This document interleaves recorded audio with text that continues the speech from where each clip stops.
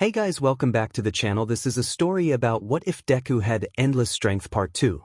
If you guys enjoy this What If and want to see Part 3, comment down below and let me know before I start. Please do support for more awesome content and leave a like, and don't forget to subscribe to my channel and also share this video with your friends and check out the description in my playlist. The author of the story, 𝗵𝗃94 from AO3. So let's start the video. While tying his hair back as neatly as he could, 𝗏𝗪𝗏 pondered how he got here. He had spent most of his adult life trying to avoid relationships that weren't strictly professional. Oboro's death had hit him hard, and he sought to avoid repeating that pain by keeping his friend group small and at a distance and focusing all of his time and energy on hero work. It seemed logical at the time. Then, his nephew got his quirk and his whole world changed. If not for Izuku, he'd have never joined UA or been forced into therapy. If not for Izuku, he'd never have realized just how illogical he had been living for so long.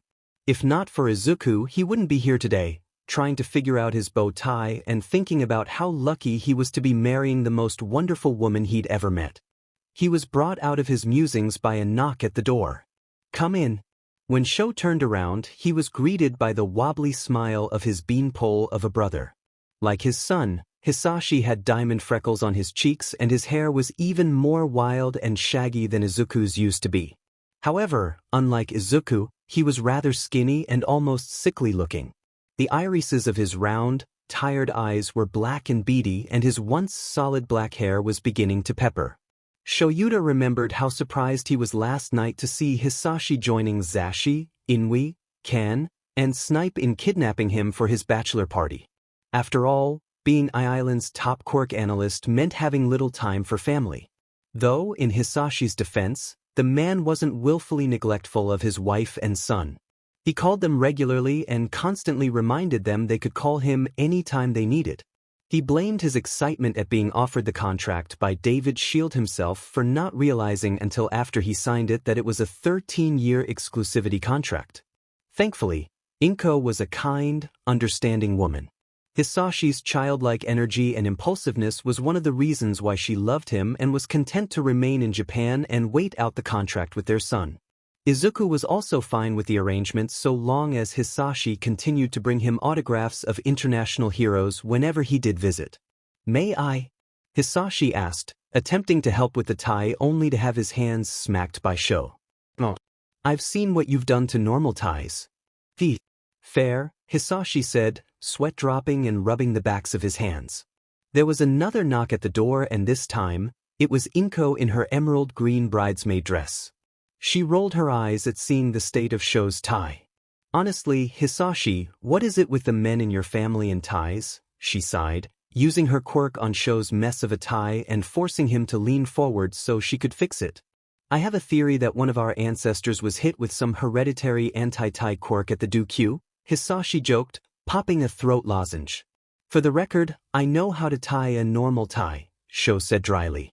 "Of course you do, sweetie," 𝗏𝗏𝗏 said, rather patronizingly in 𝗏's opinion. When she was done, 𝗏 looked himself up and down in the mirror before turning to his brother and sister-in-law. "How do I look?" he asked, not really caring about their answers. "You clean up nice, little bro," Hisashi complimented with a thumbs up. "You really should have let me cut your hair," 𝗏𝗏𝗏 said, sighing dramatically. "At least you had the decency to tie it back properly and shave. Welp, we better get going." Actually, can you give us a minute, hun?" Hisashi asked, leaning down to kiss her. "All right, but make it fast, you too," 𝗏𝗏𝗏 said, leaving the room.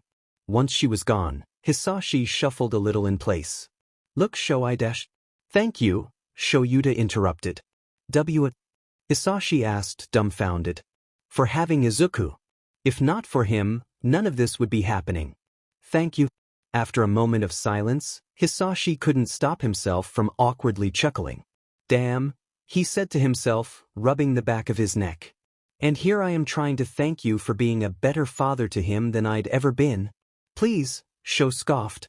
"He's done far more for me than either of us have or will ever be able to do for him. Still, thanks for being there for him and 𝗏𝗏𝗏 when I couldn't," Hisashi smiled. "Don't mention it," 𝗏 smiled back, patting his shoulder and leading them towards the door. "Now, come on." Like 𝗏𝗏𝗏 said, We need to get going and we don't want to make her angry. I happen to like having all my teeth, thank you. As the processional began and Sho followed Emi's adoptive and birth mothers to his place at the altar, he observed everyone gathered. While he would have been fine just buying a marriage license at a courthouse, he and Emi agreed on a small ceremony with only their closest friends and family. He of course recognized his fellow heroes and teachers out of costume but couldn't quite place Tsukuru's +1. The tall blonde definitely looked familiar, specifically the big, yellow eyes and wide smile, but Sho just couldn't place a name to the face. Shrugging, Sho continued, nodding at Shinso, whose hair was combed back, sitting with his parents, and did a double take at seeing Bakugo sulking next to his father. His hair looked like it had a ridiculous amount of product in it and was combed to the side. It took all of Sho's self-control to stop himself from laughing at the annoyed look the boy gave him. Taking his place, Sho watched as he was joined by his groomsmen and Emi's bridesmaids. Hisashi, his best man, walked with Namuri, Emi's maid of honor, Hisashi with Inko, and Kan with Bakugo Mitsuki. Next, Izuku, the ring-bearer, was followed by Fukukado Himiko, his daughter and flower girl. While 10 years old was pushing it for a flower girl, Himiko didn't care and he was proud to see her so happy. She's really come a long way in the past few months and her seafoam green hair with 2 black buns really suited her. Finally, it was Emi's turn, and Sho couldn't quite keep the smile off his face as she was being escorted down the aisle by her father. Fukukado Mushi was a large man with a pillbug mutation, and while he would normally cut an intimidating figure, he was at this moment curling in on himself, antennae drooping and twitching as well as his mustache as he was trying his best not to turn into a blubbering mess. Finally, upon lifting Emi's veil and seeing his daughter's wide, excited smile, the man broke down, hugging his daughter tightly as he began bawling his eyes out like a Midoriya. As his wife gave him a handkerchief and rubbed calming circles into his back, the man did his best to compose himself before giving Sho a trembling smile and a thumbs up, which Sho returned.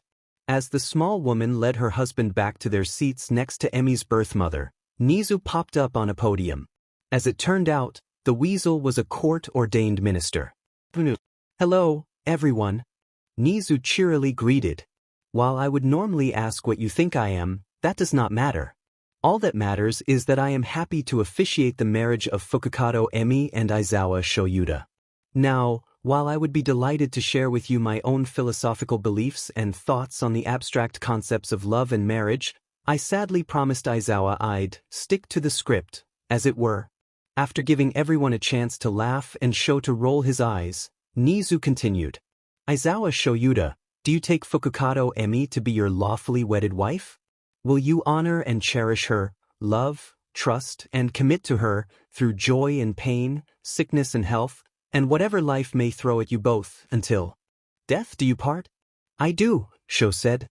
"And do you, Fukukado Emi, take Aizawa Shoyuda to be your lawfully wedded husband? Will you honor and cherish him, love, trust, and commit to him, through joy and pain, sickness and health, and whatever life may throw at you both, until death do you part?" "You bet your furry but I do, boss," Emi said. "Now, the bride and groom shall exchange their vows." Sho cleared his throat and looked Emi in her eyes. "Emi, when I first met you, I thought you were the most annoying and illogical person I've ever met. Well, second only to Zashi." He paused as everyone chuckled, apart from Hisashi, who was making a face and clutching his chest in mock hurt. I'd never been a social person, so to say I was uncomfortable when the hero intern next door asked me to marry her before even telling me her name would be a gross understatement. The worst part was that no matter how blunt or rude I was, you just wouldn't take a hint and leave me alone. In fact, it only seemed to make you more determined. Taking a deep breath, he looked down at his feet as he continued. Then, something happened. My friend, Shirakumo was killed by a falling building during our work study and I didn't handle it well. He felt Hisashi squeeze his shoulder. I retreated into myself, deciding that the most logical thing to do was to dedicate myself to my work. I thought the best way to avoid reliving that pain was to keep my relationships professional and my friends and family at a distance. He looked up at a wet-eyed Emi and smiled. Thankfully, neither you, nor my friends, gave up on me. You always held out hope that one day I'd realize how illogical I was living and give you a chance. Give us a chance. It took me a while, years in fact, but when I was finally ready to start moving on with my life, I decided that maybe a romantic relationship wasn't as illogical as I always believed.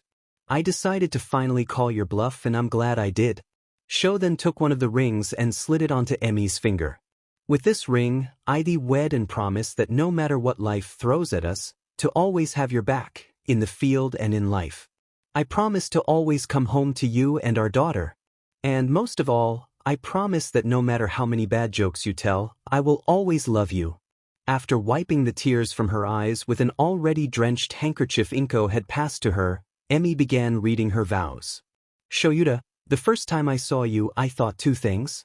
First, this guy could use a few laughs in his life, and second, this guy looks like he'd be fun to tease. And wouldn't you know it, I was right.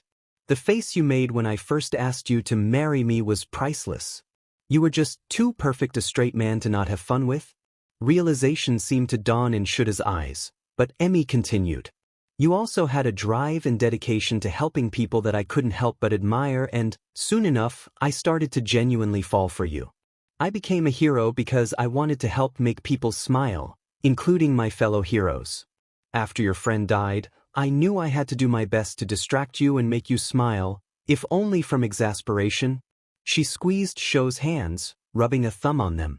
I never gave up hope because I knew, despite all of your logical arguments to the contrary, that you enjoyed our banter. I could tell you were developing feelings for me over the years but were too afraid to act on them. I knew I just had to wait until you either realized the truth or someone finally called you on your so-called logic and forced your ass into therapy.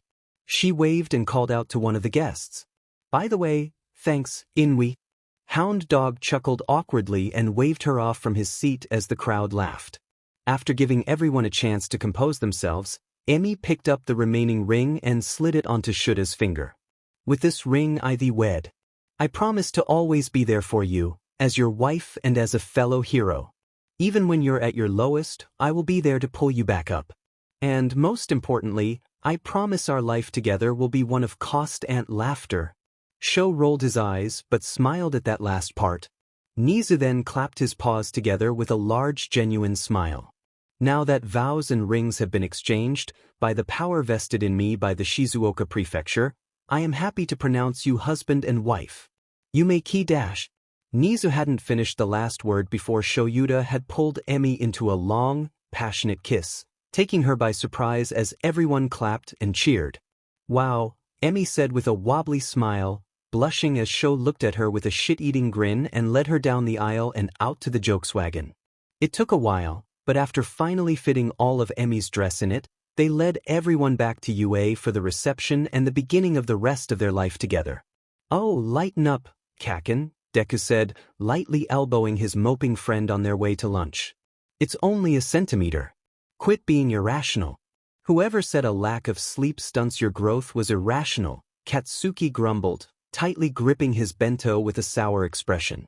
Seriously, how was he the shortest out of the three of them? He always went to bed at 8 o'clock sharp while Baggy Eyes spent his nights watching cat videos and the nerd spent days awake researching which heroes preferred boxers over briefs. Hey, don't blame yourself, Cat, Shinso shrugged. It's not like you could train or study to not be so short. Not helping, Hichan, Izuku muttered as Kaken's bento cracked in his grip. Not trying to, little green, Hitoshi smirked. Hey, you've only got 4 centimeters over me and I'm in the middle of a growth spurt. And I still won't be the shortest by the end of it, Shinso smiled as he ducked Katsuki's swipe at him. What's the number for taking a swing at me again, Cat? 15 if it hits, 20 if you duck, Baggy Eyes. Katsuki growled as he slammed his cracked bento on their table and took off their school uniform jacket and tie. At least I'm the most muscular looking, Katsuki thought to himself as he got down on the floor and began his sit-ups. Hey guys, Himiko cheerily greeted as she broke off from the rest of her class and skipped over to their table. Hey, Himiken, Izuku greeted while Shinso lazily waved his chopsticks as he chewed.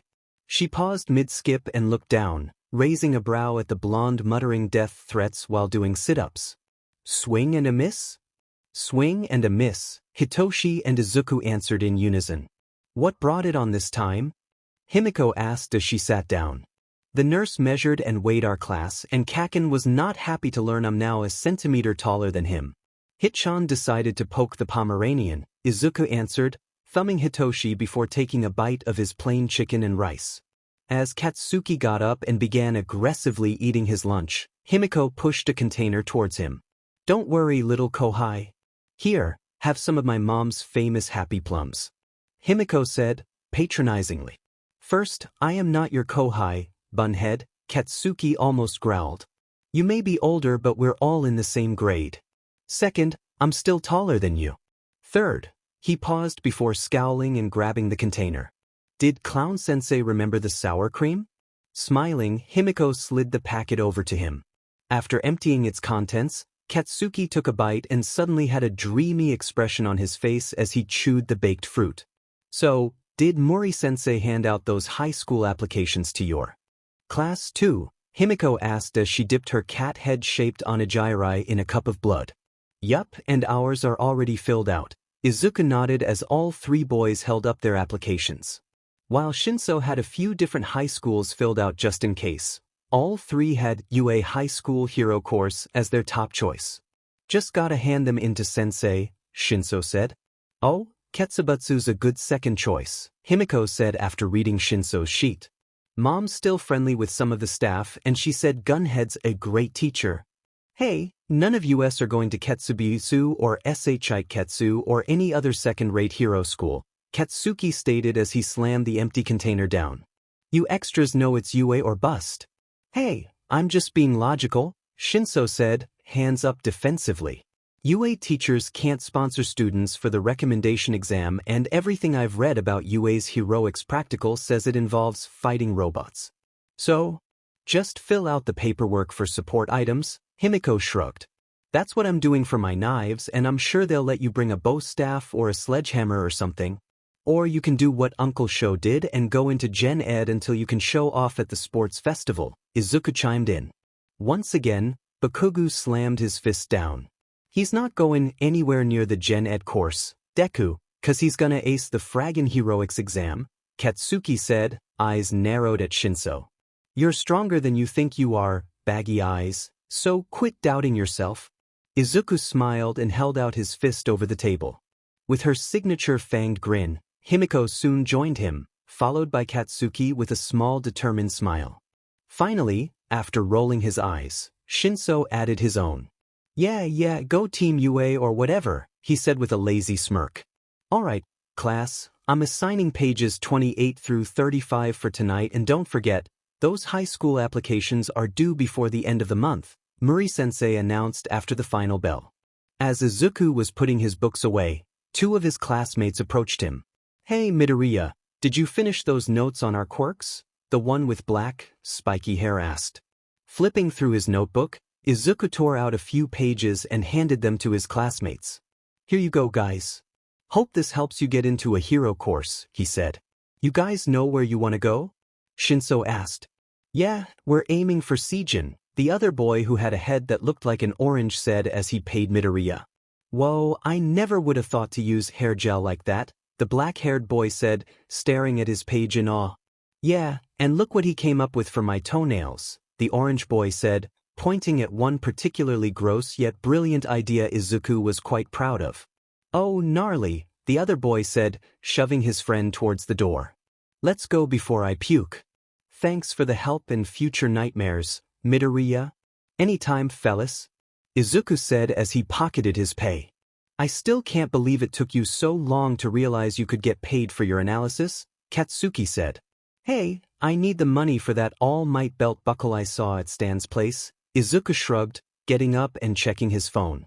Hime says to go home without her. She's going to karaoke with her friends but says we can join if we dash. Nope.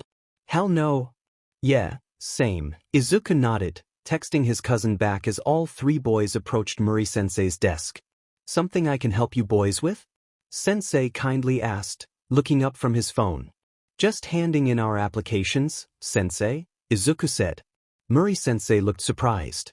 Already? He asked, flipping through the applications. We know what we want, Sensei, Katsuki nodded with a smirk and his arms crossed. Very well, 𝗵𝗲 smiled. I'll take care of these. If what even half my uncle has said about your training is true, I have no doubt you'll all make it into UA and make marvelous heroes. Thank you, sensei, the three boys said, bowing.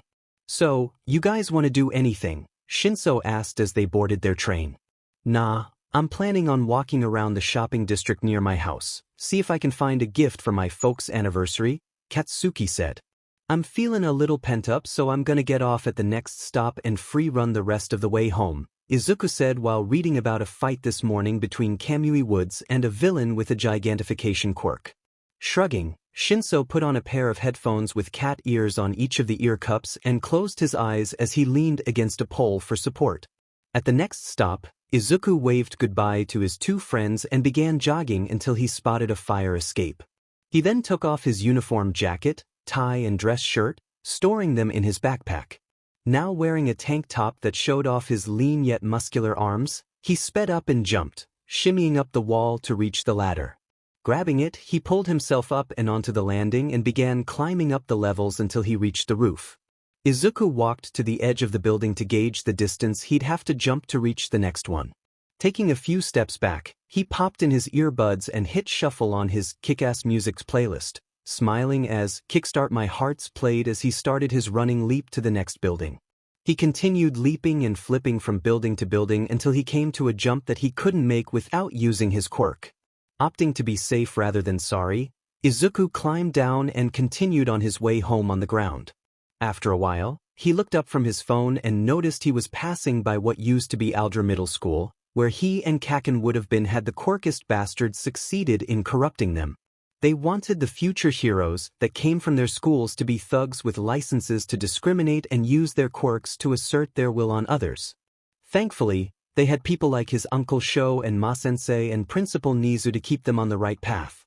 And, of course, they had All Might as the gold standard for the kind of hero they wanted to be. With his earbuds still in and playing Real American, Izuku didn't hear a manhole cover shake as he let out a triumphant laugh like All Might's while walking through a tunnel. However, he did notice the shadow looming over him and quickly dodged as something green narrowly missed him. He quickly turned around to see a villain that appeared to be made out of some kind of green slime or sludge leering over him. Damn, you're quick, the villain said as multiple tentacles of slime lashed out and Izuku did his best to dodge and stay out of reach. Unfortunately, he soon lost his footing and was caught by a wave of slime crashing down on him. Come on, kid, don't be difficult. It'll all be over in less than a minute, the villain said, trying to pry open Izuku's mouth as the teen continued to struggle. He then growled. Fine. The mouth is quicker, but I can get in through your nose just fine. Izuku's eyes widened in horror and disgust as slime shot up his nose and began flooding his insides. The villain was saying something, but Izuku wasn't listening as he kept struggling. He always knew that even at his strongest and most invulnerable, he still had a major weakness. He still needed air. No matter how hard he tried, he just couldn't get a grasp on the liquid villain to pull him out. As the world started to go black from lack of oxygen, Izuku saw the villain's cruel eyes widen in horror before turning around. There's no need to fear, a booming voice called out. But because I am here. Texas smosh. Suddenly, the villain was dispersed in a burst of pressurized air and as Izuku passed out, the last thing he saw was a large silhouette that resembled. It might. Was Izuku's last thought before the world went dark. All Might sighed in relief. The boy may have passed out again after coughing up all that sludge, but he was breathing. Thank Kami for CPR. All Might was about to call an ambulance when he noticed some of the sludge that made up the villain was beginning to move. Quickly, he scooped up as much as he could, including his eyes, and stored it in an empty soda bottle. With the villain safely tucked in his pocket, and after double-checking the boy was still out and no one else was watching, All Might disappeared in a puff of smoke and Yagi Toshinori began violently coughing. No point wasting what little time I have left, he thought as he wiped the blood from his lips and pulled out his phone to call that ambulance. After giving the address of the tunnel they were in, Yagi noticed a backpack and thought he'd pull out the kid's notebook and give him an autograph. It's the least he could do after putting him in danger. He cocked an eyebrow at what was written on the cover. Hero Analysis for the Future, Volume 20? After jotting his signature across 2 empty pages, Yagi decided to skim through the rest of the book and was amazed at the detail in the drawings as well as the notes themselves. This kid could probably give Nizu a run for his money. Hearing the boy start to cough again, Yagi put the notebook away and went over to check on him. "Easy, kid," Yagi said, rubbing and patting his back as he sat up and coughed up some more sludge. "You'll be all right. Think you got it all out now?" I think so." Izuku shakily nodded as he gagged at the taste. "Wait, taste? How long was he out?"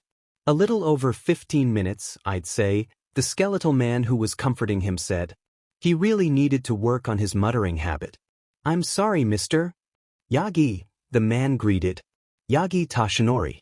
I saw what happened and I told All Might I'd wait with you for the ambulance dash." "All Might?" the boy shouted, tired eyes now wide and teary. I was saved by All Might? The #1 hero in all of Japan saved me? And I passed out? Without even getting an autograph?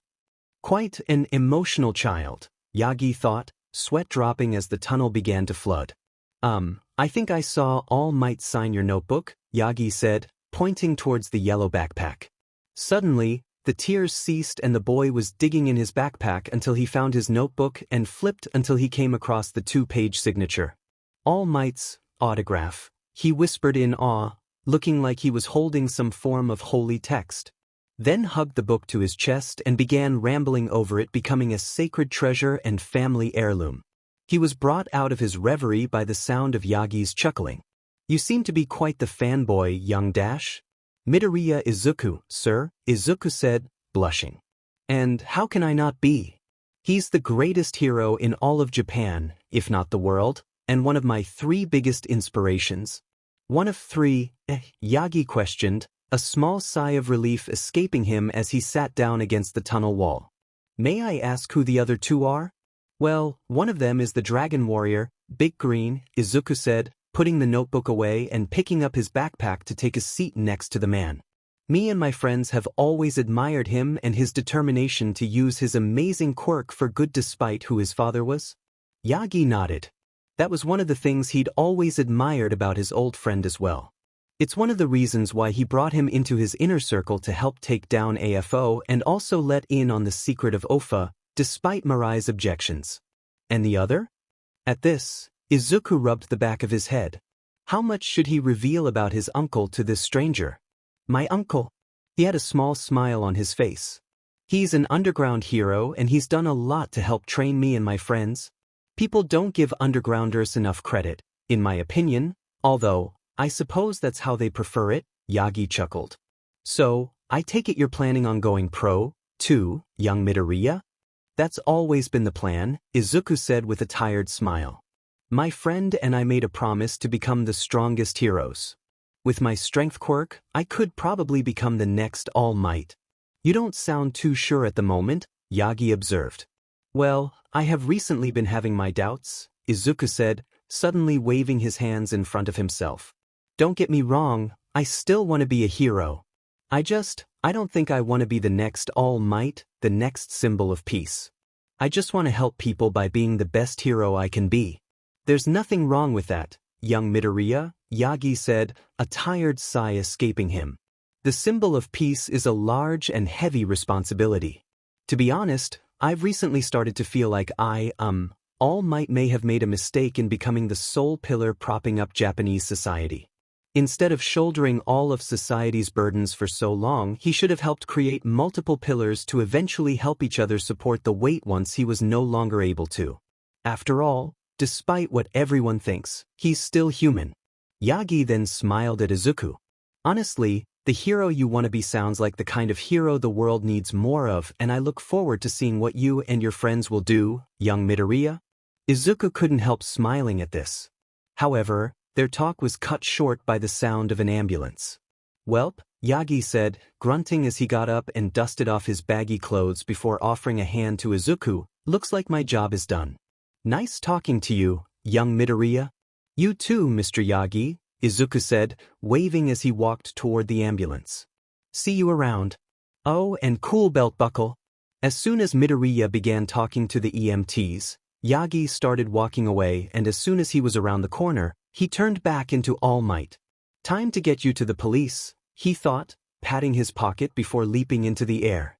Unfortunately, the bottle wasn't as secure as All Might thought, and he didn't notice it fall out of his pocket halfway to the Mizudafu police department. "Come in," Inui called out to the knock at his door. Looking up from his computer, he was surprised to see Bakugo looking a bit more subdued than usual, head hanging as he entered. "Bakugo?" "Hey, Mutt," Bakugo tiredly said as he took a seat on the couch, finally looking up at the counselor with bloodshot eyes. "Mind if we talk? Had a rough night?" Sure, but," Inui said, checking the time. "Shouldn't you be in school?" Katsuki scoffed. "My folks called the school and told them I'd be out the rest of the week. That's the minimum amount of time for someone to recover from a villain attack."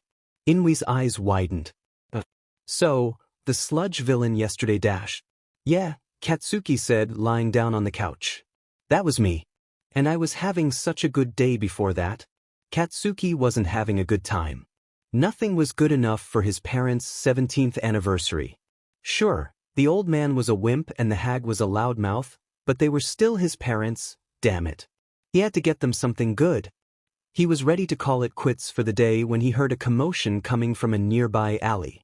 Looking down the alley, he saw 3 boys around his age ganging up on a little girl with large, teary black orbs for eyes and a gaunt face. Resembling an alien's with no nose and what little hair she had tied into pigtails. Mutant freak. Makes me sick. Who the hell would let something like that out in broad daylight? Must have escaped from its cage. We'd better make sure it dash. Hey! The 3 boys jumped and turned around to see a blonde boy looking absolutely livid. "Wait, Bakugo," one of the boys shouted in surprise as he grew his finger to point at the blonde stalking towards them.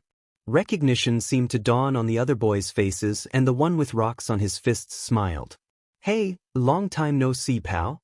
Wanna join us in showing this freak its 𝗵𝗲?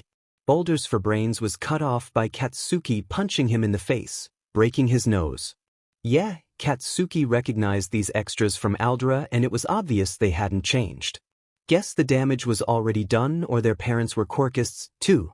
Clutching his nose, the rocky bastard got back up, his one fist coated in rocks as he took a swing at Katsuki. Easily ducking the punch, Katsuki grabbed him by the shoulders and kneed him twice in the stomach before clasping both fists together and bringing them down hard on his hunched form.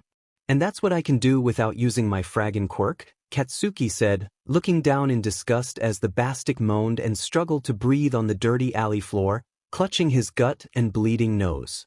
Looking up, he felt a sense of satisfaction as the other 2 jumped at the look in his eyes. "Quirk is trash like you makes me sick. Grab your friend and get out of here. Now," he said, using his quirk to emphasize the last word. Fingers grabbed Blouders and dragged him away as fast as he could while the third with long, orange hair just ran. After taking a few deep breaths to compose himself, he turned back to the little girl and adopted a kind smile as he slowly approached her. He hoped all his practice in the mirror had paid off.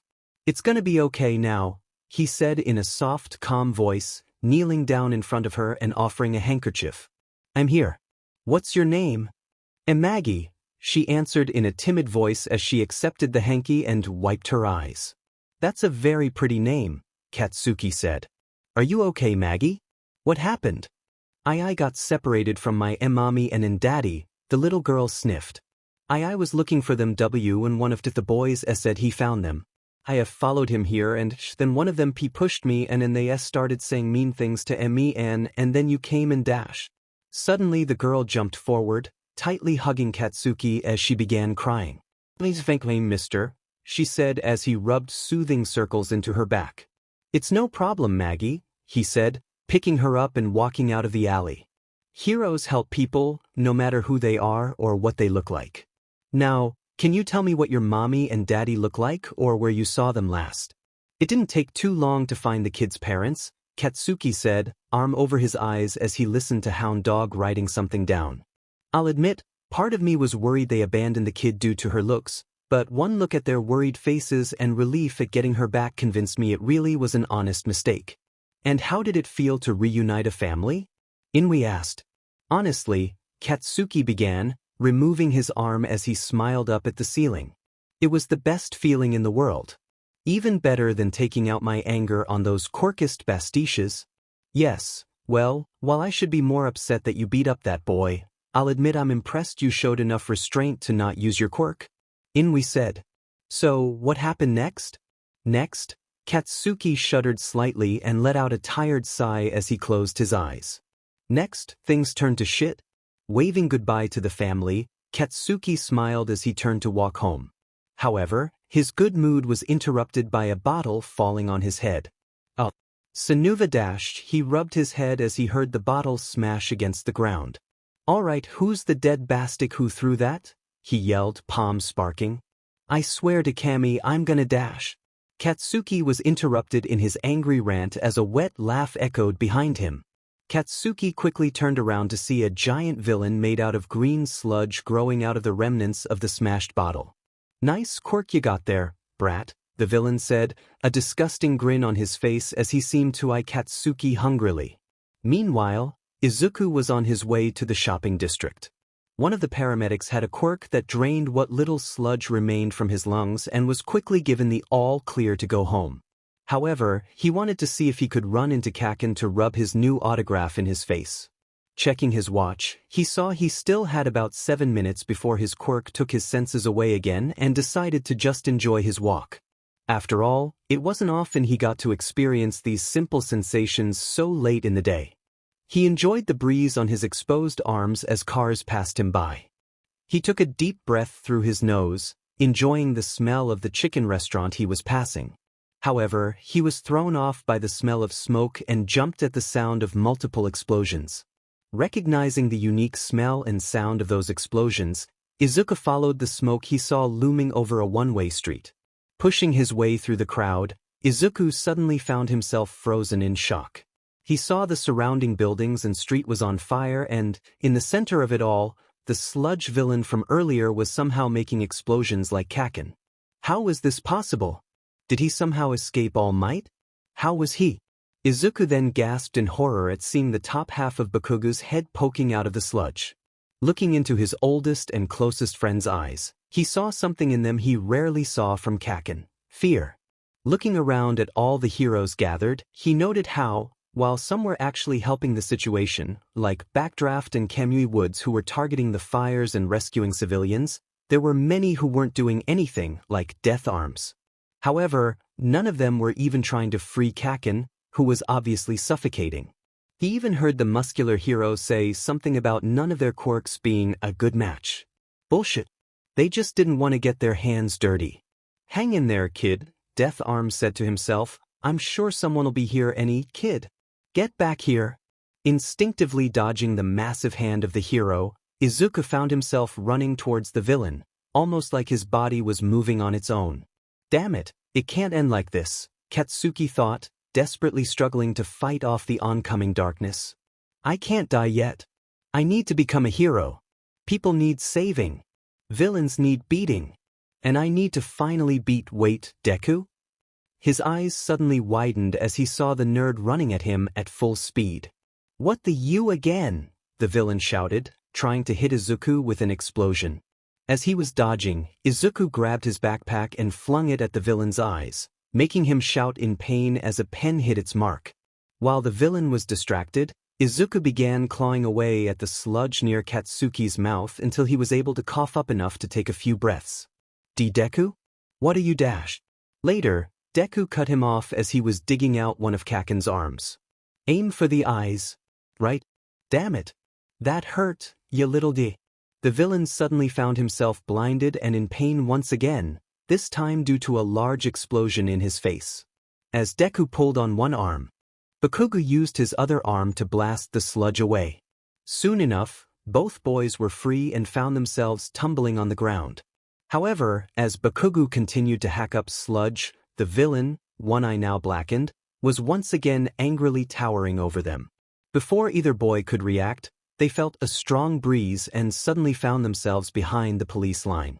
Looking up, they saw the hulking form of All Might smiling down at them. My apologies, boys, the hero said. I didn't notice this villain had slipped away until I was already at the police station. I should really get a new pair of pants. Now, allow this old man to fix his mistake. Suddenly, in a burst of wind, All Might was right in front of the villain, fist cocked back. "Damn you, 𝐒𝐽𝐽𝐽," the villain shouted as it attempted to attack the hero. However, All Might easily dodged and, with a shout of Detroit Smoz, he delivered a mighty punch with enough force to not only disperse the villain but also put out the fires and even change the weather, making it rain. Both boys just stared in awe as the crowd began to cheer for All Might as he raised his fist in victory. "Come on, Kaken," Izuku said, bringing the boy back to reality and offering him a hand and a tired smile. "Let's get you checked out. That sludge can really cling to your lungs." Coughing again, Katsuki reluctantly took Deku's hand and allowed him to lead him over to a nearby ambulance. "So, then, get this," Katsuki said, sounding annoyed. "While I'm being checked over, a bunch of the 𝗵𝗃𝗧𝗔𝗂 who were just standing around the whole time start praising me for my quirk and freeing myself, like the nerd didn't do anything. Meanwhile, Popeye and Woody are trying to tell Deku off for doing their job. Can you believe that shit?"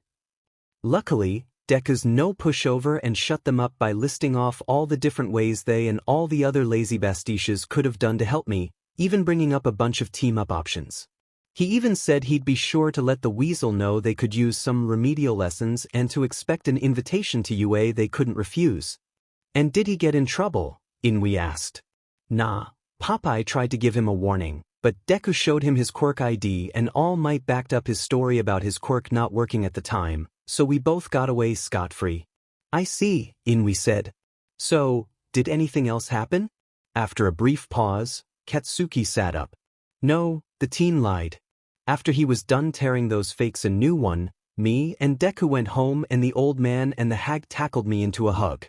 Thankfully, they backed off when I told them I was still feeling weird about being touched. Of course, Baggy Eyes and Fangs called to make sure I was okay. But, see, the main reason I wanted to see you was, like I said, I didn't sleep well." Katsuki was now hugging himself, rubbing his arms and looking more vulnerable than Inui had ever seen the hot-headed teen. I was so damn helpless and every time I try sleeping I blew up my pillow. I haven't done that since I was 9. I need help, Inui-san." Getting up, Inui made his way over to Katsuki. "May I?" he asked, hand hovering over his shoulder. At the teen's nod, Inui gave the kid's shoulder a squeeze to help ground him. He then kneeled down to look the traumatized teen in the eyes. "Listen to me, Kat. I've known you since you were 4 and I'd like to think I've gotten to know you pretty well. I know you prefer to do things on your own, so to see you ask for help is a big step and I'm proud of you for taking it." After offering Katsuki some tissues, he went over to his desk and grabbed a card. "This is the number for a trauma counselor. I'll always be here to talk, but she has a quirk that I believe will help you and your parents much better than I can." "My parents?" Katsuki asked, looking at the number on the card. "Believe me, kid, I'm sure they need help dealing with this just as much as you do." After thanking Inui for everything, Katsuki left, thinking about what really happened while he and Deku were walking home. "I still can't believe All Might let that slimy bastard get away," Katsuki said, breaking the awkward silence. "Hey, nobody's perfect, not even the symbol of peace," Izuku shrugged. "It's unfortunate but true, young Midoriya," All Might said as he slid in front of the surprised teens, striking a pose. "All Might?" Izuku stuttered while Katsuki just stared up at the man in awe. "What are you doing here? And how'd you ditch the vultures?" Katsuki asked, trying not to sound nervous questioning such a legend. "'Twas fairly easy, young Bakugu," All Might said, flexing. "For I am 𝐒𝐽𝐽𝐵 𝗔𝗂𝗄𝗏."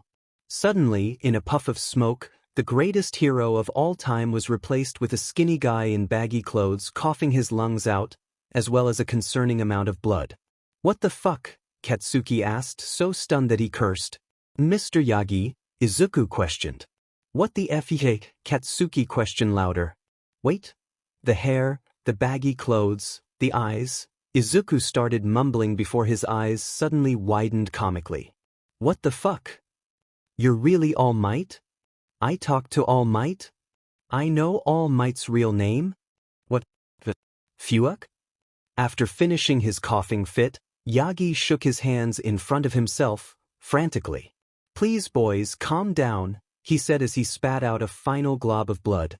"Look, just allow me to explain."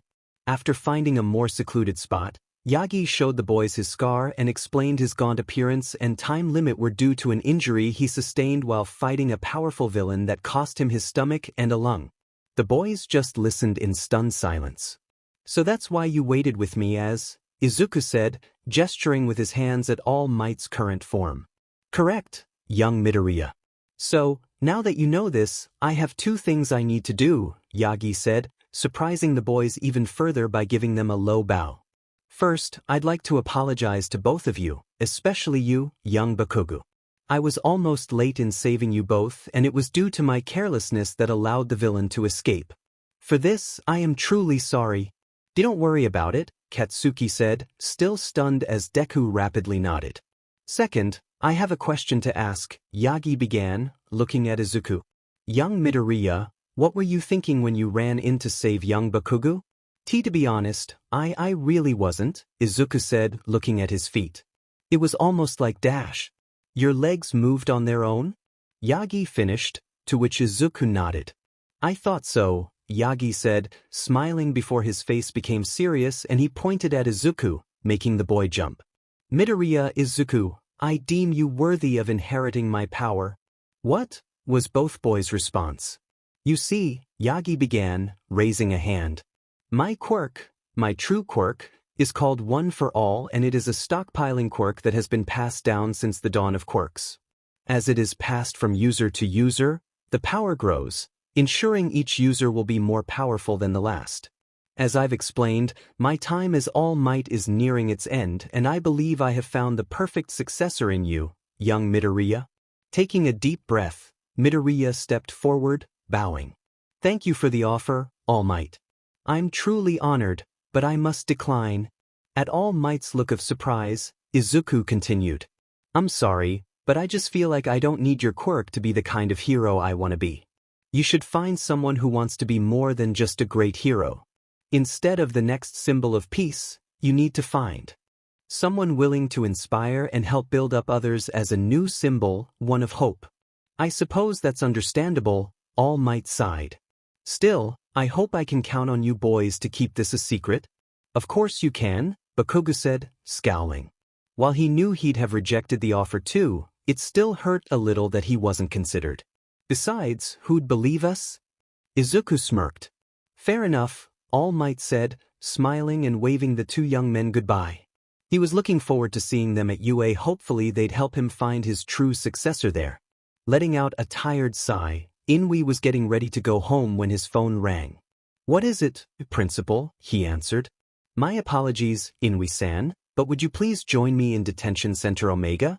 Miss Himiko made a friend yesterday that I believe can be a valuable asset to us if we can help him overcome his troubled mental state," 𝐒𝐳 said. "Yeah, I'll meet you there," Inui said, another tired sigh escaping him as he left his office. "Any idea what's wrong with him?" "He appears to suffer from a form of 𝐷. Split personality, eh? That might be a little out of my league, boss.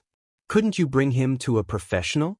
"Unfortunately, that won't be possible," 𝐒𝐳 answered. "You see, we find ourselves in a rather delicate situation as he is a wanted villain dash. And you let him on school grounds?" Inui angrily questioned. "Trust me, he is not a threat currently and is quite secure. I truly believe he's a good person who's had a rather lousy run of bad luck. All I ask is that you meet him." "Fine," Inui answered as he got in his car.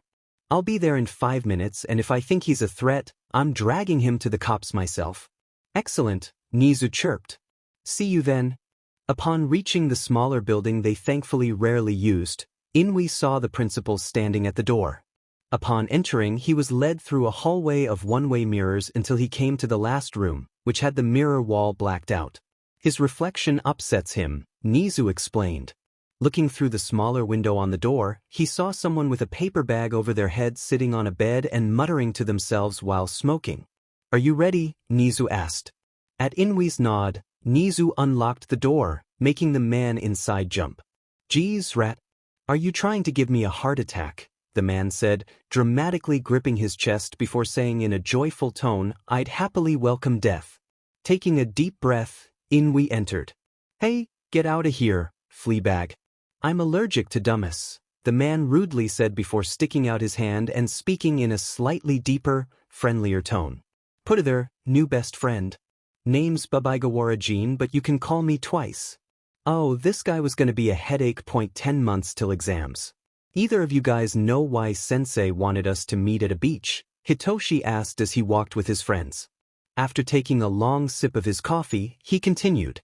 "Or why we have to be there so early?" "I might have an idea," Izuku said, scratching his cheek nervously. "Have you ever been to Takoba before, Hichan?" "No, why?" "Because it's a dump, baggy eyes," Katsuki answered.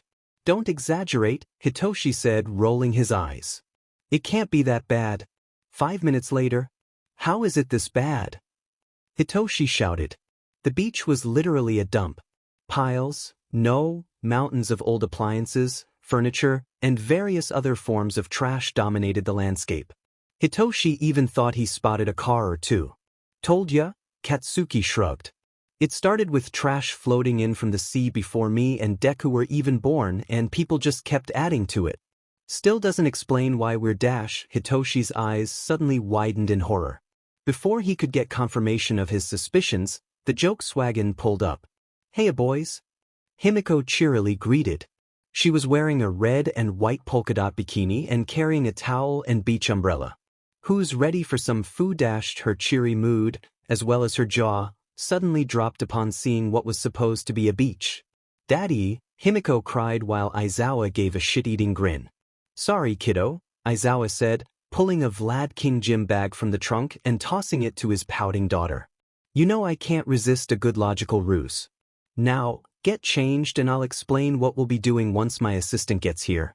As Himiko muttered death threats under her breath as she stamped her way towards a changing room, Aizawa handed a bag to each of the boys containing rubber boots, gloves, and overalls of the boys' preferred colors. "So, who's this new assistant, Uncle Sho?" Izuku asked as he slipped on the green overalls despite not needing any extra protection. "Are you gonna be getting a TA?"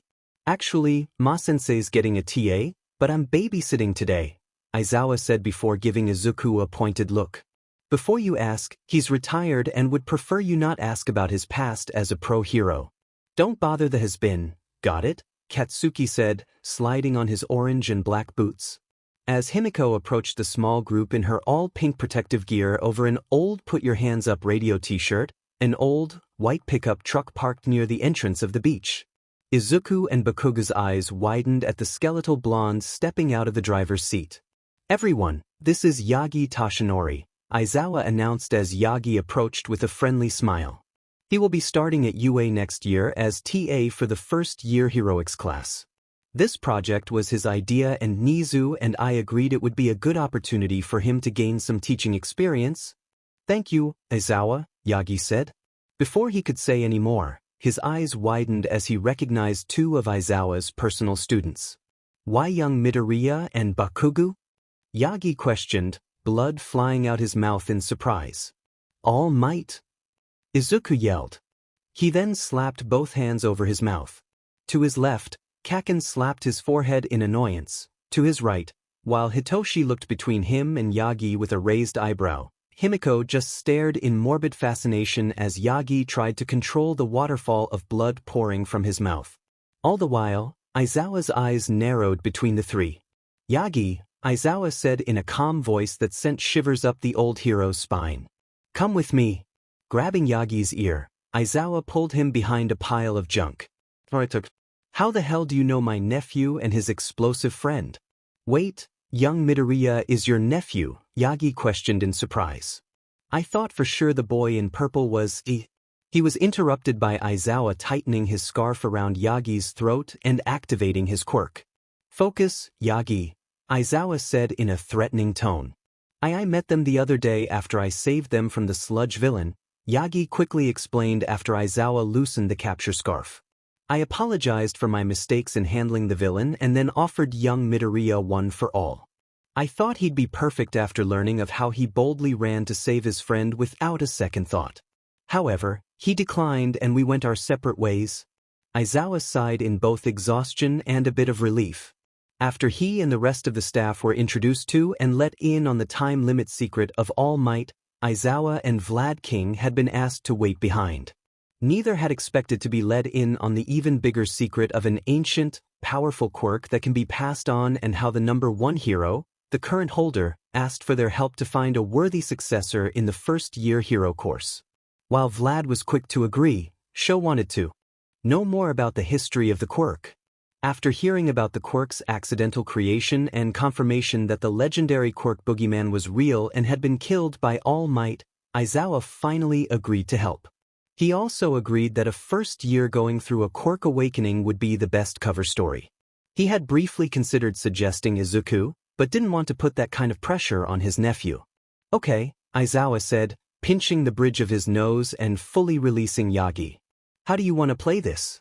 Do you want to tell the truth or just play it off as Izuku recognizing you as All Might's secretary? Are they trustworthy? Yagi asked. At Aizawa's nod, Yagi walked back to the group of teens.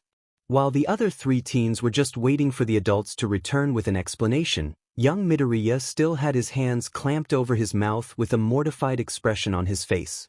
Standing in front of them, Yagi took a deep breath and disappeared in a puff of smoke, replaced by the smiling visage of All Might, causing the purple-haired teen's tired eyes to widen dramatically and the girl's jaw to drop. Finally, young Bakugo shook his head in embarrassment as young Midoriya removed his hands from his mouth and began frantically waving them in front of himself as he began uttering a stream of desperate apologies before being cut off by All Might's mighty laugh. Calm yourself, young Midoriya. All is forgiven. Just dash in another puff of smoke, Yagi reappeared. Work on not blabbing my hero name when you see me like this in public. When I'm like this, it's Yagi-san or Mr. Yagi, okay? Yes, Yagi-san, all teens said in unison. So, Himiko began, casually raising her hand. Are we allowed to ask questions? 'Cause I got a lot of questions. Well, to answer what I assume is your first, Yagi said, raising his baggy shirt to show off the ugly scar that marred nearly half his torso. I wasn't always like this. It wasn't until a fight 5 years ago that cost me most of my respiratory system and a lung that eventually turned me into the bag of bones you see before you. I can channel my quirk through my body to bulk up as All Might, but there's a time limit that's getting smaller every day. He then gave the kids a serious look. My time as the symbol of peace is coming to an end, and that is why I chose a job at UA. Not only will stepping away from heroics to teach help ease the public into my eventual retirement, but it gives me the chance to pass down what I've learned over the years and help nurture the next generation of heroes. How long have you two known about this? Hitoshi asked, his and Himiko's eyes still wide over the revelations they've just heard. Since he saved us from that sludge bastic the other day, Katsuki said coolly while Izuku frantically nodded. Now, can we please move on?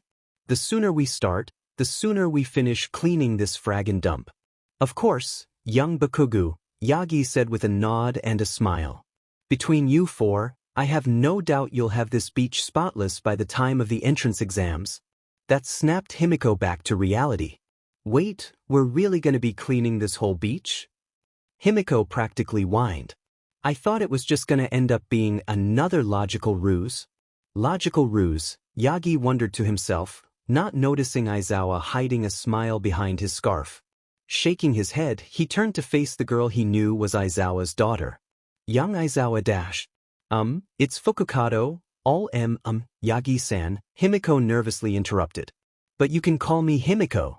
And our violet friend here is Shinso Hitoshi. Hey, Shinso said, nervously waving.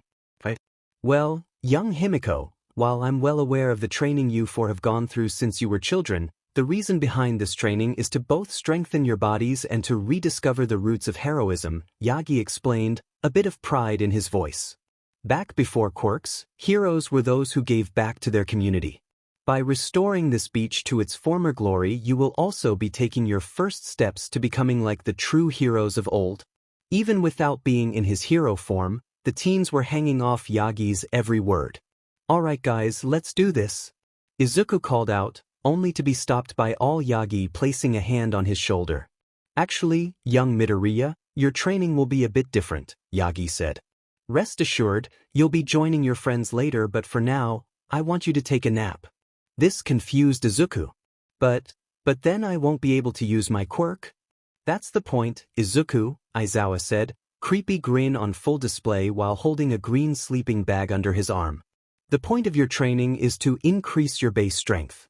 You'll nap, work for 30 minutes, then repeat. Got it? Yes, sensei, Izuku said, taking the sleeping bag. The rest of you, get to work, Aizawa ordered. Start making piles, appliances in one, furniture in another, and 2 more for miscellaneous trash and recycling. Take the smaller appliances and load them onto Mr. Yagi's truck so he can take them to a recycling center. Yes, sensei, the other 3 called back. As the others got to work, Izuku dozed off. It seemed like he just closed his eyes when he was suddenly woken up by an air horn, causing him to violently thrash around inside his bag while Himiko was rolling on the ground. Thanks for the wake-up, cuz, Izuku said through gritted teeth. Anytime, Izukin. Himiko laughed back. Now, get to work, sleepyhead. Izuku looked up at the truck he'd been sleeping near and saw how it was already nearly full.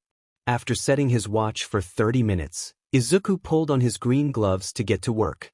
He had a limited amount of time and he was going to make the most of it. 8 months till exams. These kids sure are hard workers, Yagi said as he and Aizawa watched Izuku and Shinso try to pull a refrigerator while Himiko and Katsuki pushed. It had only been 2 months and already these 4 have managed to clear a large portion of the beach. They do have an annoying tendency to go plus ultra, Aizawa said, passing the man a cup of hot water before taking a sip of his coffee. So, how are the classes going? Fine, I guess, Yagi said, rubbing the back of his head. Gotta admit, though, there's more to teaching than I thought. Amen to that, Aizawa said, tapping his cup to Yagi's before they both took a drink and continued watching the kids struggle until Izuku slipped and fell on his face in the sand. Alright, time to call it, Aizawa said, nudging Yagi. Go let them know there's nothing wrong with admitting defeat or something like that. Nodding in understanding, Yagi approached the group that was laughing as Izuku continued coughing up sand. 5 months till exams. 𝗵𝗄𝗧, Katsuki shouted as he blew a couch in half. No, his 3 friends said in unison as they picked up the remains. Katsuki was finally starting to enjoy himself. Now that they've cleared most of the small stuff, he was told to use his quirk to destroy some of the bigger stuff. However, there was one thing that kept him from truly enjoying himself. He just couldn't find the right battle cry.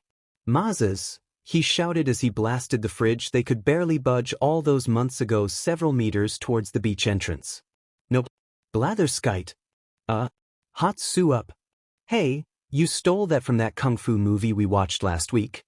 Bunhead annoyingly pointed out. For months till exams. Hey Jean. Himiko happily greeted her bag-headed friend as she placed 2 bento boxes, with a picture of Lunch Rush giving a thumbs up on them on the table.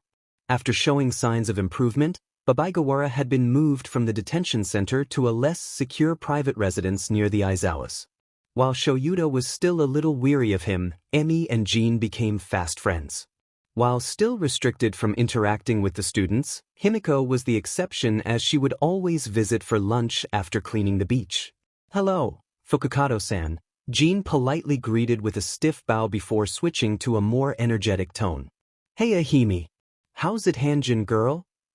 It's going pretty good, she replied, opening her lunch. Today, she was enjoying a pork blood porridge while she brought Jean some sweet and sour pork. We're close to finishing up the beach. Still sounds like a waste of time to me. Good for you kids.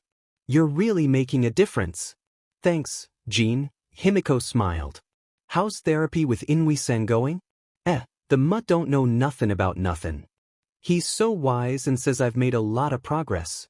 I still feel like I'd tear apart without this stupid bag, though. Oh, by the way, I made something for you. For me?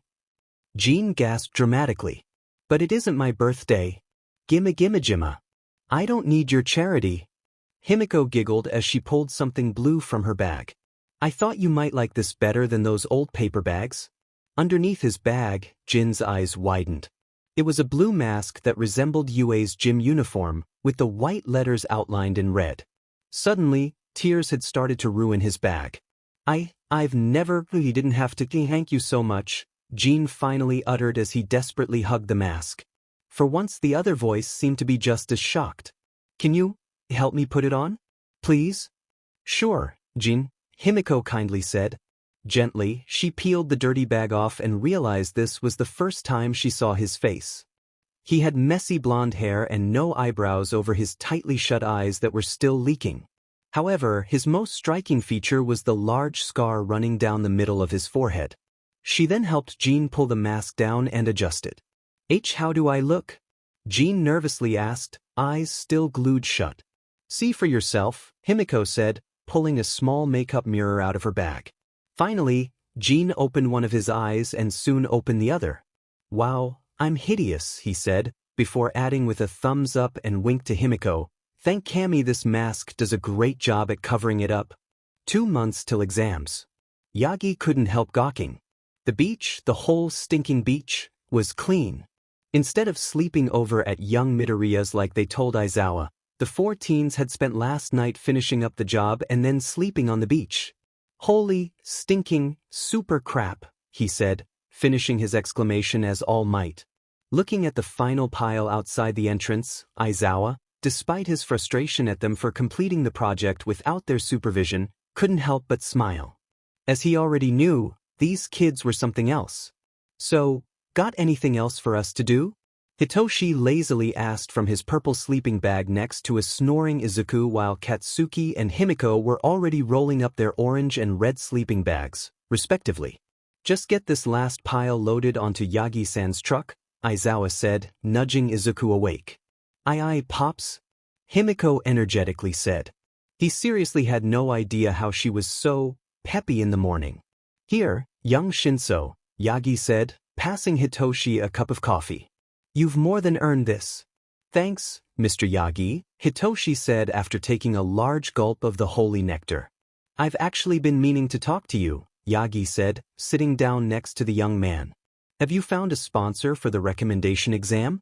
Unfortunately, no, Hitoshi sighed. I'm just gonna have to fill out the paperwork and see if my tonfa can be considered support equipment. Not necessarily, Yagi said with a smirk. How would you feel about being sponsored by All Might? Yagi couldn't help his snort as young Shinso spat out the drink he and Aizawa considered as sacred as Nizu considered tea. But you're a UA teacher, Shinso finally coughed out. Technically, I'll be a TA and won't be until next year, Yagi said. I've already gotten the go-ahead from Nizu. All I need is for you to accept. But why me? Why not offer to sponsor Zuku or Hime or Cat? Because none of them would have accepted.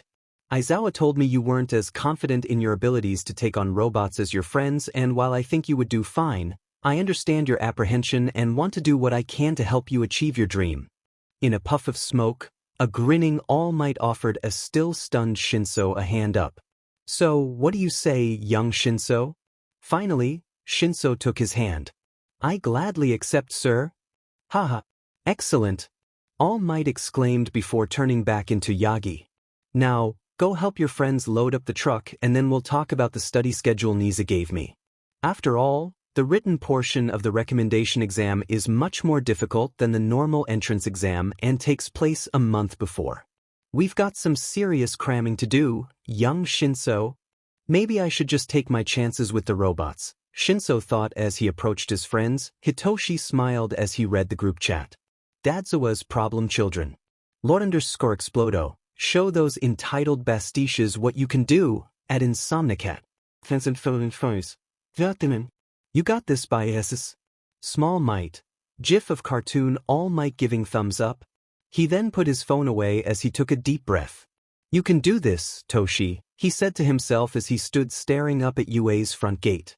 He had walked through it hundreds of times over the years for both his training and just to hang out with his friends at 𝗵𝐾's house. So why was it suddenly so hard to move? Are you nervous, too? A female voice said from behind him, making him jump. Spinning around in a defensive stance, he quickly dropped it as he saw a beautiful, slightly blushing girl with her black hair in a ponytail. Behind her was an older man wearing a monocle and whose gray hair was slicked back into a low ponytail. The guy dressed and held himself like a stereotypical butler, even wearing white gloves. "Apologies," the girl quickly said, bowing. "I didn't mean to startle you. My name is 𝐒𝐬𝐫 and it's a pleasure to meet you. This is my sponsor, 𝗫𝗏𝗧𝗏. "A pleasure, young sir," Walter said with an accent in a pleasant tone as he bowed as well. "Shinso Hitoshi," Hitoshi bowed back. "And it's fine. Like you said, I'm a little nerve dash." Hitoshi was cut off by a loud laugh as All Might, in an ugly, yellow pinstripe suit, landed near them. "Ha! I am here to escort you to your exams, young Shinso."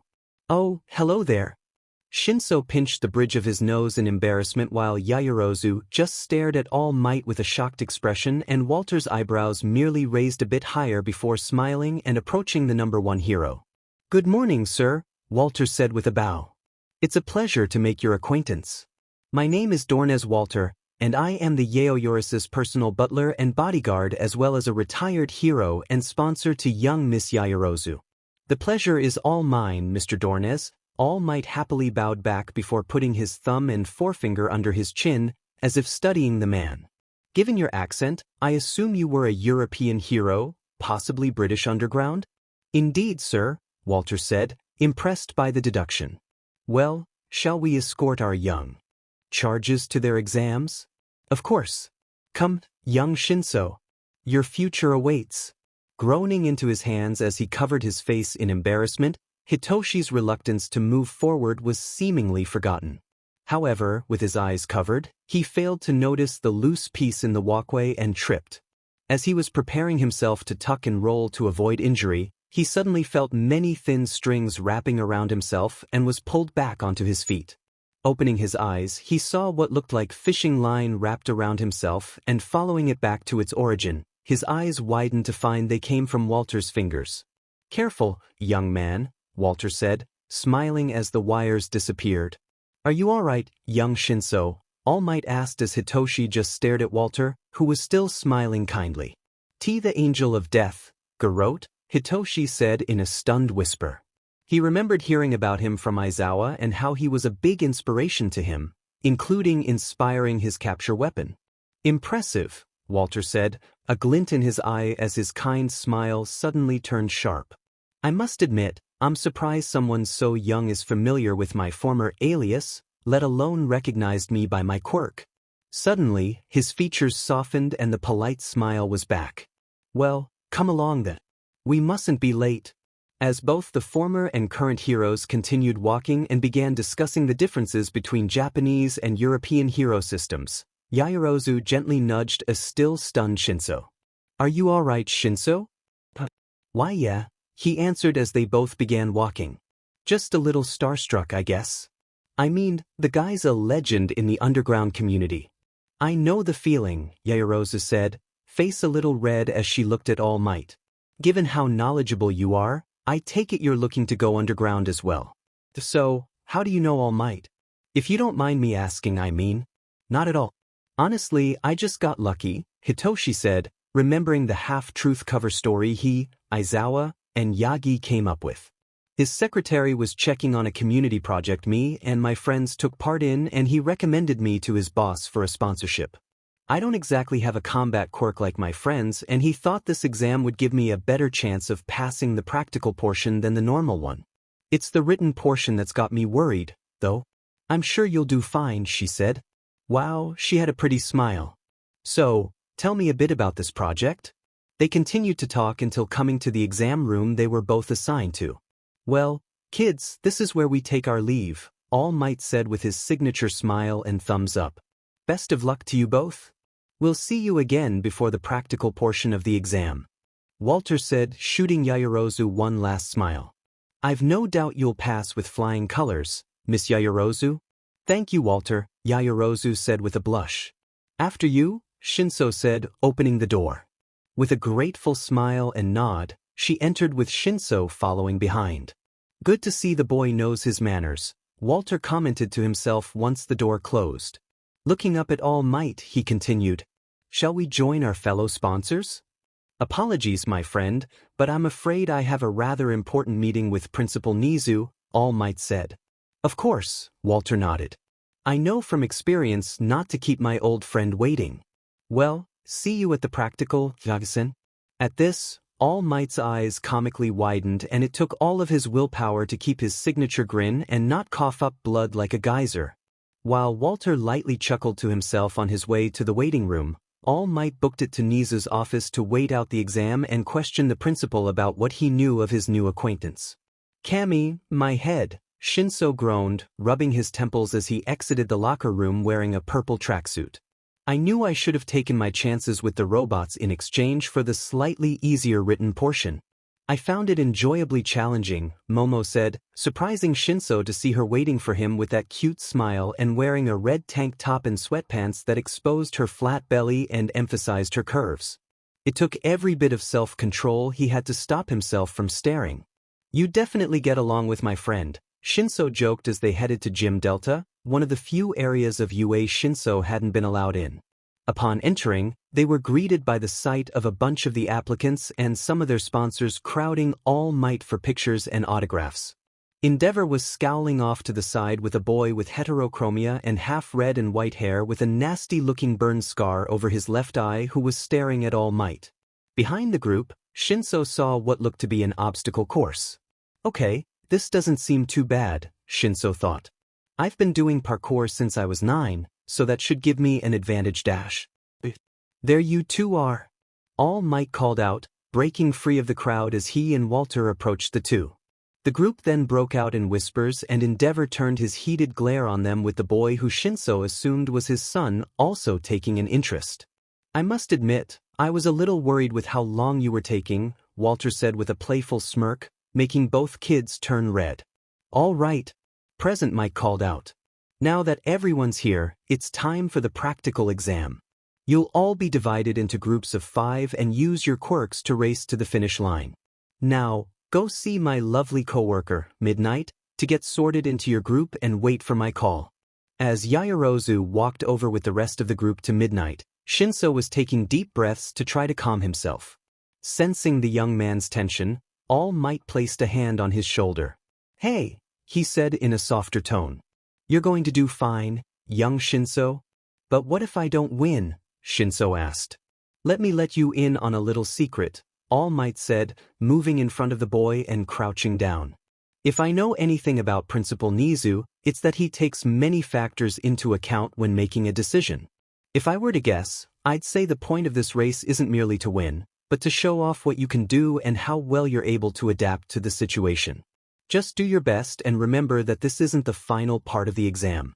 With a small smile, Hitoshi nodded and headed over to Midnight while 𝗎𝗏 went off to find a good seat to watch. Pinning the number 13 to his chest, Hitoshi was walking over to join the other students waiting on the sidelines when a rather large boy with sharp eyes and the number 41 on his chest spotted him and ran over, waving and grinning. 𝗧𝗏, he enthusiastically greeted. You're the kid 𝗎𝗏 is sponsoring, right? Man, you must be pretty passionate to get the symbol of peace's attention. My name's Urashi Inasa and I hope we can be great friends. Shinso, a well-known introvert, was at a loss how to react to the energetic boy in front of him. After a few moments of awkward silence, Inasa's eyes slightly widened and, without losing his smile, he bowed so low his head hit the floor with a loud bang, making Shinso even more uncomfortable as he and several others watching jumped in surprise. My apologies, Inasa loudly said. It's just that I'm really passionate and hot-blooded about so many things, especially heroics, and I sometimes get overexcited. I'm sorry if I made you uncomfortable. It's fine, big guy, Shinso said, stepping back a few inches with his hands raised. I'm just not very, social. That's partly why I'm aiming to go underground. Inasa quickly rose from his bow, still grinning as blood leaked from his forehead. Really? That's awesome. I'm aiming for limelight myself. Urashi, you got a little? Shinso trailed off, pointing to his forehead. Upon touching his forehead and seeing the blood, Inasa just laughed it off. It's fine, he said, wiping his forehead with a handkerchief. I've got a pretty tough head. Come on, let's join the others. So, what group are you in? As his new, loud friend continued to talk, he couldn't help noticing the others looking at him specifically and whispering to each other. In hindsight, he really should have seen this coming. After all, it's not every day All Might takes enough interest in a student to recommend them to UA. Hell, for all he knew, he was the first. Shinso, Yaoyorozu called, walking over with a number 6 on her shirt. She gasped at the sight of Inase's still bleeding forehead. The palm of her hand then glowed and a bandage and a small tube of ointment materialized in it. Both boys' eyes widened. Whoa, Shinso almost whispered while Inase was silent as they both looked on in awe. Come here, Yaoyorozu said, gesturing for Inase to lean forward. Once he did, she wiped away the excess blood with his handkerchief and applied the ointment before covering the cut with the bandage. Oh. Thanks, Yaoyorozu, Inase said, Hitoshi and Momo both stopping him before he could bow again. So does your quirk allow you to make medical supplies? If so, you'll be Recovery Girl's favorite student in no time, Shinso joked. It's not just medical supplies, Momo said, the top of her head glowing as a matryoshka doll popped up and she tossed it to Shinso. I can convert my body's lipids into anything non-living from any part of my body so long as I know its atomic structure. Oh, I definitely need to introduce you to my buddy, Izuku, Shinso said, looking over the wooden doll. Then, Present Mix's voice called out. Those in Group A, please take the stage. Oh, that's me, Yaoyorozu said, waving goodbye to the two. Wish me luck. Quite the diverse group of candidates this year, the Dragoon hero, Ryukyu said from the sponsor's seats. The 50 heroes gathered were given a box seat to look over the track. While there were some like Ryukyu, who liked to sponsor a student almost every year, most were new to the experience like All Might. Indeed, All Might said as the race began. The amount of heroic potential down there is staggering. 𝗵𝗲 rolled his eyes. His masterpiece has more heroic potential than any of the so-called heroes he's been forced to sit with. If he would only get over his ridiculous rebellious phase and fulfill his purpose. Speaking of potential, what made you choose to sponsor the Purple Kid, All Might? Ryukyu asked. I was impressed by his heroic spirit and tenacity. Young Shinso is one of 4 middle schoolers who cleaned Takoba Municipal Beach these past 7 months, All Might said, ignoring the gasps of surprise. I did some digging on them and found out while young Shinso's been training to become a hero most of his life, and by Eraserhead, no less, his quirk wasn't the best for taking on robots. I wanted to help give the boy a fairer chance, so I offered to sponsor him. 𝗵𝗲 scoffed. Something you'd like to say, Enji? All Might said, emphasizing the use of the man's given name rather than his family or hero name. 𝗵𝗲 scowled at the disrespect.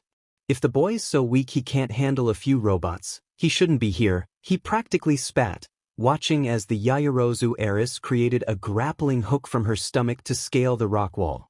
Actually, 𝗵𝗲, that's the exact reason why this exam exists and why I decided to sponsor 𝗬𝐭𝐽, Ryukyu chimed in, with others nodding in agreement. Her quirk isn't combat-oriented but could be great for stealth and infiltration operations. If your kid's so strong, why is he taking a test meant for those who need a leg up? 𝗵𝗲 just scowled and looked away. Their point made, All Might and Ryukyu bumped fists. Meanwhile, the hero who sponsored Yurashi was slightly sweating over his mistake. Group D, come on done. Present Mike called. Welp, guess I'm up, Shinso sighed, finishing his stretches. Good luck, Shinso. Inase said, accidentally patting his shoulder a little too hard. I'll see you at the finish line. See ya there, big guy, Shinso said, rolling his shoulders. Taking his place, he considered using his quirk on his competition, but decided against it. Not only would it possibly get him disqualified for using his quirk on them before the start of the race, he didn't want to sabotage anyone. He watched the lights above the starting gate and the moment the light changed to blue, he was off, taking an early lead. Good start, one hero said. Does he have some kind of speed quirk? Nope, All Might said, grinning as he watched the young man running across the taut rope that others would have to hang from to get across. In fact, young Shinso isn't even using his quirk. What we're seeing is the fruits of good old-fashioned physical training. No wonder he wants to go underground, 𝗵𝗲𝗏 thought with a sneer as Shinso quickly scaled the side of a wall to bypass a few obstacles. Probably has a weak mental quirk? Ducking his head under the waterfall, Shinso picked up speed and leapt across the gap to the other side and tucked into a roll. Quickly getting up and seeing the finish line, he put on one final burst of speed. While he could hear someone gaining on him, he didn't look back and just kept running. He dived and slid over the finish line as he heard someone yell, "Bravo," and something whizzed past him.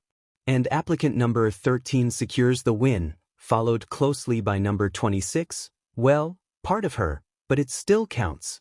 Grinning and panting heavily, Hitoshi rolled onto his back with his eyes closed as the other contestants passed him as they finished. He did it. He got first and didn't even have to rely on his quirk. "Hey," a female voice said. "Need a hand up?" Opening one eye, he soon opened them both upon seeing a floating hand waving at him. Taking it, he looked to where he heard the voice and saw a green-haired girl with sharp teeth grinning at him and waving a stump as he was pulled up. Once on his feet, he watched as the hand floated back and reattached to its owner. "So you were the One Piece fan who nearly beat me?" Shinso asked as he walked over to a cooler to grab a water bottle. Yup, the girl said, grinning as her head and both hands as well as pieces of her arms about the size of tuna steaks detached and floated from her body towards him to grab a water as well. "Name's Tokujsetsuna and my quirk's called Lizard Tail Splitter. I can split myself into a bunch of pieces that float around like Buggy." "You a One Piece fan too?"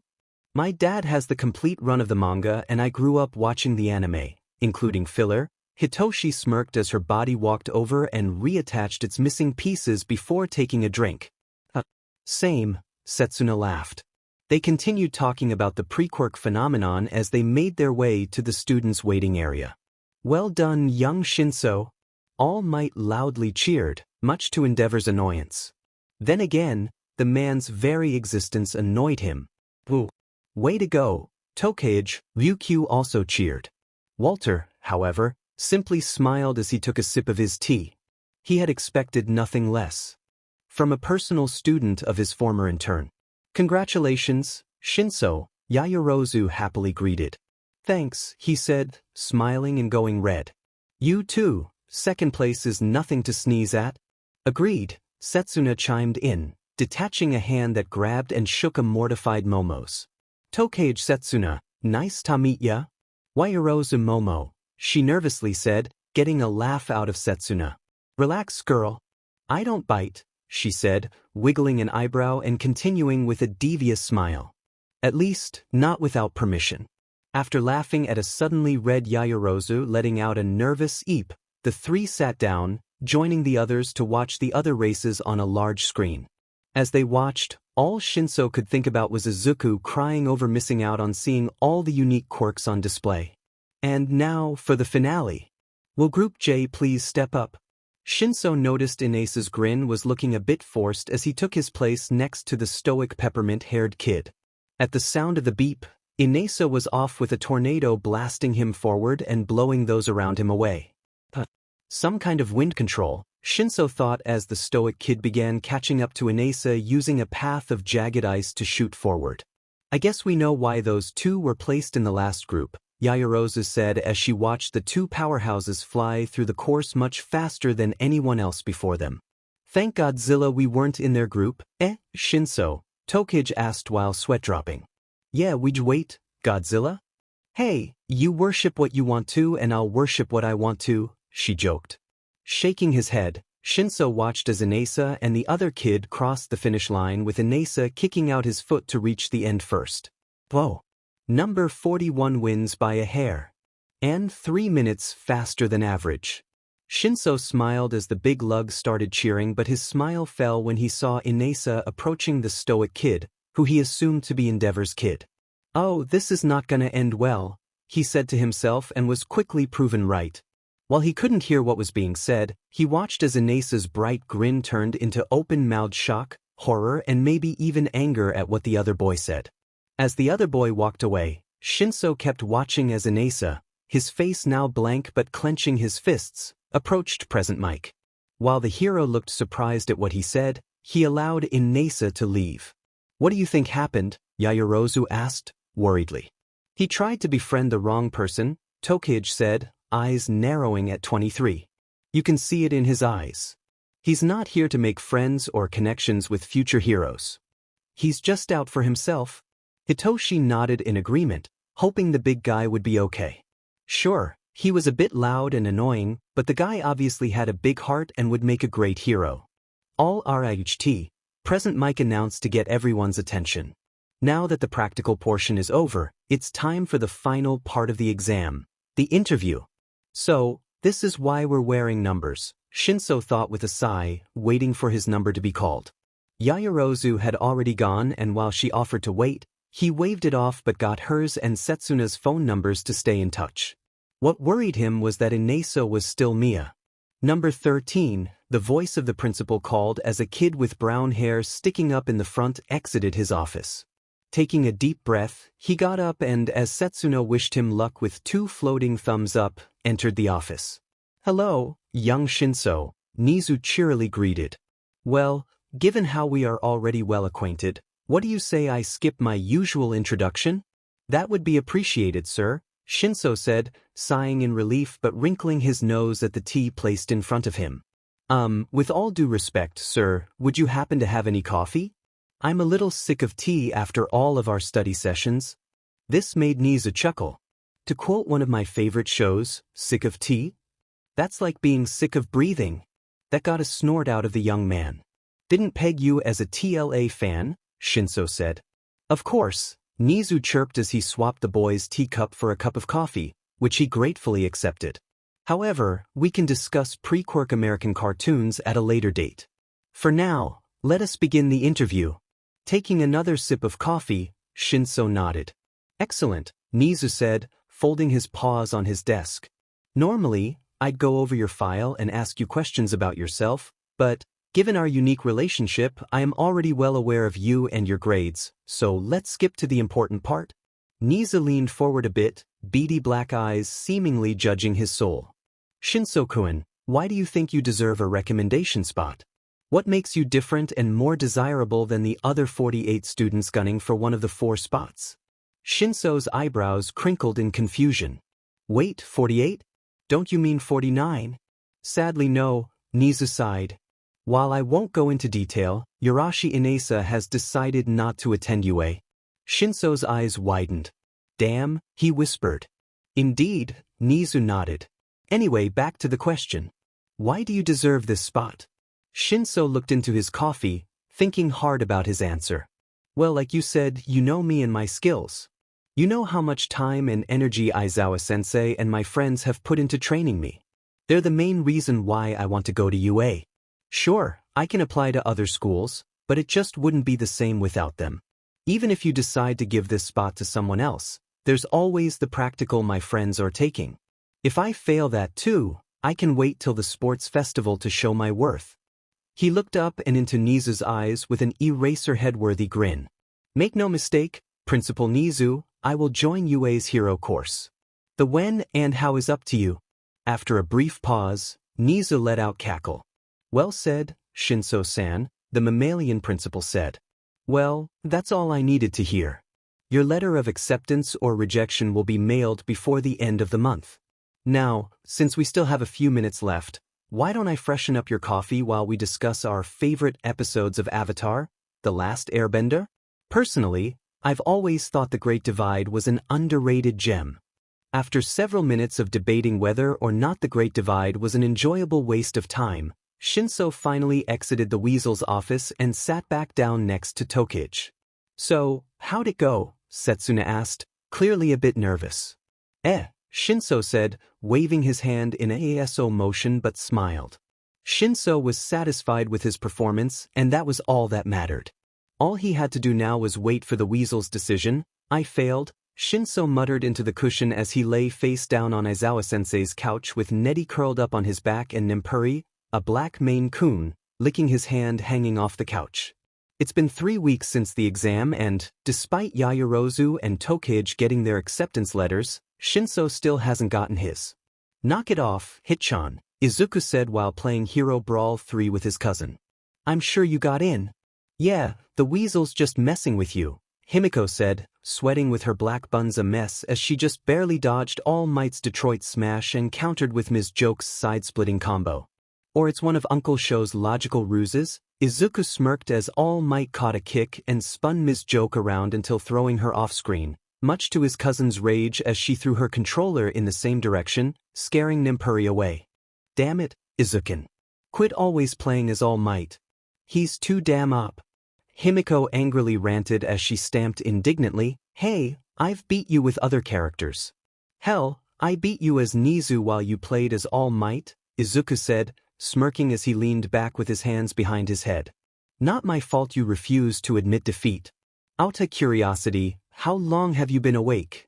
Himiko asked in a sickly sweet voice as she spun a butterfly knife. It then glowed green and was pulled out of Himiko's hand and into the hand of a frowning Inko at the front door. Himiko, what have your parents and I told you about threatening to stab your cousin? She asked. To not to, Himiko sighed. Under her breath, she added, it's not like it'd even hurt him. That's not the point, Inko sighed, crossing her arms.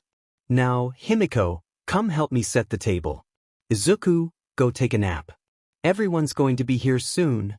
Peeling himself off the couch so Izuku can get some sleep to enjoy the meal, Shinso went to the small kitchen where Ms. Joke was frying up carriage chicken, his favorite. Anything I can do to help, sensei? He asked. Izuku took my moping spot and I could use something to do. First, when I'm at home, it's Fukukato-san. Second, if you want, you can prepare the cucumbers for the sesame salad, Emi said with a smile. Thanks, kiddo. Nodding, Shinso went over to the cutting board and began peeling cucumbers. He had begun chopping them when the front door opened and in walked the Bakugas. Before Mrs. Bakugu could loudly greet her friend, her husband covered her mouth and pointed to the sleeping form of their nephew in all but blood passed out on the couch with Nettie curled up on his stomach. Rolling his eyes as Fangs hugged his parents, Katsuki went into the kitchen. Hey Baggy, he said. What the hell do you think you're doing? Chopping cucumbers, Hitoshi tiredly said.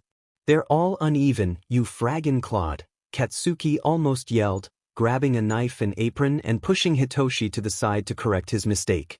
Watching the blonde quickly and effortlessly chop a new cucumber into thin, even slices, Hitoshi tried copying the technique but ended up cutting himself. Damn it, Shinso said as he sucked his finger. Sighing, Katsuki got the first aid kit.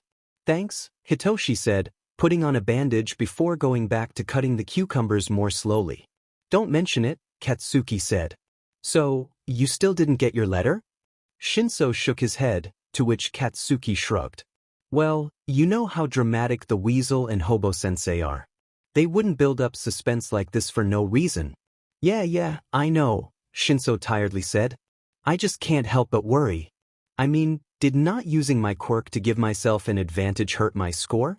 Did taking that shortcut disqualify me? I was just trying dash. Hey, Katsuki said, flicking him on the forehead. Enough with the self-deprecating muttering and pass me the sesame oil and vinegar. Hitoshi watched Katsuki mixing the dressing when the front door opened again and Shinso was surprised to see his parents. What are you guys doing here? He asked. It's not like it's a holiday or anyone's birthday, so why was everyone here? Hey, now, is that any way to greet your parents? Lil Show, Emi joked. Please stop calling him that, Aizawa yawned as he walked out of their bedroom. Oh, it's fine, Emi, Shinso Nikoshi said, scratching the pink stubble on his chin. I think Aizawa's lessons on situational awareness have just made him a little paranoid. Yeah, we're just here to judge whether your chicken recipe is better than mine, Hitomi joked. Oh, it is on, bitch, Emi declared. While everyone else was enjoying the meal, especially Izuku, Hitoshi kept picking at his chicken until he couldn't take it anymore and slammed his chopsticks down. Alright, seriously, what's going on? He asked, narrowing his eyes and pointing towards Aizawa. And don't tell me I'm being paranoid, because it's never unfounded when it comes to you and Nizu. While his parents were reprimanding him over his rude behavior, Hitoshi didn't take his narrowed eyes off Sho as he calmly and slowly wiped his mouth. Oh, that reminds me. Nizu asked me to give you this, Aizawa boredly said as he pulled a slightly crumpled envelope out of his pocket and tossed it to a suddenly wide-eyed Hitoshi, who only managed to catch it out of instinct. Seems he accidentally forgot to mail it with the others. Hitoshi stared down at the surprisingly heavy envelope. He only looked up when he felt his dad's hand on his shoulder and saw the older man with matching tired eyes and his pink hair in a bun smiling at him. On his other shoulder, his mom, tears gathering behind her sunglasses, stood with the same kind smile. No matter what's inside that letter, we're all proud of you, Toshi, Nakoshi said. Looking around the table, everyone was smiling at him. Well, except for Katsuki. Damn it, will you just open the damn thing so we can say we told you so already? Katsuki said, rolling his eyes, to which Mitsuki lightly smacked the back of his head. Shut it, brat. This is Toshi's moment, Mitsuki growled back. Sighing, Shinso looked up and into Aizawa's eyes. For the record, no matter what this says, I hate both you and the weasel, he said, to which Aizawa just nodded with a small smirk. Hitoshi then tore open the envelope to find a holodisc inside. Suddenly, it turned on and the holographic image of 𝐬𝐴 grinning and sitting behind a comically large desk in front of red curtains appeared in front of them. Hello, Mr. Shinso, 𝐬𝐴 greeted in his usual cheery tone. Am I a rat, a bear, or a dog? It doesn't matter since, as you and those I'm sure are gathered with you all know, I'm the principal of you. After a pause to, theoretically, giving his audience the chance to laugh, 𝐬𝐴 continued. Now, on to your exam results. For starters, you passed the written portion. Hitoshi sighed a bit in relief. Out of the 50 applicants, you placed 9th and as your tutor, I am quite proud of you. As Hitoshi's jaw dropped and his mom and dad hugged him excitedly, Fukukado let out a low whistle. Wow, the top 10. Congrats, kid, she excitedly said while Sho, without looking up from his food, gave Hitoshi a nod and thumbs up. Now, onto your practical performance. 𝐬𝐴 continued with several squares showing footage of Shinso's performance playing behind him. While surprising that you decided against using your quirk, you were not penalized, nor would you have been had you decided to. That being said, I, as well as my fellow judges, were impressed by your physical prowess as well as your quick thinking and tenacity. You're the first student in years to actually notice the footholds in that wall and the first student ever to use it to successfully skip a whole quarter of the course. Raising his paws, fireworks effects and stars suddenly went off over 𝐬𝐴's head as he proudly grinned. It is for these reasons and more that it is my pleasure to announce you have earned one of 2 recommendation spots in 1A's heroics course. Welcome, Shinso Hitoshi, to your Hero Academia. Once the hologram disappeared, Hitoshi just sat there in silence. He did it. He really made it into the hero course. He was going to be in Aizawa's class with Yaoyorozu. As the adults were congratulating him, his mom and Mrs. Midoriya nearly drowning him in their tears, his 3 friends stood up and, in unison, pointed at him and shouted, "Told ya so." Yeah, Hitoshi sighed with a tired smile, waving them off as he picked up a piece of chicken. I get it. Now, can you please let me enjoy my meal in peace? Shoto was lying on his bed, staring at his ceiling as he was trying to understand what Principal 𝐬𝐴 meant in his rejection letter that his father had crumpled into a tight ball and burned without finishing reading it. The letter mentioned nothing about how powerful his quirk was or how fast he finished the race, losing only because that loud guy was taller. The reason he was rejected was because his attitude was not befitting of a recommendation, whatever that meant. Sighing, Shoto closed his eyes. It didn't really matter. He knew he'd easily get first in the normal practical exam. All that mattered was his vow. 3 weeks. That's how long Izuku's been up and he's finally starting to feel the effects. Thankfully, while he was tired, he wasn't slurring his words and could still focus, which was good news for his written exam. Yawning, he looked to his left to see Kaken fiddling with his school tie as they made their way to He still couldn't believe he had to slightly look down at his friend. I hate this stupid thing, Bakuga grumbled. Thank Kami the UA ties are optional. At least you didn't have to ask your mom to pre-tie all of yours for the past 8 years, Izuku tiredly said. Maybe his dad was right about the males of his family being cursed. No matter how many videos he watched, no matter how many times he practiced, his ties always looked like a short, knotted mess. Hey boys. Himiko excitedly waved from the front gate as they made their way through the waves of students here for the same reason they were. You ready to do this, bunhead? Katsuki asked with a confident smirk and a raised fist. Born ready, Kaken, she answered with a wide, challenging grin and bumping his fist with her own. Shaking his head at the two of them, Izuku continued forward, a determined smile on his own. He was ready to take his first steps to becoming an official hero. Looks like they didn't get around to patching that crack Shinso mentioned. However, instead of cracking the walkway further with his face as he expected, Izuku was surprised to find himself suddenly floating mid-fall. Are you okay, dude? A female voice asked. Looking to his left, Izuku's eyes widened and face slightly reddened when he saw a cute brown-haired girl with pink blush marks on her cheeks smiling at him. So bright, he thought as she continued to smile and rubbed the back of her head in embarrassment. Sorry I used my quirk to remove your gravity without permission, but I figured it'd be bad luck to trip before the exam. She apologized in a cheery voice as she helped readjust him. Once his feet were on the ground again, she deactivated her quirk by pressing her fingers together, which appeared to have pink pads on them, and saying, "Release." Izuku was just staring at her, mouth agape as she waved and wished him luck on the exam. All he could do was stand there, not even thinking about her quirk and instead focusing on how cute she was. He was broken out of his trance by Bakugo making an explosion in his face. Snap out it, nerd, Katsuki said, pushing him forward. We've got an exam to ace. Meanwhile, Himiko was looking at him with a teasing smile while humming Everybody Loves Somebody as they made their way to the check-in station. Aside from ectoplasm having to stop him from muttering once or twice, Izuku thought he did fairly well on the written portion of the exam, even asking for additional paper for his essay. Meeting up with Katsuki and Himiko, the three of them made their way to the auditorium. It was finally time for the practical portion. While Izuku, now wide awake, and Himiko were practically vibrating in their seats, Katsuki was much more subdued. However, much to his annoyance, he couldn't stop bouncing his leg. Thankfully, they didn't have to wait long as Present Mike strutted onto the stage with a large screen displaying UA's logo behind him. "What's up, UA candidates?" he loudly announced. "Thanks for tuning in to me, your school DJ. Can I get a yeah?" "Yeah." Himiko and Izuku both stood up and cheered, pumping their fists while Katsuki just pinched the bridge of his nose while everyone else was silent. "Thank you for the energy." Present Mike grinned, pointing to the two kids who he knew wouldn't let him down. "For those keeping it mellow, that's all right too. You're gonna need all your energy for the exam. Are you ready?" Thankfully, a few more students joined his two secret favorites. "Yeah. Let's go. Woohoo. Bossa Nova. Get the frag on with it already."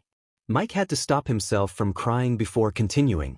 Pressing a button on his remote, the screen behind him displayed a large overview of a city and the three silhouettes of the villain bots the students would be fighting. "So, here's the dealio. You kids will be divided into groups and taken to testing areas in the form of mock cities where you'll have 10 minutes to earn as many points as you can by smashing and bashing 3 kinds of robots." Looks like they separated those from the same schools to avoid team-ups, Izuku muttered, noticing the exam site on his exam ticket was different from Kaken's.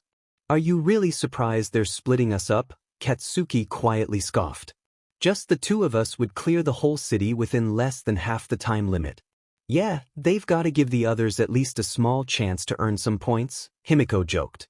"Each of the bots is worth between 1 to 3 points based on difficulty, so make sure to choose your targets wisely. Oh, and it should go without saying, but attacking or harming your fellow examinees is a no-no that you will be penalized for." "Excuse me, I have a question." A tall, serious-looking boy with dark blue hair and glasses, who Mike recognized as Tensei's brother, interrupted with a raised hand. "Lay it on me," Mike said, spotlight now on the boy. "The printout we received lists 4 faux villains, yet you have only mentioned 3. If this is a misprint, UA should be ashamed. Man, this kid is way too intense about this," Present Mike thought, sweat dropping as Ida continued ranting. "And you 3. Ida suddenly turned and chopped an arm up at the tiresome trio. "You have been muttering to each other and distracting the rest of us since before the presentation. If you're not going to take this seriously, then dash. Shut up and mind your own business, ya blue-haired bastic." Katsuki angrily yelled back, shaking his fist and making Ida jump with a shocked expression on his face. Yeah, we're not the only ones talking, 𝗵𝗃 chimed in, arms crossed and eyes narrowed at the gaping examinee. If you're too distracted by a couple whispers to pay attention, you'll never make it as a hero. How dare you insinuate dash? Hey, you have no right to be offended by my cousin when you're the one who started making wild accusations against us first, Izuku tiredly pointed out, smirking as the boy started sputtering. Besides, we're not the ones who rudely interrupted Present Mike-sama before he was finished with his presentation. Alright, everyone, let's all bring down the volume, Present Mike said, a fourth silhouette of a robot with a 0 next to it appearing on the screen behind him. Like examinee 2234 said, I wasn't finished explaining. There is a fourth villain bot, but it's more of an obstacle or gimmick, not worth any points. If I were you, I'd do my best to avoid it. I see. I apologize for the interruption, Ida said, bowing at a stiff 90-degree angle before sitting back down. Tensei really needs to have a serious talk with his little bro about loosening up, Mike thought. It's all good, he said out loud with a grin. Now, before I let you go, I'd like to share with you all a quote from General Napoleon Bonaparte. A true hero is one who overcomes life's misfortunes. The screen behind Mike once again changed to show the school's motto and he raised a fist. Now, get out there and go beyond. Plus ultra. This time, Mike couldn't stop the tears of joy as, for the first time since he started teaching at UA, the entire auditorium answered him. Cammy, if that blue-haired bastard is at my sight, I might just risk the penalty, Katsuki grumbled, punching his fist into his other hand with a small explosion. Yeah, who the hell does he think he is? 𝗵𝗃 said, coming up to the two boys in green and black tank tops and sweatpants. She was wearing a red and white Vlad King-inspired tracksuit and was tying to her hip a red sheathed Ikuchi-style katana with a white hilt wrapped in red with a small, pink heart near where the tsuba would be on a normal katana. So, you got permission to use that thing, Izuku said, pointing at the sword. With a wide, excited grin, 𝗵𝗃 unsheathed her early birthday present from Uncle Majima. The blade was a beautiful shade of crimson red. Yeah. Isn't she cute? 𝗵𝗃 happily said, admiring her sword and giving a few quick twirls and slices before sheathing the blade. I call her the Crimson Cutie. Of course you do, both boys said. Hey, Deku, wanna make a bet? Katsuki asked as the three started making their way to the buses. Depends, Izuku answered with a raised eyebrow while 𝗵𝗃 rolled her eyes at her boy's competitive antics. If you score higher than me, I'll buy you that belt buckle you want. And if you score higher, Izuku asked, almost dreading the answer. You give me your platinum holographic all-might trading card, Katsuki answered with a wicked grin as Izuku's half-lidded eyes widened. But you already have one. We got ours the same day. Yeah, but if I had yours, you wouldn't anymore and that would destroy you. You're really sick, you know that, Kaken? Izuku said in a dry tone while 𝗵𝗃 laughed. So, is it a bet? Katsuki asked, smirking with a hand out. After a few seconds, Izuku took it and after an explosive handshake, the three parted ways. Exam Site B. As Izuku was stretching, he decided to check out his competition. He began quietly muttering to himself about the obvious quirks on display as well as theorizing others until he caught sight of a familiar face with permanent blush marks. The cute girl from the entrance looked to be doing breathing exercises to calm herself. While Izuku was trying to decide on whether or not to try talking to her, his hand suddenly shot up on instinct. What the dash? A shocked voice said. Turning around and letting go, Izuku found himself face to face with the stern kid from before, who had a look of shock on his face as he rubbed his wrist. Oh, it's you, Izuku tiredly said. Look, I don't know what your problem is, but can you please leave me and everyone else alone? Just focus on yourself and stop acting like you're one of the proctors. Why you were wasn't dash, the blue-haired boy sputtered while spastically chopping his arms like a malfunctioning robot as Izuku turned his back to him and, taking a deep breath, approached the girl. Hey, Izuku said after clearing his throat to alert her of his presence and making her jump slightly. Oh hey, she smiled and waved at him. Did her blush marks get darker? Wow, what are the odds we'd end up in the same site? Yeah, Izuku said, nervously rubbing the back of his head. My name's Midoriya Izuku, by the way. 𝗬𝗏𝗏 𝐒𝐻𝐿, she answered with a bow. He returned. Don't stare at his muscles, don't stare at his muscles, don't stare at his lean, toned arms, don't stare at his six-pack and pecs barely hidden under his tight tank top dash, 𝗬𝗏𝗏 thought, getting redder by the second. I couldn't help but notice you looking a little nervous. Yeah, she said, looking away in thought. My parents sacrificed a lot just to get me this far. I just don't want to let them down, you know? I'm sure you'll do great with such a cool quirk, Izuku said, pointing to her hands. You said you took away my gravity, right? You can turn just about everything in the city into a weapon. Achiko's eyes widened. Hey, you're right, she excitedly said. I was just planning on making the robots float high enough and release them to come crashing down, but your idea is way better. Using my quirk on smaller objects won't make me as nauseous as the robots would. Thanks. Don't mention it, Izuku stuttered, blushing as 𝗬𝗏𝗏 started excitedly describing how she'd throw a manhole cover like a frisbee. 𝐒𝐻𝐬𝐵. Himiko was excitedly bouncing on the balls of her feet with her hand on the hilt of the sword strapped to her waist as she waited for the exam to start. She couldn't wait to give the Crimson Cutie her first taste of blood, even if it was technically oil from a robot. She was ready to go full Samurai Jack on their metal asses. I hope you have permission to use that, Ribbit, a nasally voice said. Turning, Himiko smiled at the girl with large eyes and hands with her long, green hair tied into a bow. Yup, Himiko said, fangs on full display as she grinned and unsheathed the blade, getting sounds of awe from those around her. My parents filled out the paperwork and my uncle gave it to me just in time for the exam. Her name's the Crimson Cutie, but you can call her CC for short. My name's Asuitsuyu, but you can call me Tsu, the other girl said. Fukukado Himiko, and only if you call me Himi. Ribbit, Tsu said with a nod and slight smile. Too cute, Himiko thought with a slight blush. Hey, do you want to team up? She said out loud. Is that allowed? Tsu asked, tilting her head and putting a finger to her bottom lip. There's no rule against it, Himiko said, shrugging. We might even get bonus points for it. A big part of being a hero is being able to work with anyone. Besides, what's more heroic than helping someone? After a few moments of consideration, Tsu finally nodded. All right, Ribbit, she said. Awesome, Himi grinned, pumping her fist in triumph. So, what's your quirk? I assume it's frog-related. Whatever gave you that impression, Ribbit? 𝗧𝗵𝗲. This'll be too easy, Bakugo thought, smirking as he hungrily watched the gate to the exam site and cracked his knuckles. It was finally time for all those years of training with Hobo-sensei and Big Green Sensei to pay off. As soon as that gate opened, he'd be off like a, damn it, what am I doing here? Katsuki's eyes narrowed at a boy with black hair like curtains above his eyes and sharp teeth near him, sweating and practically trembling as he muttered to himself. He reminded him of Deku when they were kids. I shouldn't be here. Cammy, my quirk isn't strong enough to fight robots.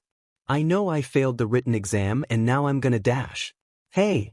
The boy, as well as several others, jumped and turned to look at a scowling Katsuki. Quit muttering and stop putting yourself down, Katsuki said, pointing at the boy and making him flinch. Pass or fail, at least you had the balls to try. Just do your best and be proud of yourself for that, got it? The boy's eyes widened in awe and then grinned as his arms turned rocky. And cracked and sparks flew as he punched them together. That was so manly. Thanks, man, the extra shouted. Scoffing, Katsuki went back to focusing on the gate. 𝗧𝗵𝗲. If Shoto didn't know better, he'd have thought endeavor had something to do with the letter of his exam site. However, he knew if his father had any connections with UA, he would have passed the recommendation exam and wouldn't be here. Still, it didn't matter. He was going to get first place using only his mother's ice. This test was all about power and he knew he had plenty of it. He just needed to destroy the most robots, and if there was one thing he learned from Endeavor, it was how to destroy. And go! Present Mike shouted.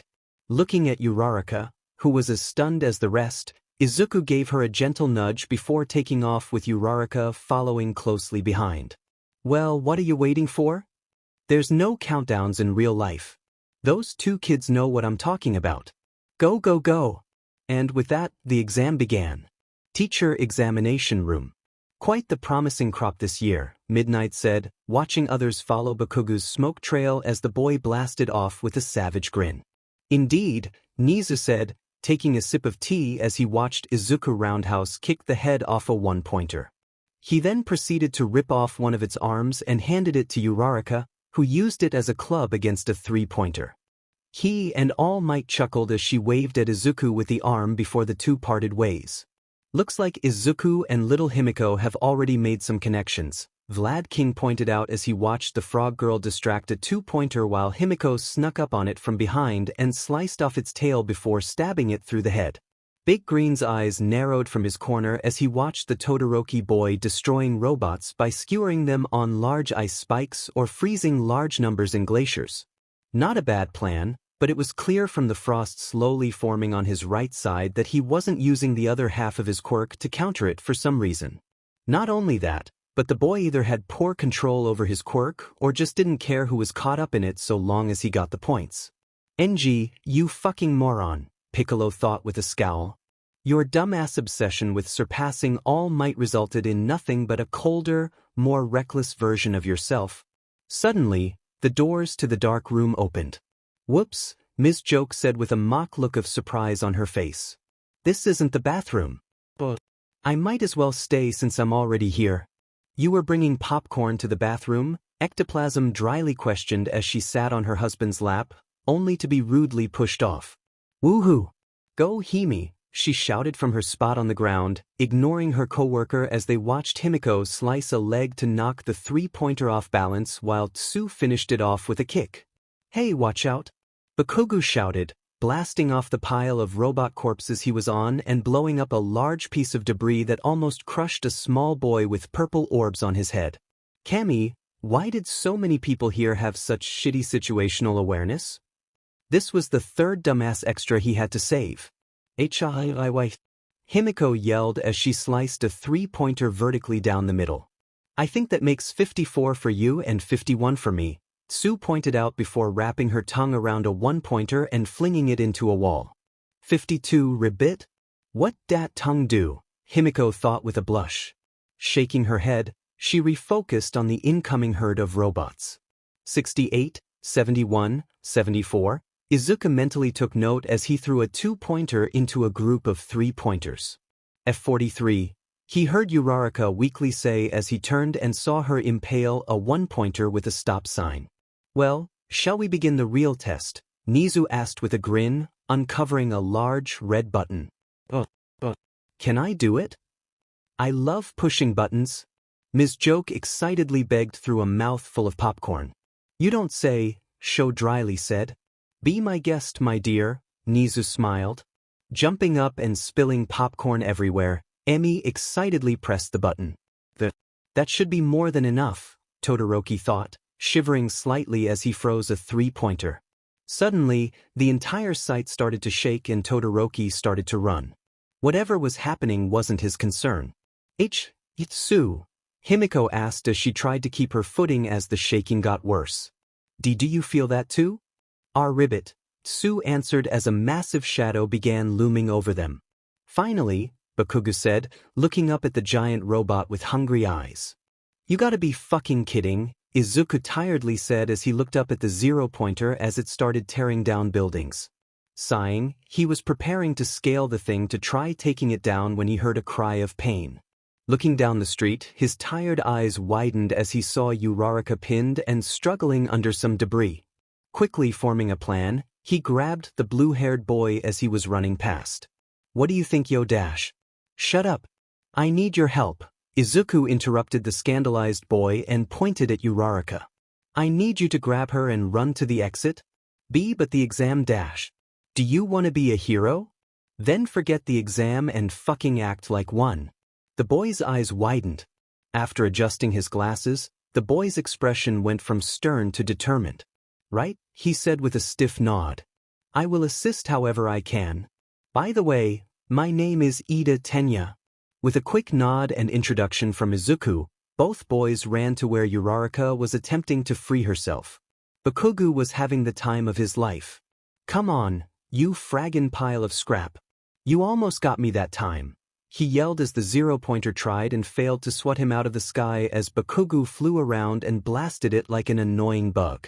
While trying to damage it, his main goal was to distract it to give the others a chance to run to safety before taking it down. Come on, he thought, flying above the robot. Where's the 𝐻𝐸𝐽? Finding what he was looking for, 𝗵𝗃𝗲 landed on its head. Despite it trying to shake him off, 𝗵𝗃𝗲 succeeded in opening a maintenance door and, after rubbing his palms together to collect enough sweat, he grinned and unleashed a massive double explosion into the robot while shouting, 𝗵𝗺𝗡𝗡. The massive explosion leaked out several exhaust ports and the red eyes exploded and sparked as the robot slowed and began to topple over. Unfortunately, 𝗵𝗃𝗲 forgot in his excitement how such a large explosion would make his arms numb and useless. Pobo-sensei's gonna kill me for this, he thought as he ran across the falling villain bot to try to jump to a building. Just before jumping, he slipped and began falling. 𝗧𝗵𝗲 yelled as he tried to land in a way that would only end up with his legs broken. However, someone saw him falling and was able to jump and catch him just in time to break the fall, so both boys only suffered minor injuries. While both boys moaned in pain on the ground, 𝗵𝗃𝗲 saw it was the boy from the entrance. The hell did you think you were doing, shark mouth? 𝗵𝗃𝗲 asked weakly. I dunno, man, the other boy said, a shaky grin on his face. I saw you falling and it was like my legs had a mind of their own. After a few seconds of staring at the boy, 𝗵𝗃𝗲 started chuckling, which turned into full laughter. Tsu, we need to stop this thing before someone gets hurt, 𝗵𝗃𝗲 said, dodging and slicing through falling debris.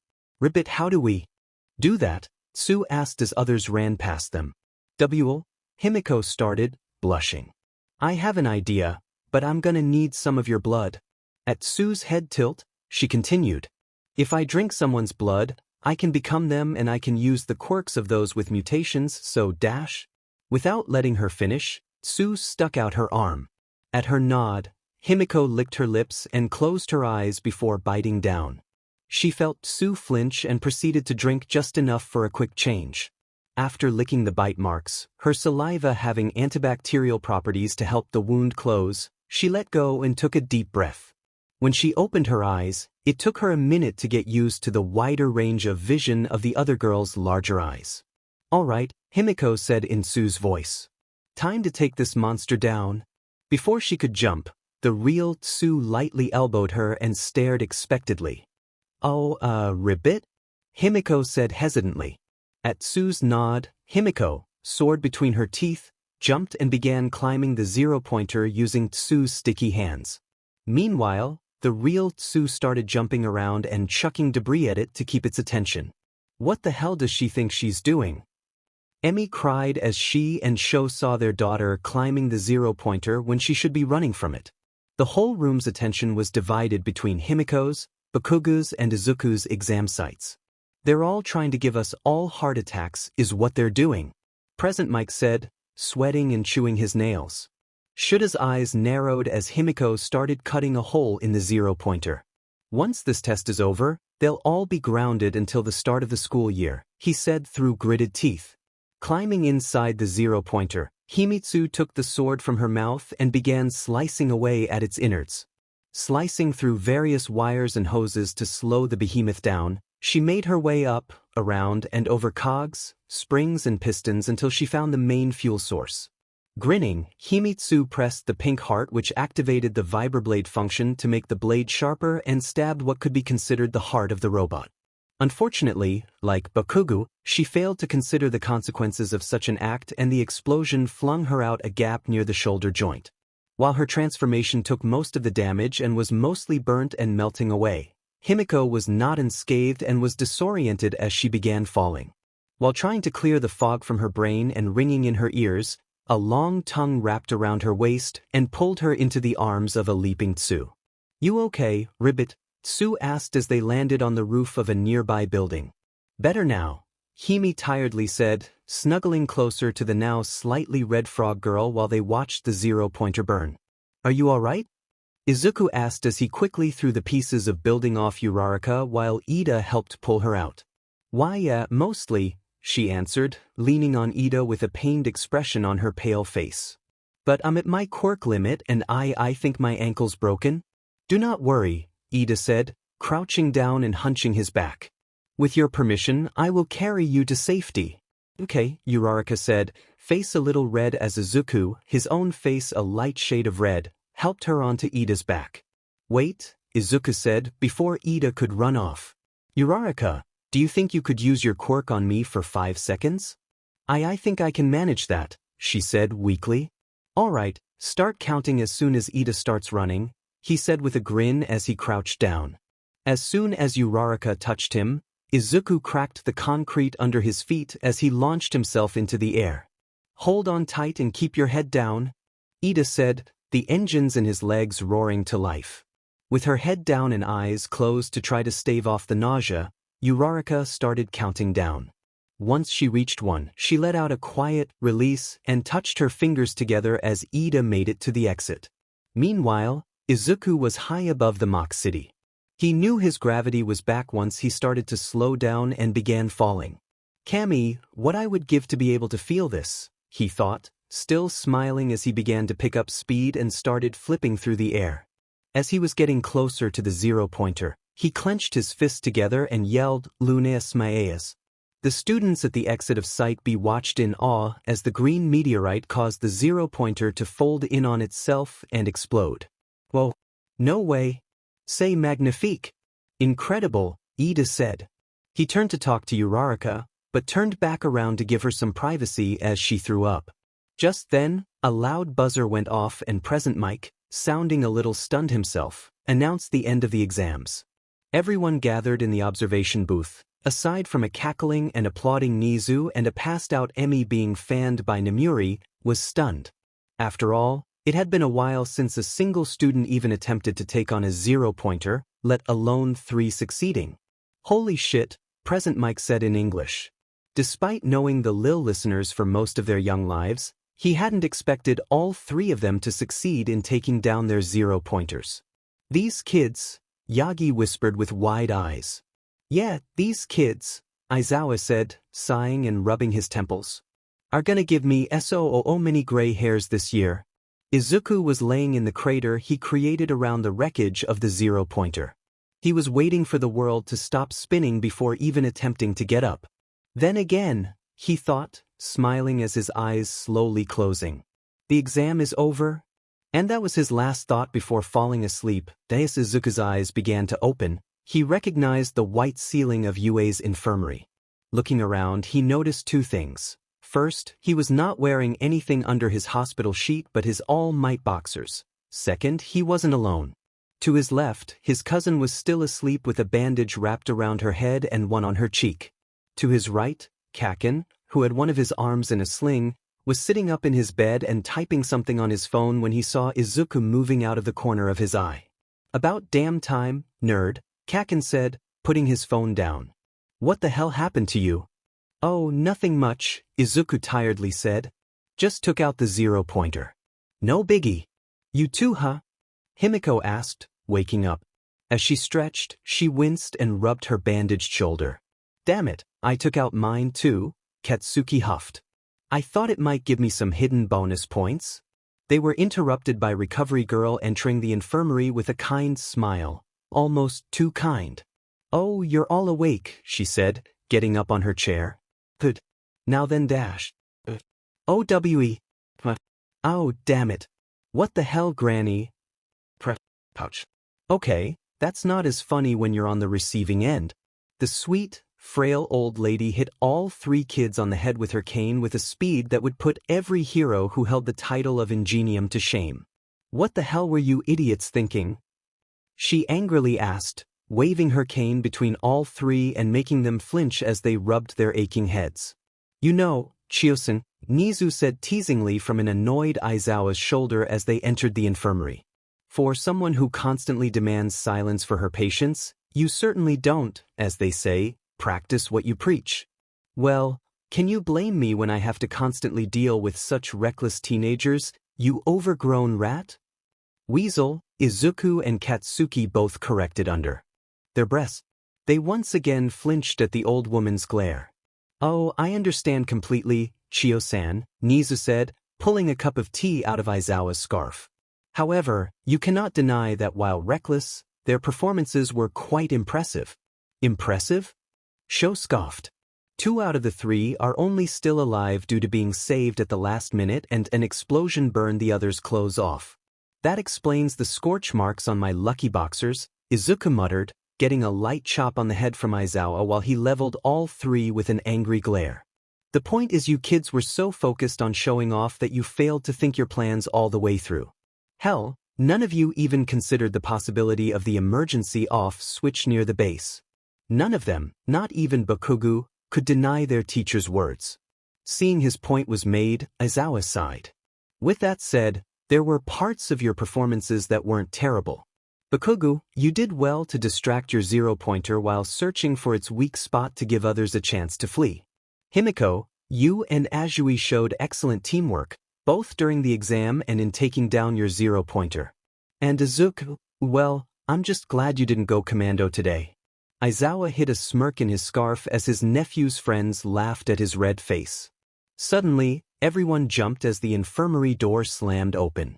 Where are my babies? Emi yelled, a mixture of panic and rage as she practically foamed at the mouth with a tick mark on her forehead. Well, Aizawa-san, we'd best be going, Nizu said, waving goodbye to the now shaking teens and grinning recovery girl. Goodbye, children. You'll receive your letters within a couple days to a week. And with that, Aizawa left his kids to the mercy of his overly emotional wife. Dadzawa's problem children.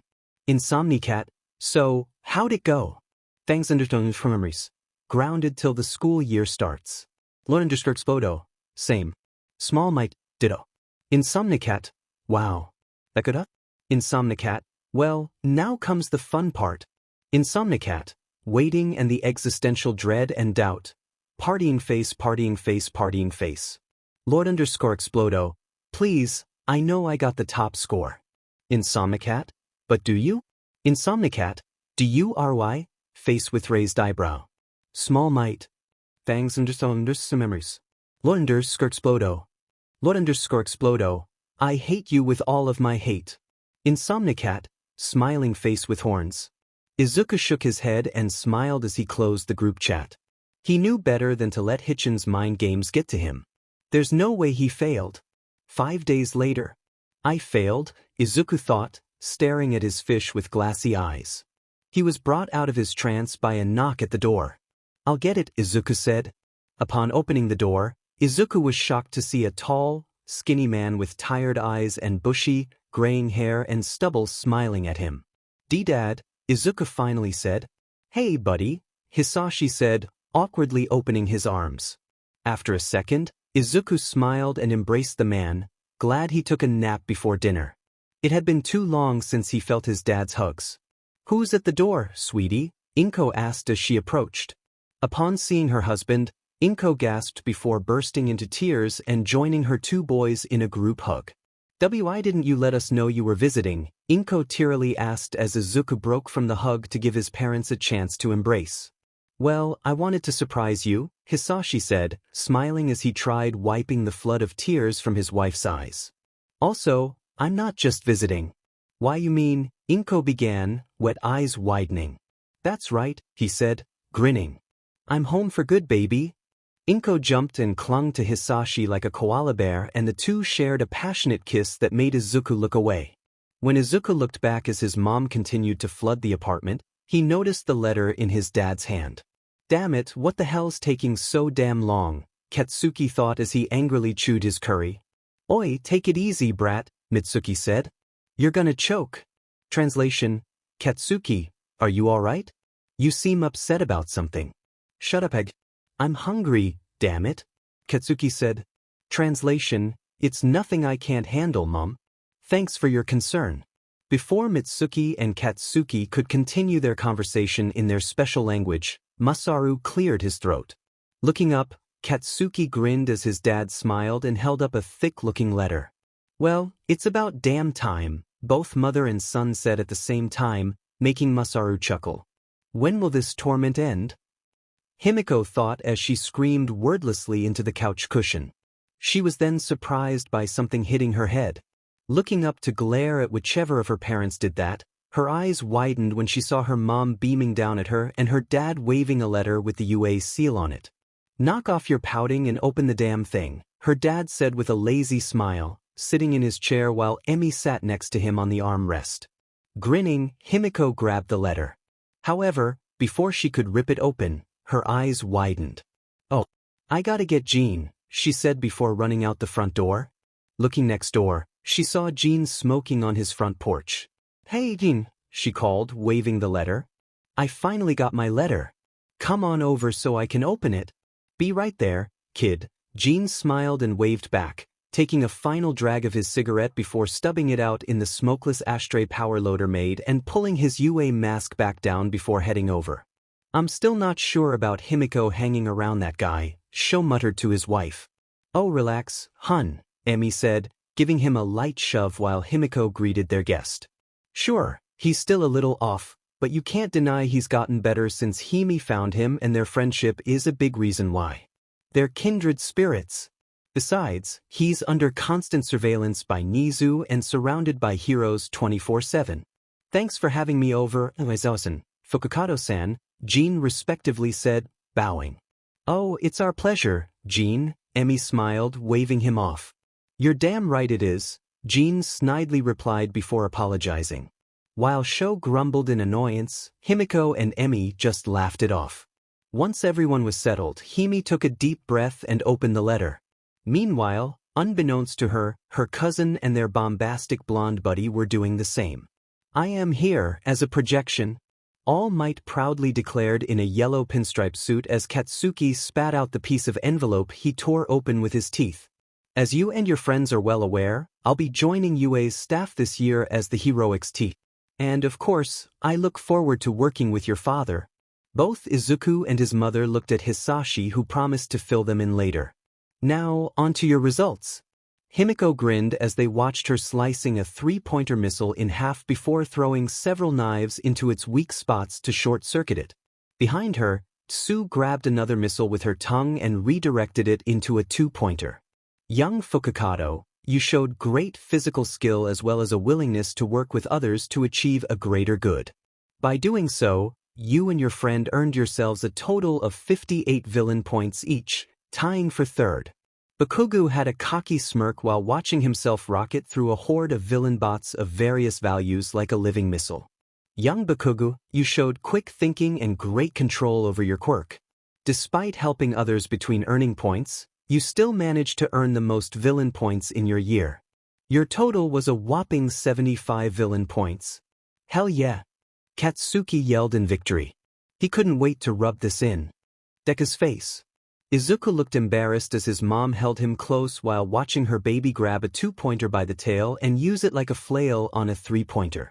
"Young Midoriya, you truly are a remarkable young man.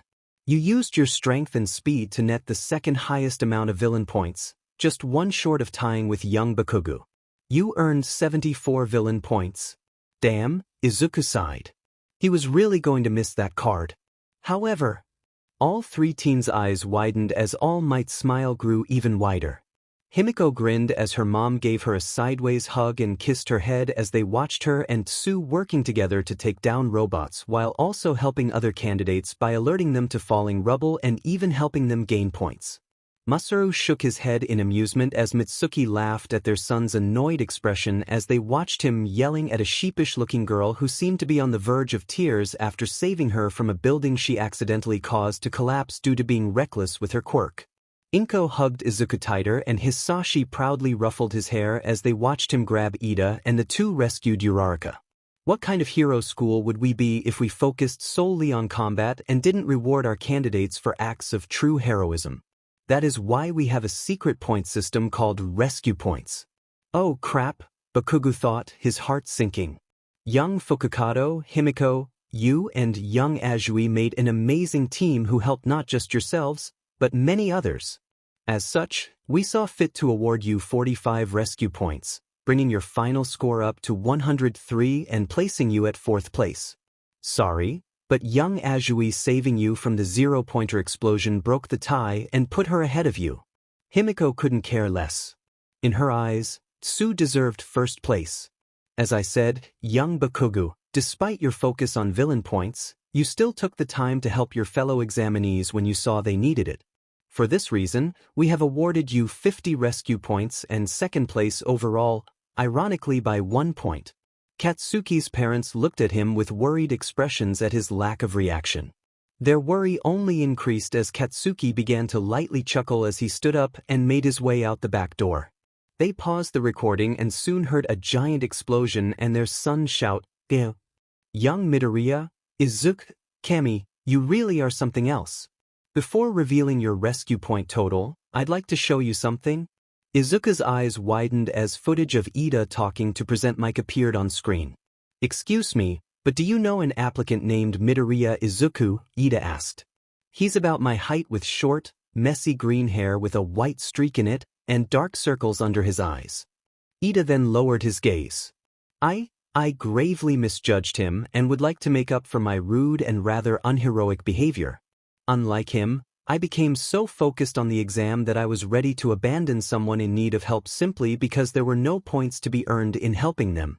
As such, although I could not find anything in the rules about such a thing, I was wondering if I might be able to give him some of my points. "Me too," Uraraka said, running up to the two. "He helped save me. Even before the exam started, he helped me by just talking to me. Please, let us repay him." Present Mike just smiled and shook his head. "Sorry kiddos, but there's no point sharing allowed," he said. Noticing their disappointed looks, Mike put a hand on Ida's shoulder and Uraraka's head. "Don't worry though. Take it from me, the lil listener scored just fine on his own. Truly, you are an inspiration to those around you," All Might said. As such, you were awarded 52 rescue points, bringing your total score to 126 and first place. Congratulations, young 𝗵𝗃𝗬𝗧. Congratulations, young 𝗵𝗃𝗬𝗧. Congratulations, young Midoriya, and welcome to your hero academia. After 𝗏𝗏 was finished smothering her son and nearly drowning him, she and Izuku turned to Hisashi. "So, about what All Might said about working with me," he began. Shoto was at a loss for words. His father was ranting and raving, but he wasn't listening. He wasn't first in the exam. He wasn't second. Hell, he hadn't even made the top 10 or even top 20. He was dead last. You know how? He couldn't understand it. Every penalty was shown and explained to you. He had gotten so many villain points. And 0 rescue points. It wasn't his fault they didn't tell anyone about a second point system. He had done his best. Did you? Shoto's fists tightened and he glared at the name in first place. His placement didn't matter.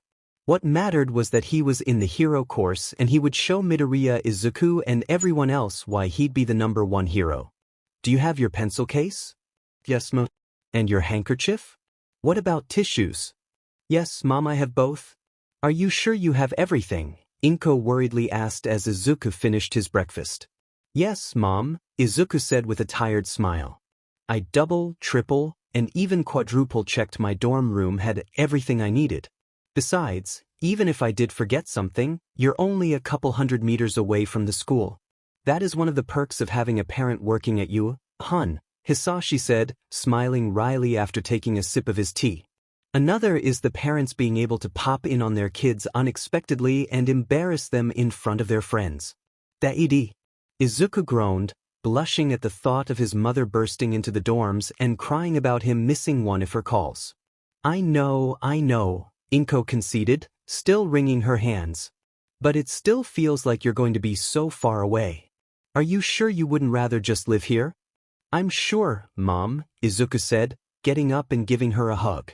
"Don't worry, I'll still visit you on the weekends."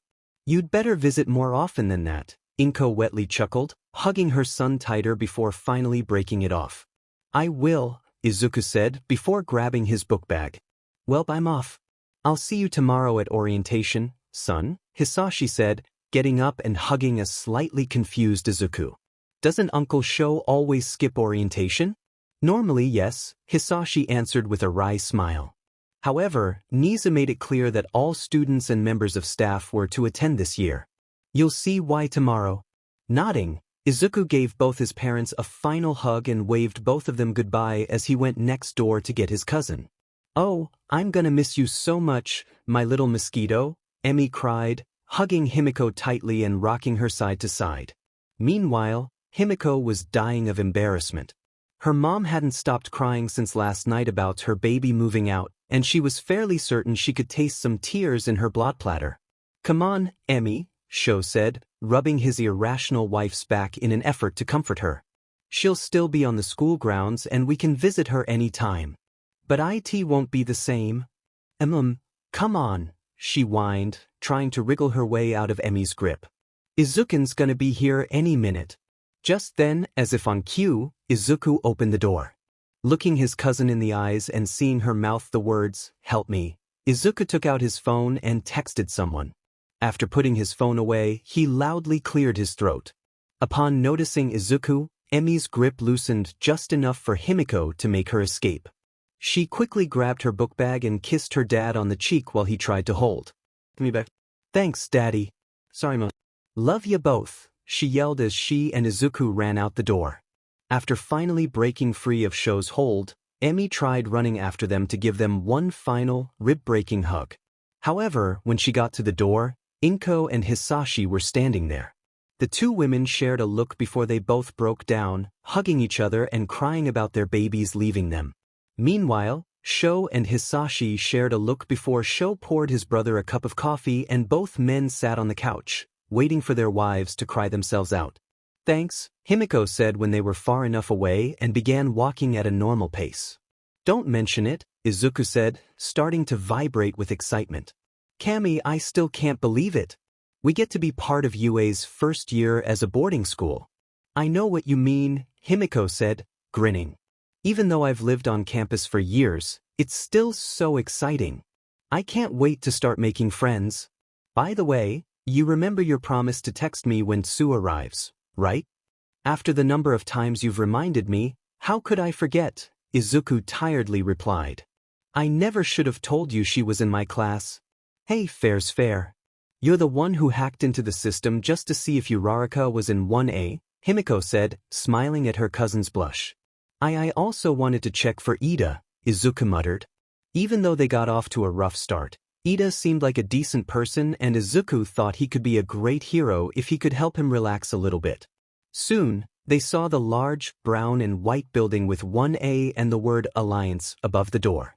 "Well, I'll see you later, cuz," Himiko said, waving and skipping down the path towards 1B's dorms. Upon entering the building, Izuku took off his shoes and noticed he was the first to sign his name on the sign in sheet at the Genkan. While he had seen the common area yesterday when he was unpacking, he still couldn't get over how big the place was and how comfortable it all looked. It kind of reminded him of the mansion from those really old X-Men movies. After dropping his book bag off in his room, he went back downstairs to wait for the rest of his classmates to arrive. While he waited, he decided to get started on his new notebook titled Hero Notes for 1A and started drawing Uraraka and writing questions and theories he'd like to ask her about her quirk. While it didn't feel like he was waiting very long, his first new classmate arrived an hour later as he began Ida's entry.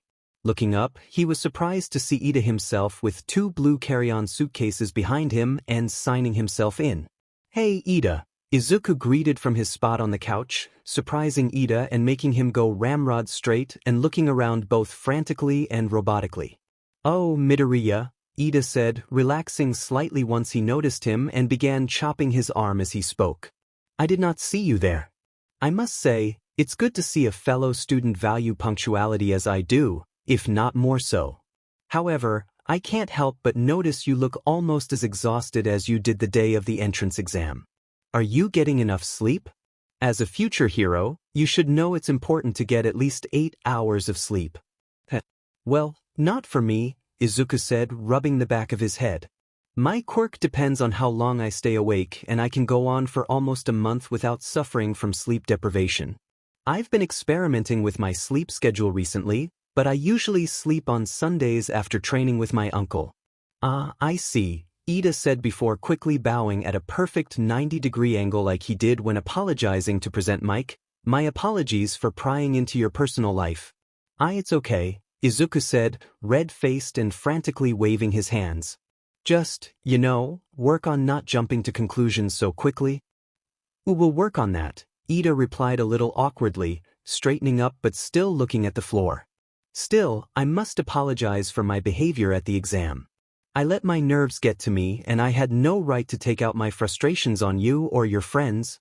Really, it's all right, Ida, Izuku said, smiling and patting Ida's arm. You just need to learn to loosen up a bit. My uncle's an underground hero and he said that while heroes are meant to maintain order, they also need to be flexible enough to know when it's okay to bend or even break certain rules for a greater good. He told me he and your brother even worked with vigilantes to help save Naruhata a few years ago. Yes, my brother has warned me that. Wait. Ida's eyes suddenly widened. How do you know my brother's a hero? Well, not only is your quirk similar to 𝗵𝗫𝗄𝐵, but I've seen pictures and interviews of him with his helmet off. You look just like him pulling a Clark Kent. Sighing, Ida smiled and nodded. It's true. My older brother is 𝗵𝗫𝗄𝐵. While I am proud of my family and its legacy, I was hoping to establish a name for myself without relying too heavily on it. That's why I declined my brother's offer to sponsor me for the recommendation exam. I can respect that, Izuku nodded. Don't worry, I won't spread it around. Anyway, need some help setting up? Thank you, but I should be fine, Ida said, grabbing his bags and making his way to the elevator with Izuku walking back to the couch. Are you already unpacked or are you simply taking a break? Oh, I unpacked yesterday, Izuku said. My parents and I had already been living on campus for about a month since my dad took a job here and Nizu said I could get my room set up early if I wanted. I see, Ida nodded as the elevator door opened. Once inside, Ida looked back and chopped his arm towards Izuku. Well, thank you for the advice, Midoriya. I will see you later. Waving back as the doors closed, Izuku was glad he was right about Ida. He was a little uptight, but a good guy with plenty of time to improve. He got back to his notes but his next dorm mate arrived not too much later. This time, it was a tall girl with her hair in a ponytail and an older man carrying her luggage. This must be Yaoyorozu. It's a bit small, isn't it? Yaoyorozu said, looking around before signing in. Really, Walter, I can take my bags from here. Nonsense, miss, Walter said. As I've said, I will continue to serve you until you are settled. The butler quickly spotted Izuku and smiled at him. Hello there, Walter said, bowing as Yaoyorozu also noticed him. Oh, hello, she also greeted. My name is Yaoyorozu Momo and this is Dornez Walter. Midoriya Izuku, he replied, getting up and bowing as well. It's nice to finally meet you. Hitchan's told me about you. Hitchan? Sorry, I meant Shinso Hitoshi, Izuku corrected, making the girl beam. Oh, you're the friend Shinso kept saying I'd get along with, she said, making the boy blush slightly. I like analyzing quirks and from what he's told me, yours is really interesting and versatile. I'd like to ask you a few questions about it later if that's all right. Now, it was Yaoyorozu's turn to blush. Well, I don't know if it's all that impressive, but I'd be happy to answer any questions you might have. Great, he beamed. I'd ask if you needed help setting up, but I suppose you have all the help you need. Indeed, Walter nodded with a smile. However, the gesture is greatly appreciated. Well, shall we be off then, Miss Momo? At her nod, she waved to Izuku and she and Walter boarded the elevator. It was after this that Izuku put away his notebook for now and took out his phone. Dadzuas. Problem children. Thanks and memories. Is Tsu there yet? Small might. No, and if you ask again I'm not gonna tell you when she is. Thanks and memories. Meanie confounded face, confounded face, confounded face, confounded face. Learn Insomnicat. Dude harsh. Insomnicat, is Yaoyorozu there yet? _explodo, really baggy? You too? Small might, actually I just met her. Small might, she thought the place looked small. Woozy face, woozy face, woozy face. Thanks and phones. Them, thanks and phones. How rich is this girl? Money mouth face, exploding head, money mouth face, exploding head, money mouth face, exploding head, money mouth face. Insomnicat, I'm sure she didn't mean anything by it. Small might. Yeah, I get the impression she was sheltered and didn't know she was humble bragging. Small might, she seems nice. 𝗧𝗵𝗲, you guys almost here? 𝗓𝗵𝗲, just pulling up to the gate. 𝐵𝗨_𝗧𝗵𝗲, halfway there. 𝐿ord_𝗧𝗵𝗲, the hag and old man wasted time nearly drowned me this morning. Face with steam from nose, face with steam from nose, face with steam from nose, face with steam from nose. 𝗧𝗵𝗲, thanks and trees. Oh, big mood. 𝗓𝗵𝗲, yeah, Beerus and 𝐭𝐴𝐵 didn't look happy to lose their most loyal servant. 𝗓𝗵𝗲, surprisingly, my parents have been 𝗵𝗃𝗃. Thanks and memories. 𝗧𝗵𝗲, 𝐿ord_𝗧𝗵𝗲, 𝗨ord_𝗧𝗵𝗲, you okay, baggy? 𝗓𝗵𝗲, sre. 𝗓𝗵𝗲, Mom and Dad yanked me into a group hug. 𝗓𝗵𝗲, just let me go and on my way to the dorms. Looking out the window, Izuku soon saw Hitoshi walking up carrying a WWP duffel bag and met him at the door. Sup, Green, Hitoshi greeted, bumping fists with his friend before signing in. Looking around, Hitoshi let out a low whistle. If this is small, I can't imagine what Yaoyorozu would classify as big, Hitoshi commented, dropping his bag of clothes and hopping over the back of the couch and letting out a comfortable sigh as he sank into it.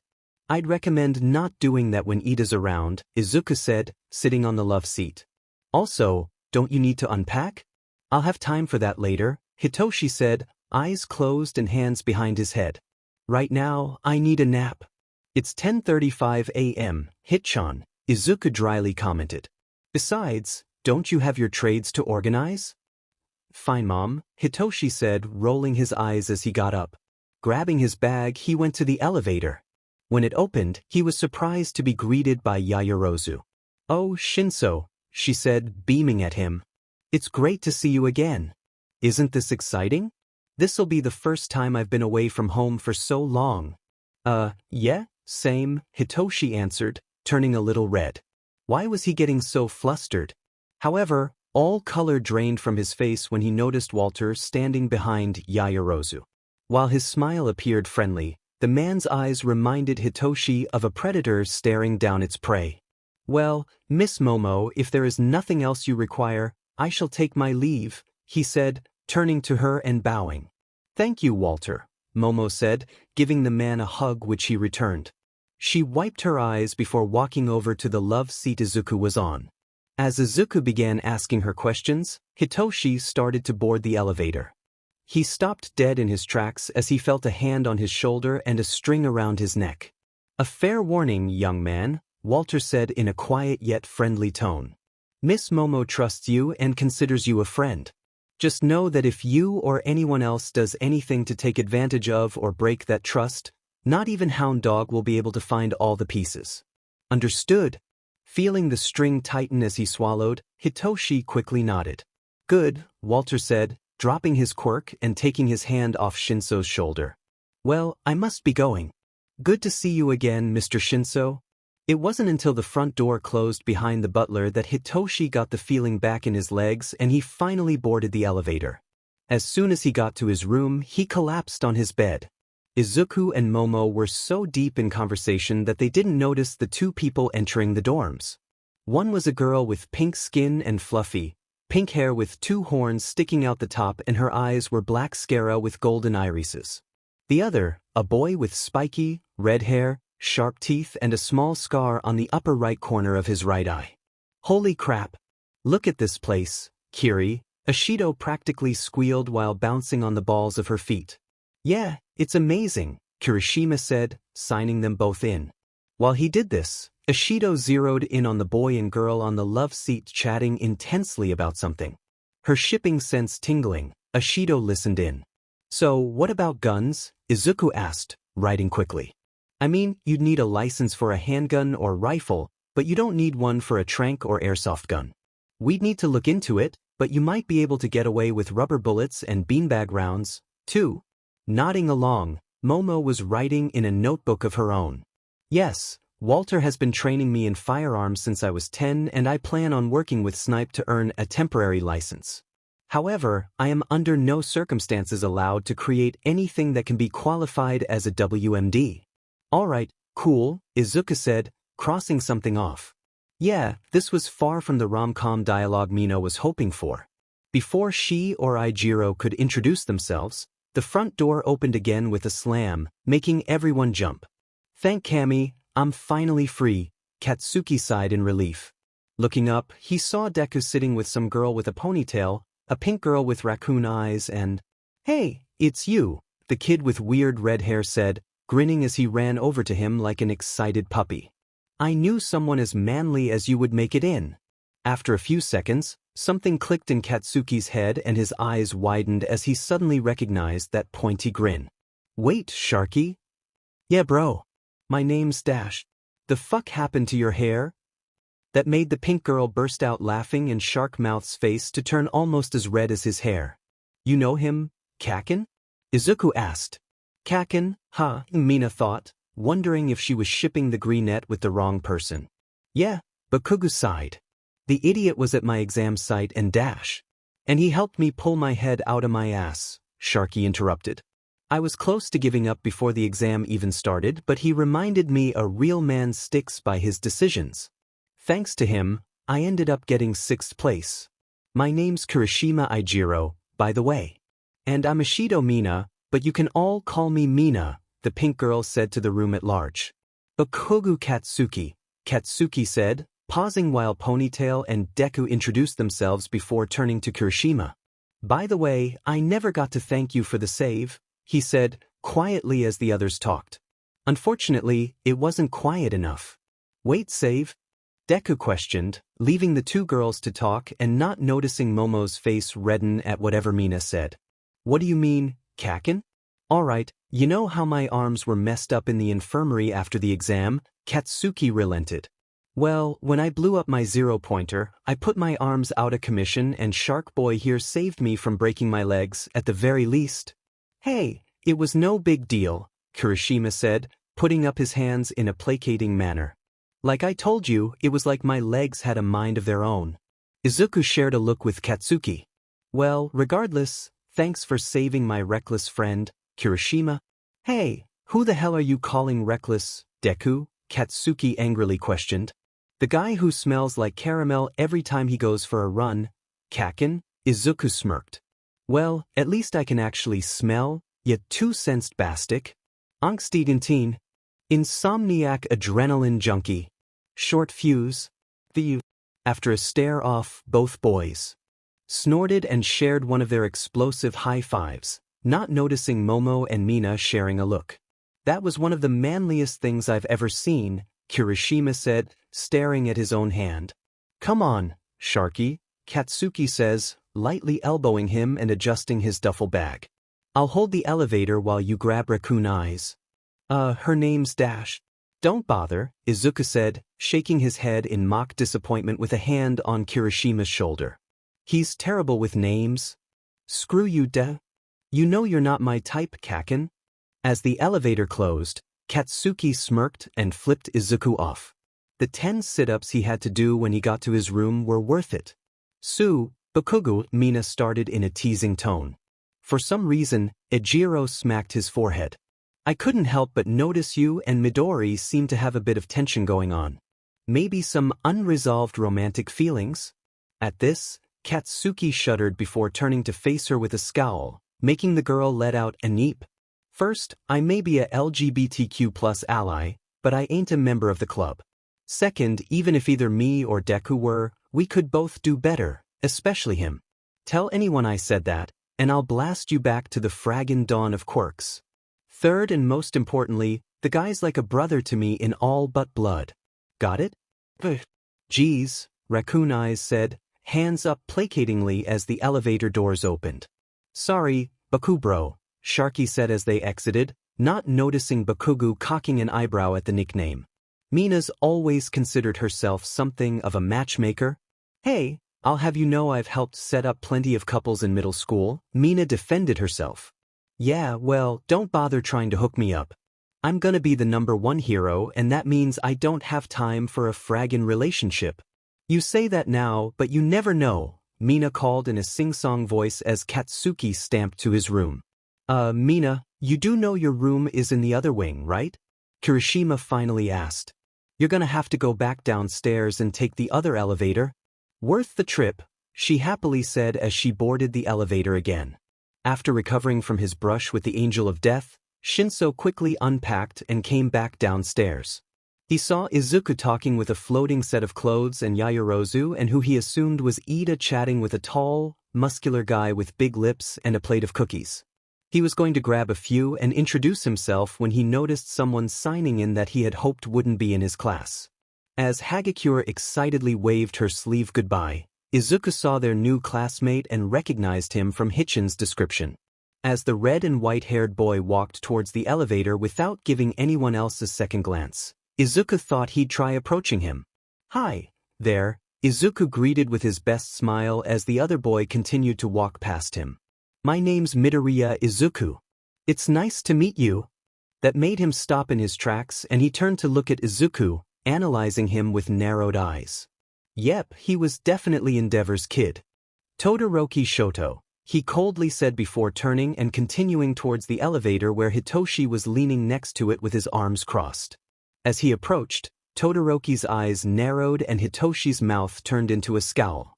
It wasn't until the elevator doors closed that Hitoshi dropped it.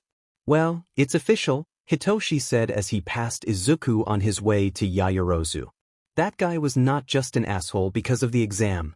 "Guess so," Izuku said, wondering what he did to piss Todoroki off as he stared at the elevator. He was brought out of his train of thought by a soft gasp. Looking at the door, Izuku beamed at the sight of Uraraka. However, the girl in question's eyes were bulging and had begun swaying. He saw her begin to fall and his instincts kicked in, running and catching her in a dip. "Uraraka," he said, worriedly fanning her. "Are you okay?" "This place," she weakly said, head still spinning. "It's a freaking mansion." Shaking her head to clear it, Achiko's face soon turned red as she looked into Izuku's worried eyes and realized he was holding her. "Nice catch, Ribbit," another voice said. Looking up, they both saw a girl who Izuku knew must be Azui. He was about to introduce himself when he heard Uraraka nervously clear her throat, reminding him he was still holding her in a dip and causing his own face to redden as he propped her back up. "Thanks, Midoriya," she said, looking to the side. "No problem," Izuku said, looking the other way. Once the blush was gone, they both smiled at the other. "It's great to see you again." "Congratulations." "Yeah, you too," she beamed back at him. Too bright, they both thought of the other's smile. They were broken out of their thoughts by the other girl letting out a small ribbit. "Oh, it's nice to meet you too, Azui," Izuku said, causing Tsu to tilt her head. "How do you know my name?" "My cousin told me all about you and how you saved her from the zero-pointer," he said, pulling out his phone and sending a quick text. "Oh, Himi's your cousin," she nodded. "That makes sense." "Yeah, I'm Azui to you, but please, both of you call me Tsu, Ribbit." "Uraraka Achiko," Uraraka happily greeted. "Midoriya Izuku," he bowed. Before the three could say any more, Himiko came bursting through the doors and tackled Tsu in a tight hug. "Tsu," Himi all but squealed. "I'm so happy to see you. I didn't get your number and I missed you so much. How dare they put us in separate classes?" "Ribbit," Tsu barely got out as her already large eyes began to bulge and her tongue began to stick out. Seeing Ida marching over, probably to demand Himi release Tsu, Izuku held out his hand to the other boy to stop him from getting even further on his cousin's bad side. "Himi, frogs need to breathe too, you know," Izuku pointed out as Uraraka quickly nodded in confirmation. Upon noticing her friend's face turning blue, Himi quickly released her. Sorry, Tsu," Himi said, red-faced and anxiously rubbing the back of her head. "It's all right, Ribbit," Tsu said, rubbing her ribs. "It's good to see you again too." As the two started happily chatting, Ida approached the two and bowed, surprising them while Izuku rolled his eyes. "Hello, my name is Ida Tenya and I would like to apologize for my behavior at the exam. You were correct that I should have focused on the presentation and filtered out all other distractions. I have already apologized to your cousin and I hope you will eventually forgive me as well." After a pause, Himiko snorted. "Dude, relax. We're cool," she said, patting his shoulder. "Just work on not being such a control freak, all right?" Once he straightened up, he gave her a smile. "Thank you." I will truly work hard to learn to loosen up, as your cousin put it, he said, adjusting his glasses. Cool, she said, giving him a fanged grin before turning back to Tsu, grabbing her and pulling her to the elevator. Come in, Tsu. I'll help you unpack.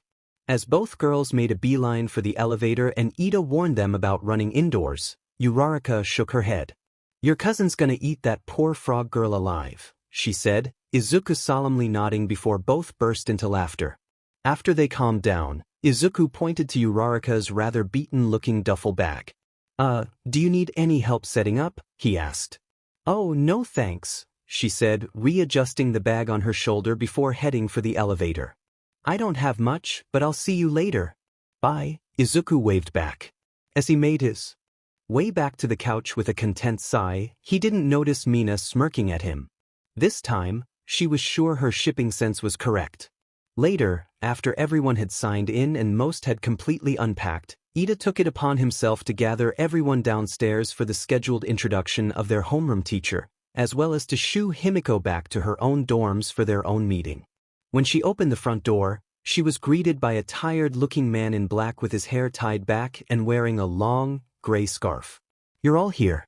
Good, he said, looking around the room before looking down at Himiko and ruffling the seafoam green hair between the two black buns. You better get a move on. Vlad's waiting on you. I'm going. Shmish, she said with an eye roll before smiling and hugging the man, confusing everyone except for the original tiresome trio. Good night, Daddy. Good night, Himi, he said, hugging her back and kissing her head. After breaking off the hug, Himiko bid everyone else good night and started skipping back to her dorm. And don't forget to call your mother before bed, the man called back.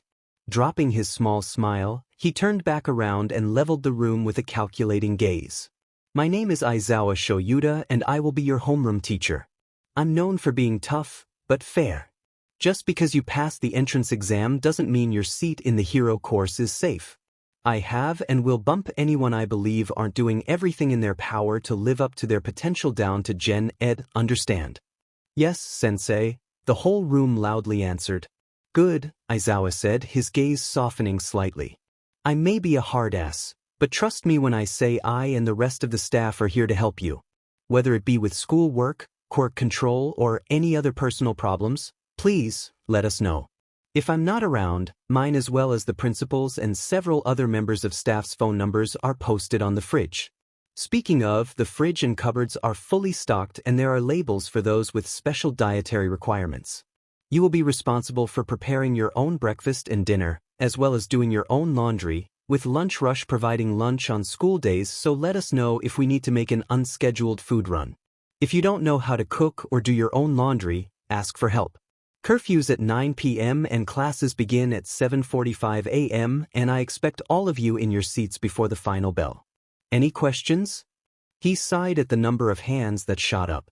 Any questions that aren't about my home life? Several hands lowered and Aizawa nodded at Tsu. What's the school's policy for visitors, Ribbit? She asked. If someone wants to visit the school, they need to get permission from Nizu with enough time for a complete background check. We take the safety of you students very seriously. On that note, you are also required to let us know if you plan on leaving campus for any amount of time. As more hands dropped, Aizawa nodded at the boy with yellow hair with a black streak in it. Kaminari, if he remembered correctly. So, I know you're a pro, but I don't recognize you, he said. What's your hero name? And what's your quirk? Ashido added. My code name is the Erasure Hero, Eraserhead, Aizawa answered. The reason why most of, if not all of you, haven't heard of me is because I'm an underground hero, meaning I do my best to stay out of the spotlight and don't participate in the pageantry of the industry. As for my quirk, well, I'm sure you'll all see it in action before long. Once everyone else lowered their hands, he nodded. All right, you're all dismissed. See you tomorrow, he said as he left. He planned on getting enough sleep for the long day. He was sure tomorrow would be 4:00 a.m. As usual, Sato woke up 30 minutes before his alarm was set to go off. Being the son of bakers, he was used to getting up earlier than most, and he thought it would be fun to use the free time before class to make breakfast for his new classmates after his morning workout. His favorite breakfast may have been American, But everyone likes pancakes, right? Maybe he'd also make some muffins if he had enough ingredients.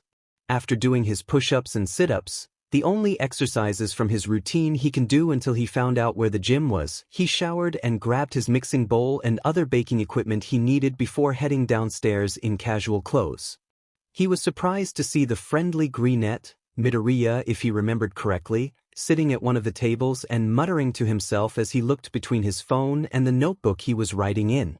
Not wanting to disturb him, he quietly made his way to the kitchen and began brewing a pot of coffee and gathering ingredients for his great-grandma's pancake recipe. "I hope you're not touching Hitchin's brew." Sato jumped and almost dropped the large bowl as he spun around to see Midoriya standing behind him. Sorry," Izuku said, hands raised. "Didn't mean to scare you." "It's fine," Sato said, nodding and blushing slightly at being so easily startled. Who's Hitchan again?" "Shinso Hitoshi," Izuku said, pouring himself a glass of water. "He treats coffee like some holy nectar of the gods and pays extra for the good shit, as he calls it." "What you're up to?" "Well, since I was up so early, I figured I'd make everyone pancakes for breakfast," Sato shrugged, grabbing a carton of eggs and milk from the fridge. "What are you doing?" "Oh, just some extra work for my mentor," Izuku waved off. "You want some help?" Sure, if you're offering," Rikido shrugged, his big lips turned up in a smile as both boys went to the sink to wash their hands. Tenya had just finished getting ready for his morning run and was on his way to the elevator when he smelled something delicious. His thoughts were quickly interrupted when the elevator opened to reveal 𝗵𝘃𝗲 wearing a big green hoodie and black shorts. Looking up from his phone, he scowled up at Ida. "Good morning, 𝗵𝘃𝗲," Ida said with an arm chop as he entered the elevator. "Are you going for a morning run as well?" 𝗵𝘃𝗲 grunted with a nod before looking back down at his phone. Unfortunately, Ida didn't take the hint and just kept talking. "That's wonderful. It warms my heart to see a fellow hero in training taking physical fitness seriously. Perhaps we should talk to Aizawa-sensei about forming an official morning run CLU-. He was interrupted by the doors opening again on the second floor and both boys were greeted by Shinso in a purple hoodie and paw print sweatpants. He was nursing a coffee and had his cat ear headphones around his neck. "Morning, guys," he tiredly said as he boarded the elevator. "Good morning, Shinso," Ida snappily replied.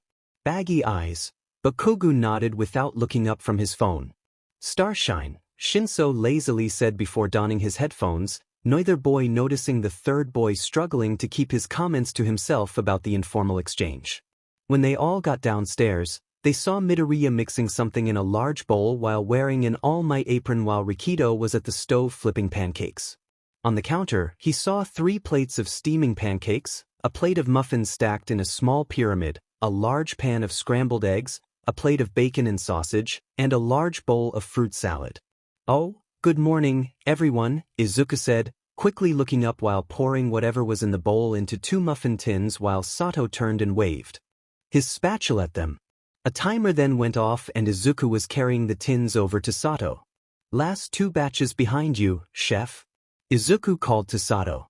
"Heard," the larger boy responded, pausing his flipping and taking the 2 tins while Midoriya grabbed the 2 finished ones from the oven with his bare hands. Ida just stared as Midoriya gently pulled the muffins out and began another pyramid. "Good morning, Midoriya." "Rikido," Ida finally said with a stiff nod as the other 2 went to one of the set tables and each grabbed a plate. What is all this?"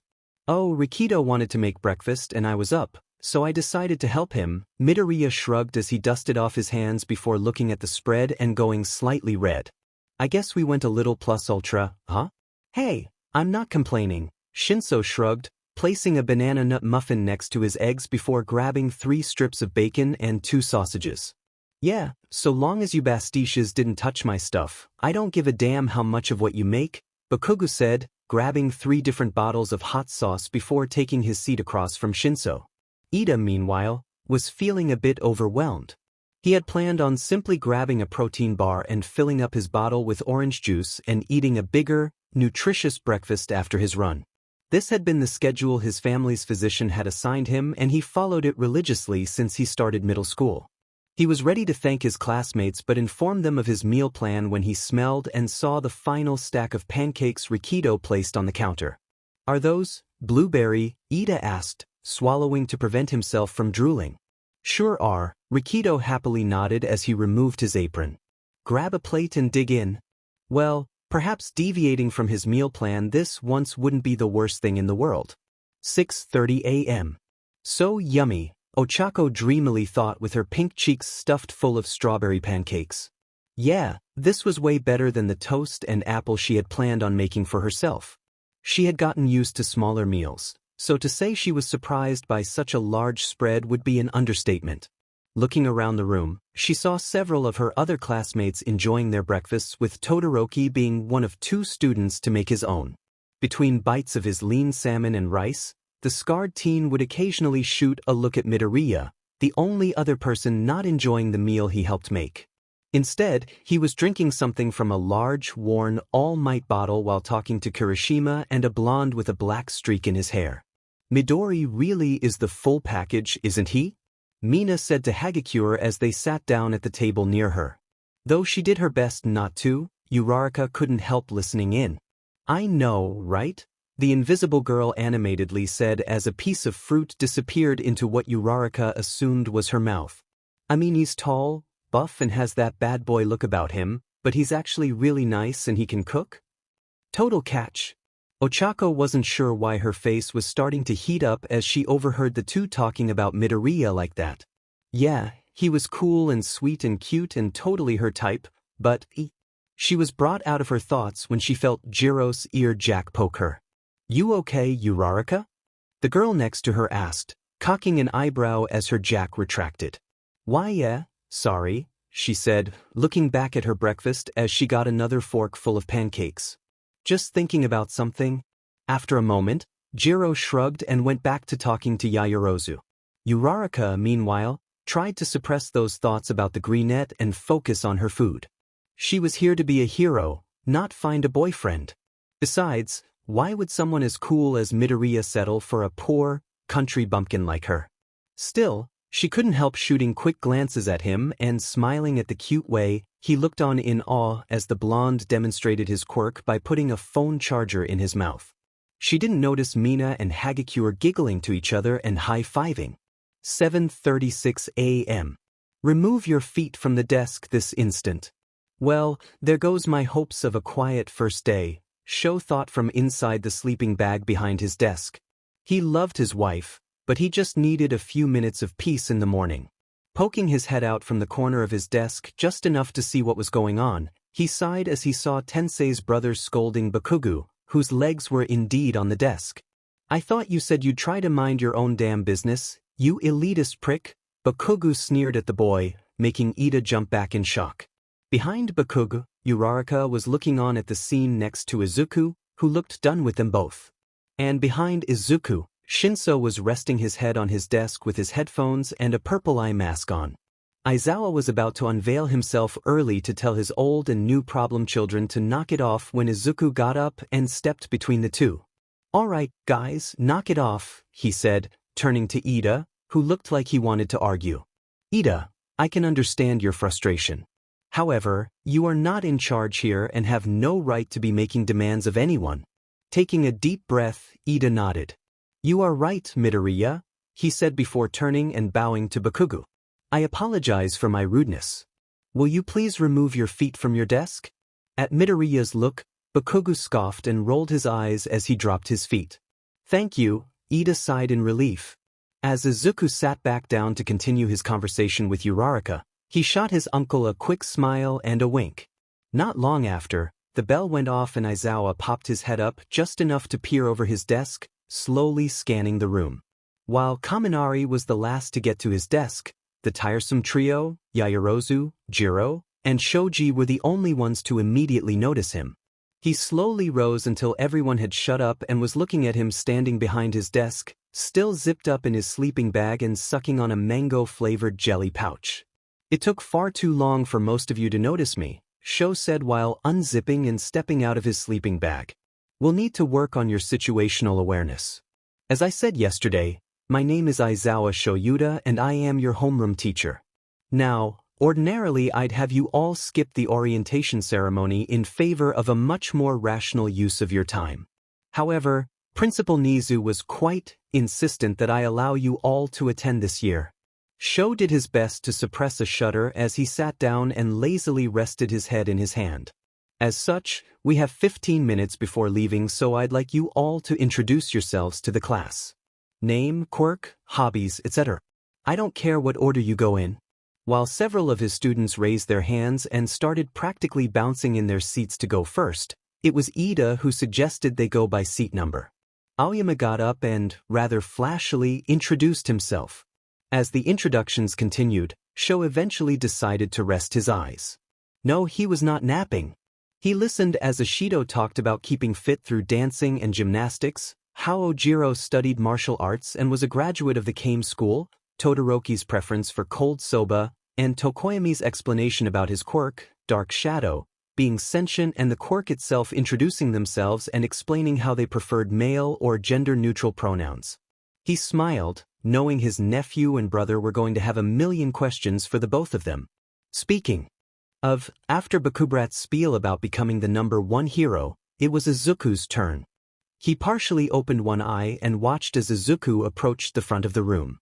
He noted that, despite already introducing himself to his classmates in one-on-one interactions, he still looked a little shaky. He'd have to talk to Inui about how to help Izuku with his anxiety when it came to addressing crowds. After introducing himself and explaining his quirk and how he was a quirk nerd like his dad, he was about to go back to his desk when Azui raised her hand. Yes, sorry, Tsu? Izuku nervously asked. Since Hime is your cousin, that would make Aizawa-sensei your uncle, right? The frog girl asked.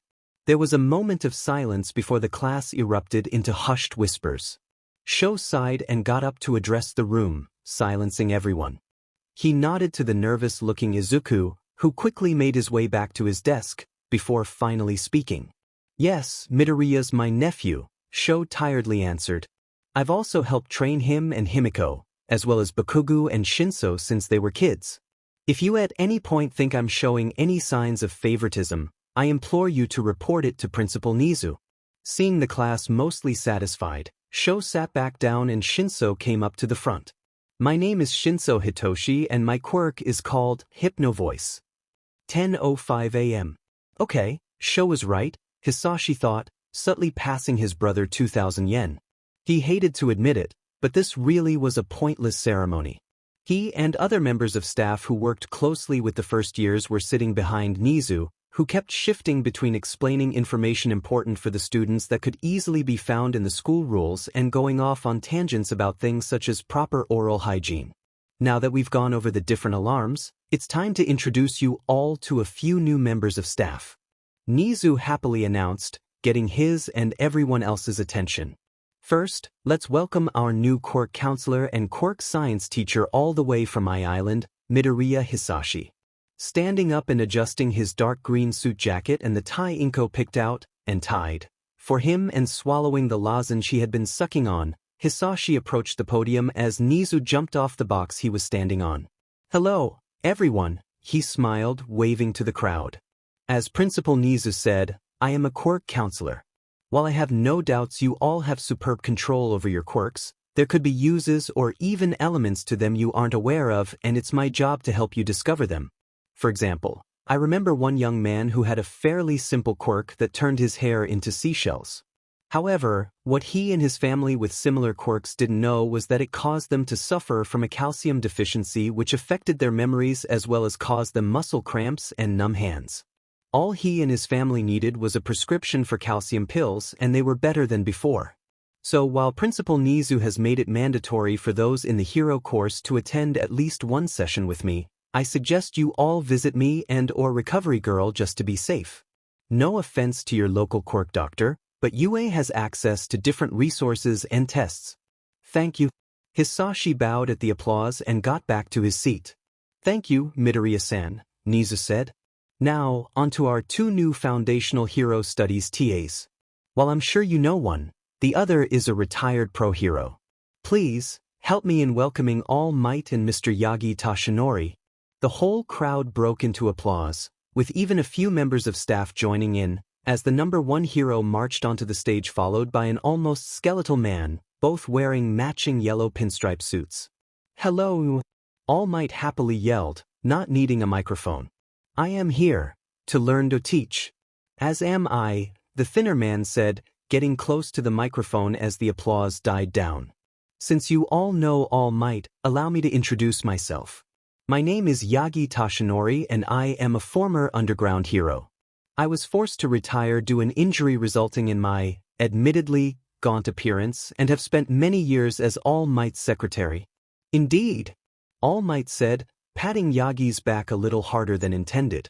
"We've been friends for years and will be taking turns as Big Green's TAs. As such, I hope you'll show my good friend here the same respect I expect you'll show me as well as all your other teachers." "Thank you, All Might, Yagi-san," Nizu said, getting back on his box. "Now, I believe that covers everything of immediate importance. All students not in the hero course may return to your classrooms. Classes 1A and 1B, please gather around your homeroom teacher to collect your gym uniforms. Oh, and welcome to everyone." As All Might waved goodbye as the crowd dissipated, Yagi walked off stage and, after making sure no one was looking, dipped into a staff locker room. Once inside a shower stall, their disguise began to melt away until Himiko was left in her UA uniform. As she finished washing away what was left of her disguise down the drain, someone else entered the locker room and Himiko happily hugged herself. "Hi, Himi," the first Himiko said. "How'd I do as Yagi-san?" "You were perfect, Himi," the other said, passing herself a gym uniform. "Welp, you better get a move on before our classmates get suspicious. You might even be able to sneak a peek at Tsu." The first Himiko blushed and waved the other goodbye before quickly making her exit. The other Himiko then happily skipped into the same shower stall the other had used and, still grinning, snapped her own neck and quickly melted down the drain. 10:31 a.m. And, despite what our parents told him, he still comes home, arms covered in gauze carrying the annoyed-looking mama cat, a kitten on his head and 5 more clinging to his back. Vlad burst into laughter once Hisashi finished his story while Sho just grumbled as he redid his hair. "Wouldn't it be more logical to just get your hair cut rather than having to constantly tie it back?" Ken asked his fellow homeroom teacher after he was done laughing. "What? And let my sister-in-law win?" Shota scoffed as he finished retying his hair back while Hisashi shook his head at his brother's stubbornness. "I may be logical, but I've still got some pride." Ken just chuckled at that. Yes, he understood all too well when it came to matters of pride. It's why he pushed the friendly rivalry between their two classes. It wasn't long before they saw their students approaching. "Oh, come on, Midori," Ishido practically whined. "You've got to have some idea what's going on." "Ishido, it's rude to pester Midoriya for information about our sensei's lesson plans," Ida sternly said. "Yeah, guys, knock it off," Uraraka chimed in. "We'll find out what's going on soon enough." "Oh, you two are no fun," Hagakure scoffed. "Come on, Midoriya. Give us a hint." "Sorry, guys, my lips are sealed," Izuku apologized with a smug smile. "Besides, the gym uniforms should be enough of a hint," Shinso lazily said to Yaoyorozu, who nodded with a small, knowing smile, and Tokage, who gave him a wink and a sharp grin. "Hey, Midoriya, what's your dad doing here?" Kaminari asked. "Wait, so his uncle's the homeroom teacher and his dad's the quirk counselor? That's not fair. He has access to our class's quirks and can use that information to give 1A an advantage in the sports festival. Then again, he's also Fukukado's uncle, so..." Kan's eye twitched at Monoma's voice. Despite his own competitive nature, that kid took it to a whole other level and he already knew the loud blonde was gonna be his problem child, as Sho liked to call them. "Oh, knock it off, Monoma," Kendo said, already tired of his attitude. "Yeah, shut it, blondie." Himiko almost snarled at the blonde, making him flinch. "My cousin doesn't need his dad's help to figure out our quirks, and I'm sure as hell not gonna ask my uncle to break any confidentiality rules to screw over my friends in 1A. Now, knock off the chatter, everyone, before my dad gives us all detention." At this, almost everyone turned to the tiresome trio, who all nodded in confirmation, and all chatter ceased. 8 minutes, 26 seconds, Aizawa finally said. While I can't speak for Kan, I expect better of my students in the future. Actually, I agree, Kan said, arms crossed and giving his students a stern look, cowing the few who looked smug at their sister class's embarrassment. It should take you all no more than 5 minutes to change into something as simple as a gym uniform. That said, now that you're all here, we're going to be doing a quirk assessment test. Before anyone could ask, Aizawa tossed a ball to 𝗧𝗵𝗲, you scored 3rd in the entrance exam. What was your furthest throw in middle school? About 55 meters, I think, ribbit. Aizawa nodded and gestured toward a circle on the ground. This time, try using your quirk. Anything goes, so long as you stay within the circle. Tilting her head, 𝗬 quietly croaked when 𝗵𝗃𝐻 gave her a light push. Go on, 𝗬, the vampire girl excitedly encouraged her friend. Yeah, show us what you can do, girl. 𝗬𝐻𝐽 cheered.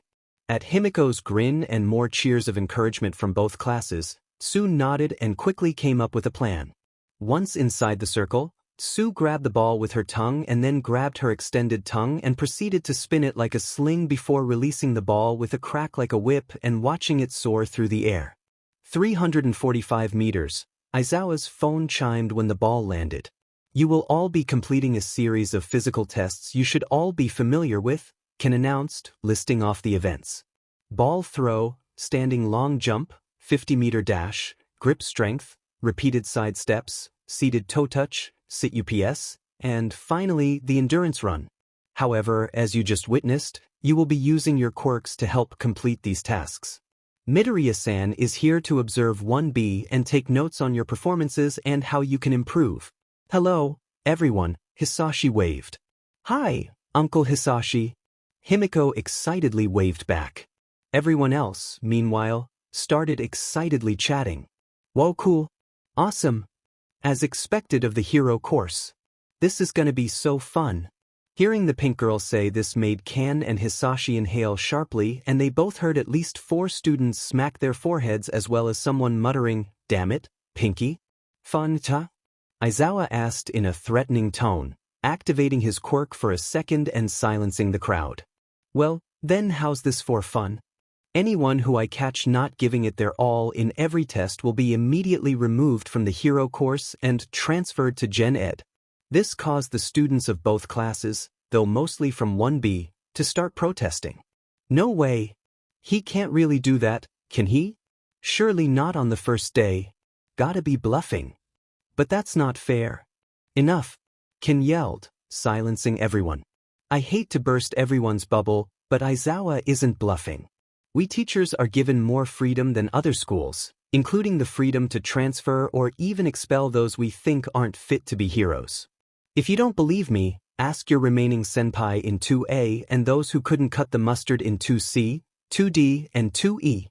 As for the unfairness of my brother's standards, let me ask you something, Hisashi started, stepping up with a serious look on his face.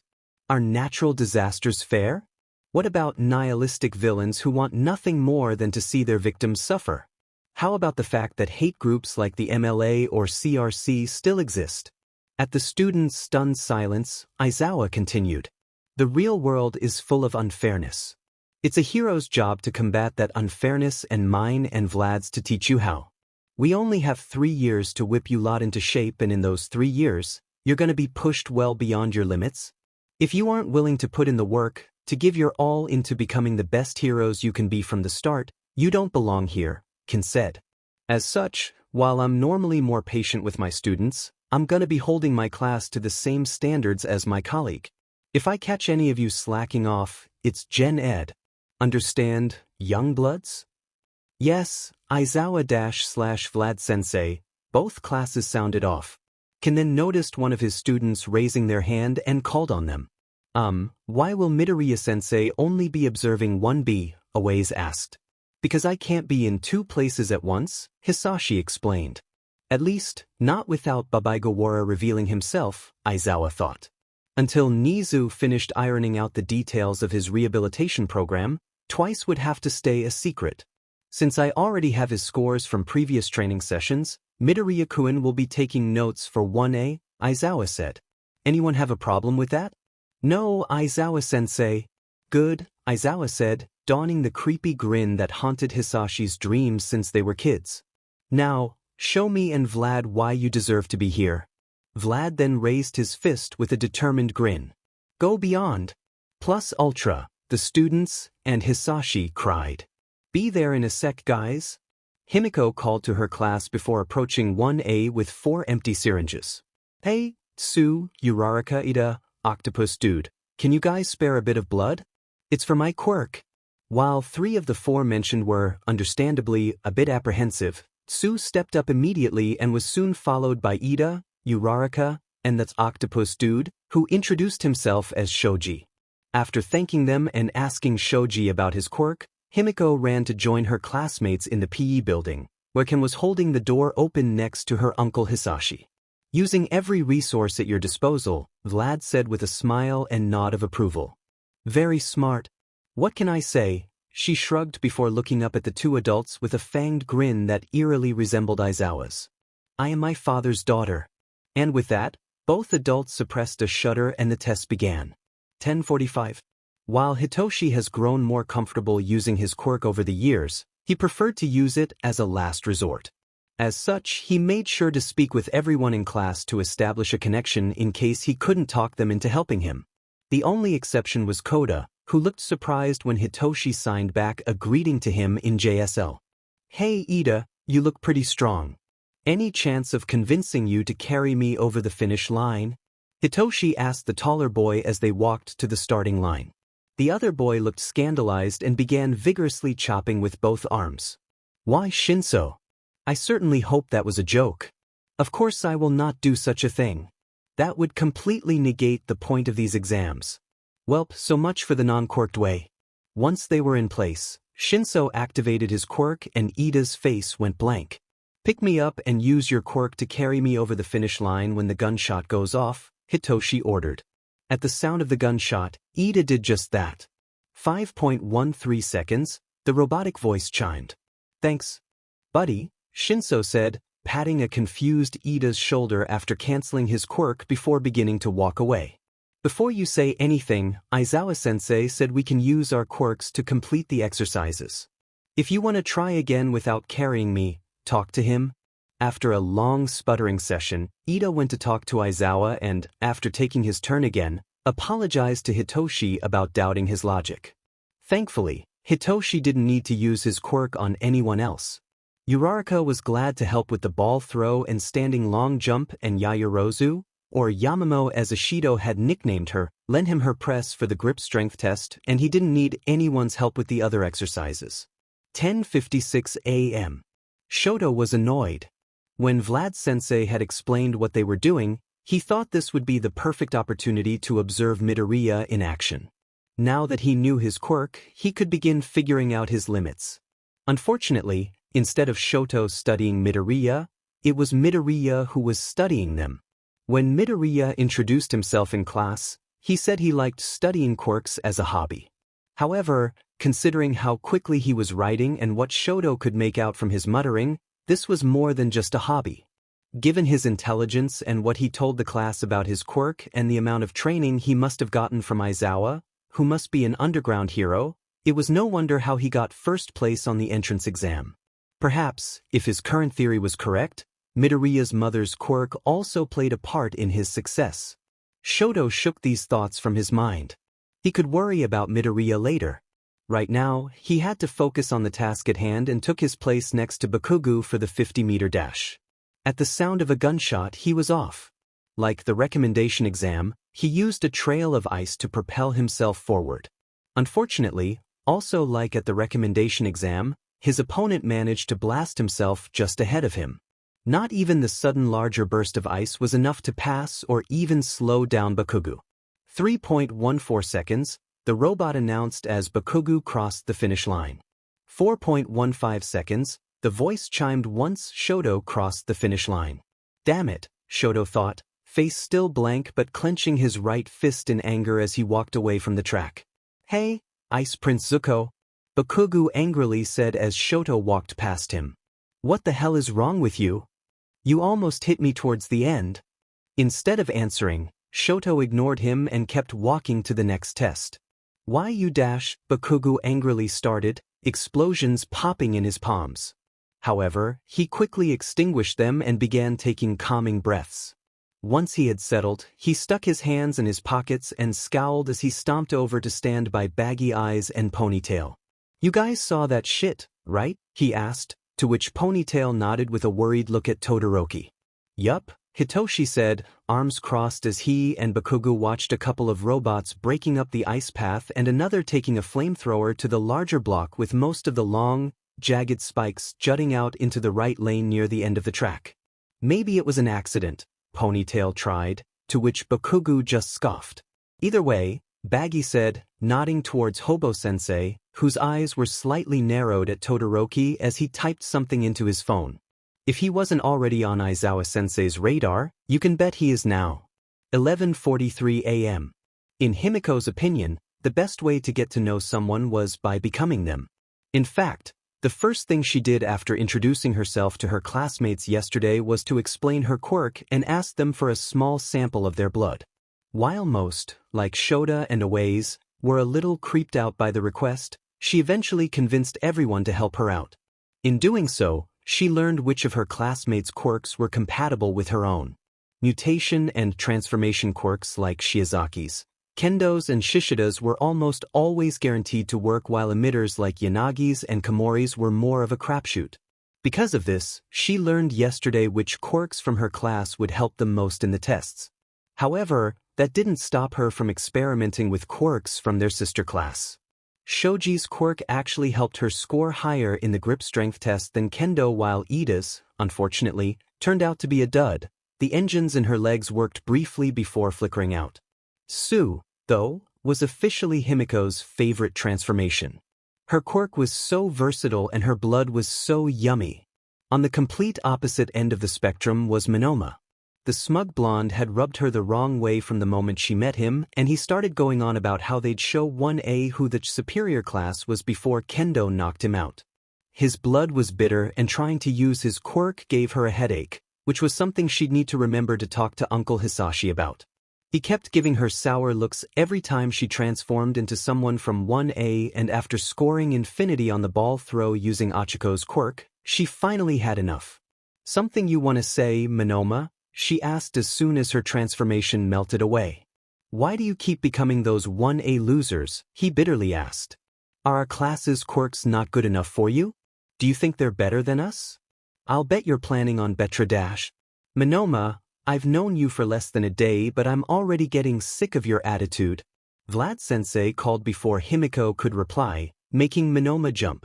While I'm all for a friendly rivalry with 1A, the key word being friendly, you have shown nothing but jealousy and disgust towards your sister class and making everyone else uncomfortable. If you don't knock off this immature attitude, I'll knock you down to Gen Ed and book you sessions with Hound Dog until I think you're ready to come back. Do I make myself clear? Weiss, Vlad-sensei, Monoma shakily said before running to the next test. If he gives you or anyone else more trouble, just let me know, Vlad softly said to Himiko. Will do, Himiko beamed at him. Thanks, sensei. 1:35 p.m. Alright, stop, I'm officially calling it, Aizawa called out. At this, the students still running halted and began panting, except for Izuku, who was asked to participate, Yaoyorozu and Hitoshi, though the latter looked a little red with his hands around Yaoyorozu's waist as they rode an electric scooter she created, and Kurwaro, who had hitched a ride in Izuku's shadow. While I can't speak for Aizawa, I must say I was pleased with your performances, Vlad announced as Hisashi passed out waters. I agree, Hisashi happily said, flipping through his and Izuku's notes. Well, they're not hopeless, Aizawa said, though he hid a smirk in his scarf. However, Tokoyami, Hagakure, Koda, Kaminari, Uraraka, Jiro, I hold extra training sessions on Saturdays starting at 8 a.m. I strongly suggest you attend. Yes, sensei, the mentioned student said. As for my students, I hold mine on Sundays, Kin said, not naming names but giving Monoma as well as a few others looks that said you'd better be there or else. Pick up your syllabi from the classroom and you're dismissed for the day, Aizawa said. Wait, senseis, Monoma almost desperately called out. Aren't you going to show our rankings? The three adults shared a look. These tests weren't so you can brag about your placement, Aizawa said, the blonde flinching at his tone. You'll be getting your individual scores tomorrow morning along with notes from Midoriya, Kin said. Now hit the showers and then the cafeteria. It's about an hour and a half past lunch, and we don't want recovery girl on our asses for starving you. And with that, the adults walked away and were soon followed by the students. 2:17 p.m. Hey, Midoriya, can I ask you a couple questions? Uraraka asked, pausing her lunch. Shoot, Izuku nodded as he shook his bottle. First, what are you drinking and why are you drinking it instead of eating? Yeah, you were drinking it this morning too, Sato pointed out from his seat next to Yamamoto. Oh, it's a special meal shake, Izuku said, after taking a drink. Remember what I said this morning about most of my senses being shut down? It's just more practical to substitute these for something I won't be able to taste anyway. Wait, you can't taste? Kendo asked. While most of her class had sat together, she, 𝗏𝗧𝗏, and a boy named 𝗧𝗏𝗧𝗏 had joined Himiko at the mostly 1A populated table. Or touch or smell until he takes a nap, Himiko said after taking a drink from her blood bag. Even then, he loses all his strength and it's only for a half hour after waking up. Wow, that sucks, dude, 𝗏𝗧𝗏 said, getting a light elbow from Kendo and getting a light scolding from Yamamoto and Ida. Well, she's not wrong, Sato shrugged, poking at his food. My diet's a bit special too, but I couldn't imagine not tasting it. Yeah, making a sacrifice like that for your quirk to be as strong as it can be is super manly, dude. 𝗧𝗏𝗧𝗏 said, making Kirishima perk up. Dude, Kirishima grinned, offering silver-haired boy a hardened fist. Bro, 𝗧𝗏𝗧𝗏 grinned back, his fist turning metal and a few sparks flying as they bumped fists. Second, Uraraka continued after swallowing another bite of her chicken. Why does Bakugo call you Deku? I can understand your nicknames for your friends and cousin, but is it supposed to be short for Dikairu, like, you can do it since you're so strong? Not even close, round face, Katsuki scoffed. It's short for Dekyunabu. He's a Deku cause he couldn't do anything right when we were kids. I thought it was because you read the kanji in his name wrong, Hitoshi lazily smirked. Regardless, Izuku interrupted. Since I refuse to stop calling him Kaken, he refuses to stop calling me Deku? Well, I like the name, Uraraka beamed at him. Like I said, it reminds me of Dikairu and kinda has a cute ring to dash. Why you can call me Deku, Izuku quickly said with a blush. I mean if you want. Thanks, Deku, Uraraka said, still smiling but also going a little red. Do you have a nickname for me? How about Akin? Izuku nervously asked. Ooh, I like it. Achiko beamed. Too bright, Izuku thought, considering asking Yamamoto to create a pair of sunglasses for him. 3 p.m. After picking up their syllabi, both classes returned to their dorms, with Tsu and Kirishima deciding to visit their new friends at 1B's dorms and hopefully get to know other members of their sister class. While Todoroki quickly retreated to his room, everyone else was downstairs. So, anyone wanna watch a movie? Izuku asked, to which almost everyone started making requests. Oi, shut it ya bestitious!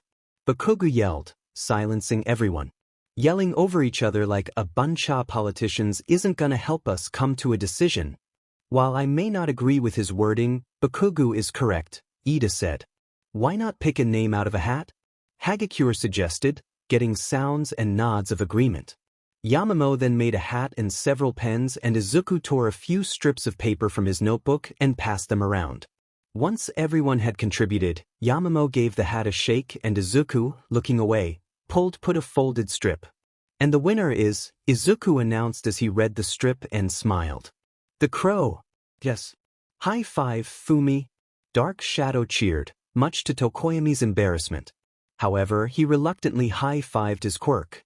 By the way, mind if I ask you a couple dozen questions when the movie's over? Tokoyami, Izuku excitedly asked. I suppose that would be alright, Tokoyami said, the quirk excitedly nodding as they left to grab the vintage Blu-ray from their room. After much begging from her classmates, Yamamoto gave in and created a projector and screen to cover several windows. Once everything was set up, including several people moving the couches and bringing down beanbag chairs from their rooms, as well as a few classmates from 1B joining them, they started the movie. 8:30 p.m. "Have a good patrol, hun," Emmy said, kissing her husband on the cheek with Nettie purring in her arms. "Don't wait up, babe," Sho said, kissing her back while scratching Nettie on the head and bending down to stroke 𝗵𝗃𝗧𝗏 before leaving. Before officially starting his patrol, he walked by 1A's dorms. Looking in the window, he saw a projector pointed at it and a large sheet folded up on the couch that Izuku was helping move back into place. His nephew, Ida, and Sato were the last ones downstairs, and while the latter two were doing the dishes, Izuku noticed him peeking in. He smiled and signed "Good night, uncle," which Sho signed back "Good night, problem child." He then continued walking until he was outside UA's massive gate. He then adjusted his goggles and started running before shooting his scarf out and swinging into the night. As he did so, he thought about his kid students. He had to admit they all showed promise. While some could use some help with their quirks and others in physical fitness, those were problems he was sure he could help with. The only real problem he saw was Todoroki. The kid was cold towards his classmates and was clearly only using half of his quirk in every test, despite his threat. While he knew he should have followed through, he was willing to give the kid the benefit of the doubt and keep an eye on him for the time being. After all, it could be a psychological issue, and if that was the case, he'd have to talk to Inui about how best to approach the issue. Feeling his phone vibrate, he landed on a roof before checking it. Seeing it was a text from his daughter that read "First movie night" with a pic attached, he opened it. Hime was grinning and sitting on a couch with an arm around Azui's shoulders with the rest of his class minus Todoroki and a few of Vlad's students huddled around them. Whatever movie they were watching, it seemed to be an intense moment given how many kids were on the edge of their seats and how close Yaoyorozu and Yurarako were, unknowingly by the intense looks on the girls' faces, snuggled close to Hitoshi and Izuku. Sho smiled and put his phone away before leaping to the next roof.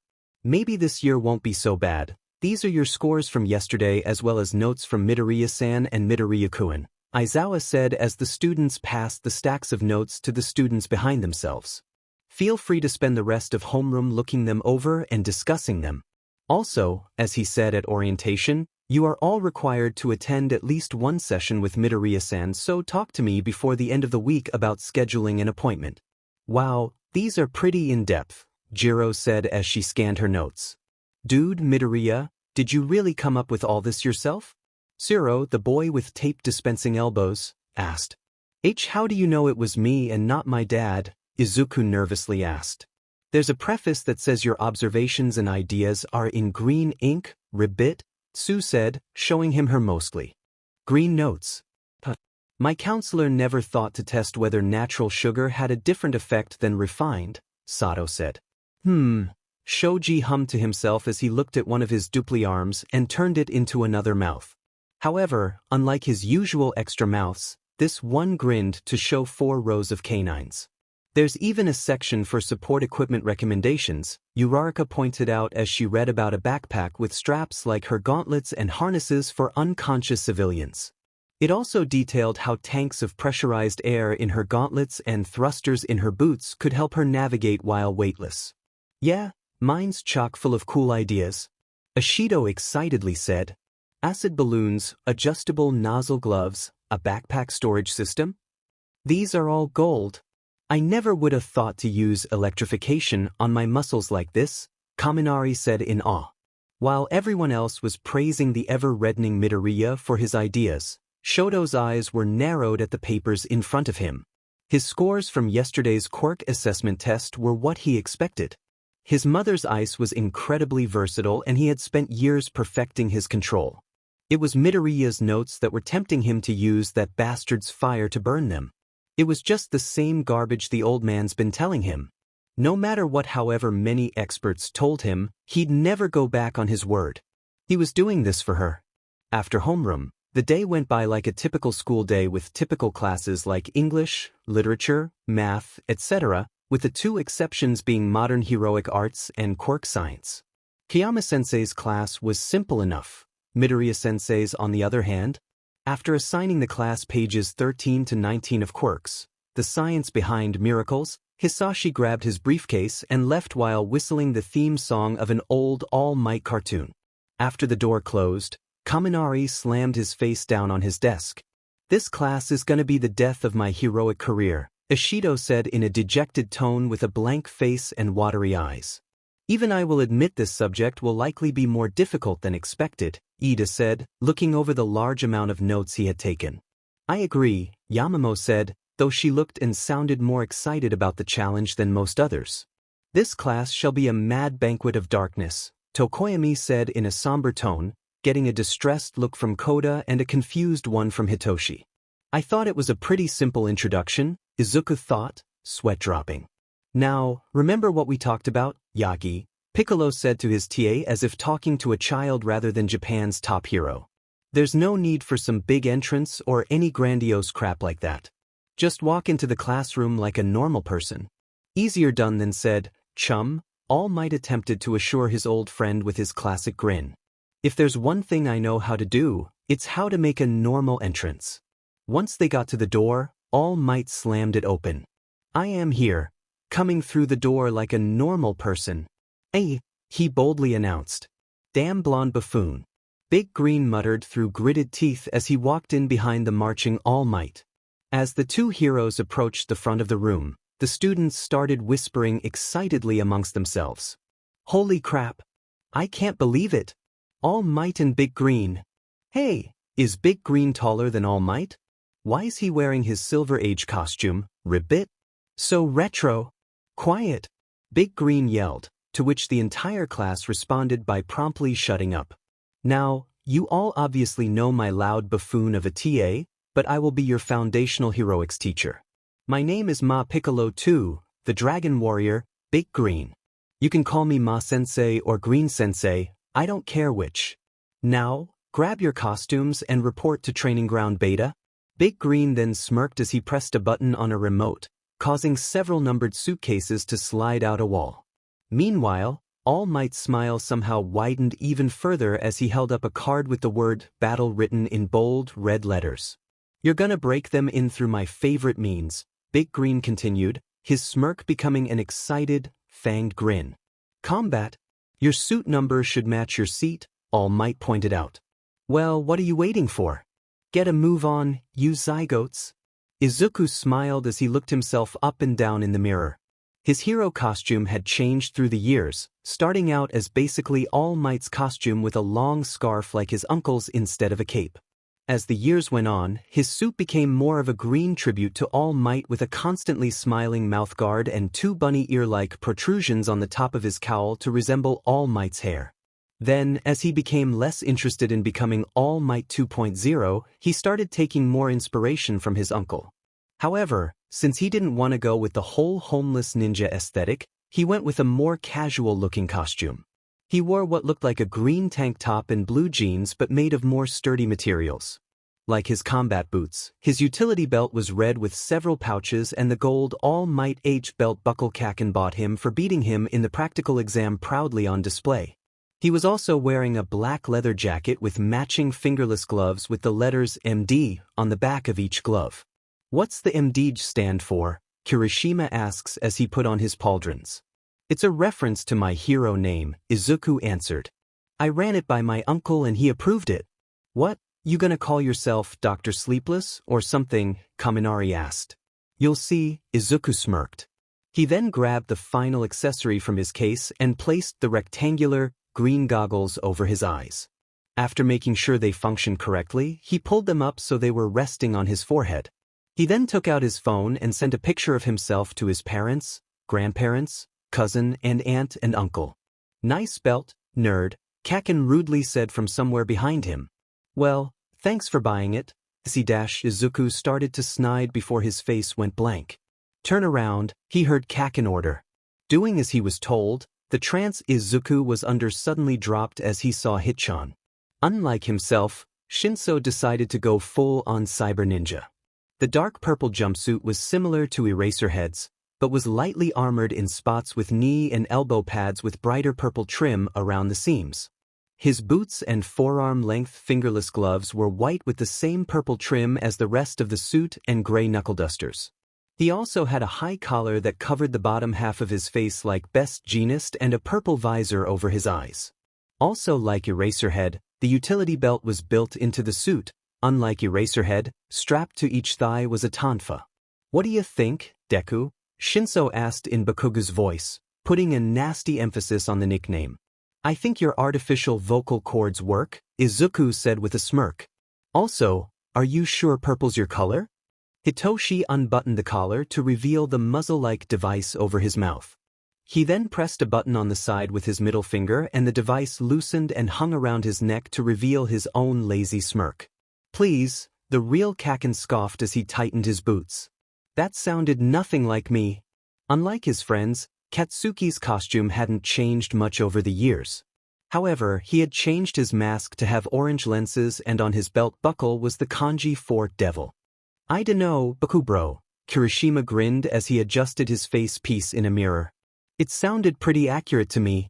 "Oh, totally," Ojiro said as he slipped on his lucky wristbands. "I agree," Iida said, his costume looking similar to Ingenium's but silver and with a slightly different helmet. "While I disapprove of Shinso using his quirk, the tone and inflections were spot on. Now, if everyone's ready, we should get going. Midoriya, 𝗵𝗃𝗲, Shinso, since you know your way around the school, would one of you kindly lead us to ground beta?" "Yeah, sure," Izuku shrugged as he took out his phone. "Just let me text you Rarika and see if the girls are ready."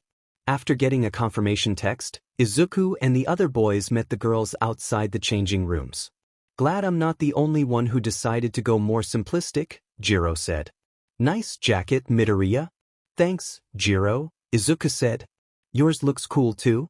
"Well, both your costumes look more comfortable than mine," Urarika said, approaching them with her face slightly red and a hand rubbing the back of her head. "It looks like I wanted it, but it's a little tight in places, you know?" "Well, I am sure you can talk to the support department about getting it adjusted," Izuku stuttered, face beet red and looking away. But I think it looks great on you. The space theme really works."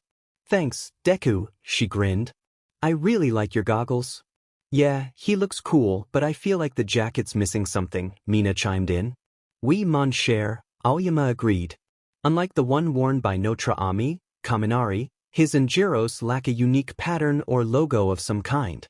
Something to help them stand out, non? "Oh, who asked you?" Jiro said, crossing her arms and looking away. "All right, ramblers," Shinso called out once everyone was gathered. "Let's get ramblin'." Upon entering the faux city, they saw All Might and Big Green waiting for them. "They say the clothes make the pros, ladies and gentlemen, and I can't help but agree," All Might excitedly said. "From this moment forward, you are all officially heroes in training. Let's not get carried away just yet," Big Green said, arms crossed and eyes scanning the crowd. "Kirishima, Todoroki, step forward." Both boys did as they were told. "Kirishima, why aren't you wearing a shirt?" Well, my quirk kinda tears up most clothing," the red-haired teen nervously said before activating his quirk. "Besides, my quirk can protect me." "Really?" Big Green questioned with narrowed eyes. "Can you keep your quirk active for 8 hours? Can you harden yourself faster than a bullet?" This seemed to do the trick as Kirishima not only deactivated his quirk but also seemed to shrink under his criticisms. "It's fine for today, but I want you to report to the support department for flexible body armor immediately after class," Big Green ordered. "Yes, Green-sensei," Kirishima loudly answered. Big Green nodded before turning his narrowed glare on Todoroki, who seemed completely nonplussed by it. "You can keep the half mask and temperature regulator, but everything else has to go." Todoroki looked like he wanted to argue, but Piccolo didn't give him the chance. "Not only does the material used for the fake ice make your left side too stiff, but the overall design is terrible. Someone aiming for the number 1 spot should know they won't get there with such a simple costume." "Understood." While his right eye narrowed, Todoroki reluctantly nodded. "Good," Piccolo nodded, scanning the rest of the crowd.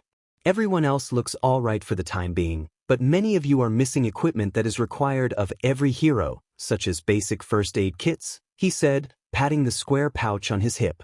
"Costume improvements and support gear will be something Midoriya-san will discuss further with you." For now, tell them about the exercise, All Might. And no questions until the end, 𝗧𝗓.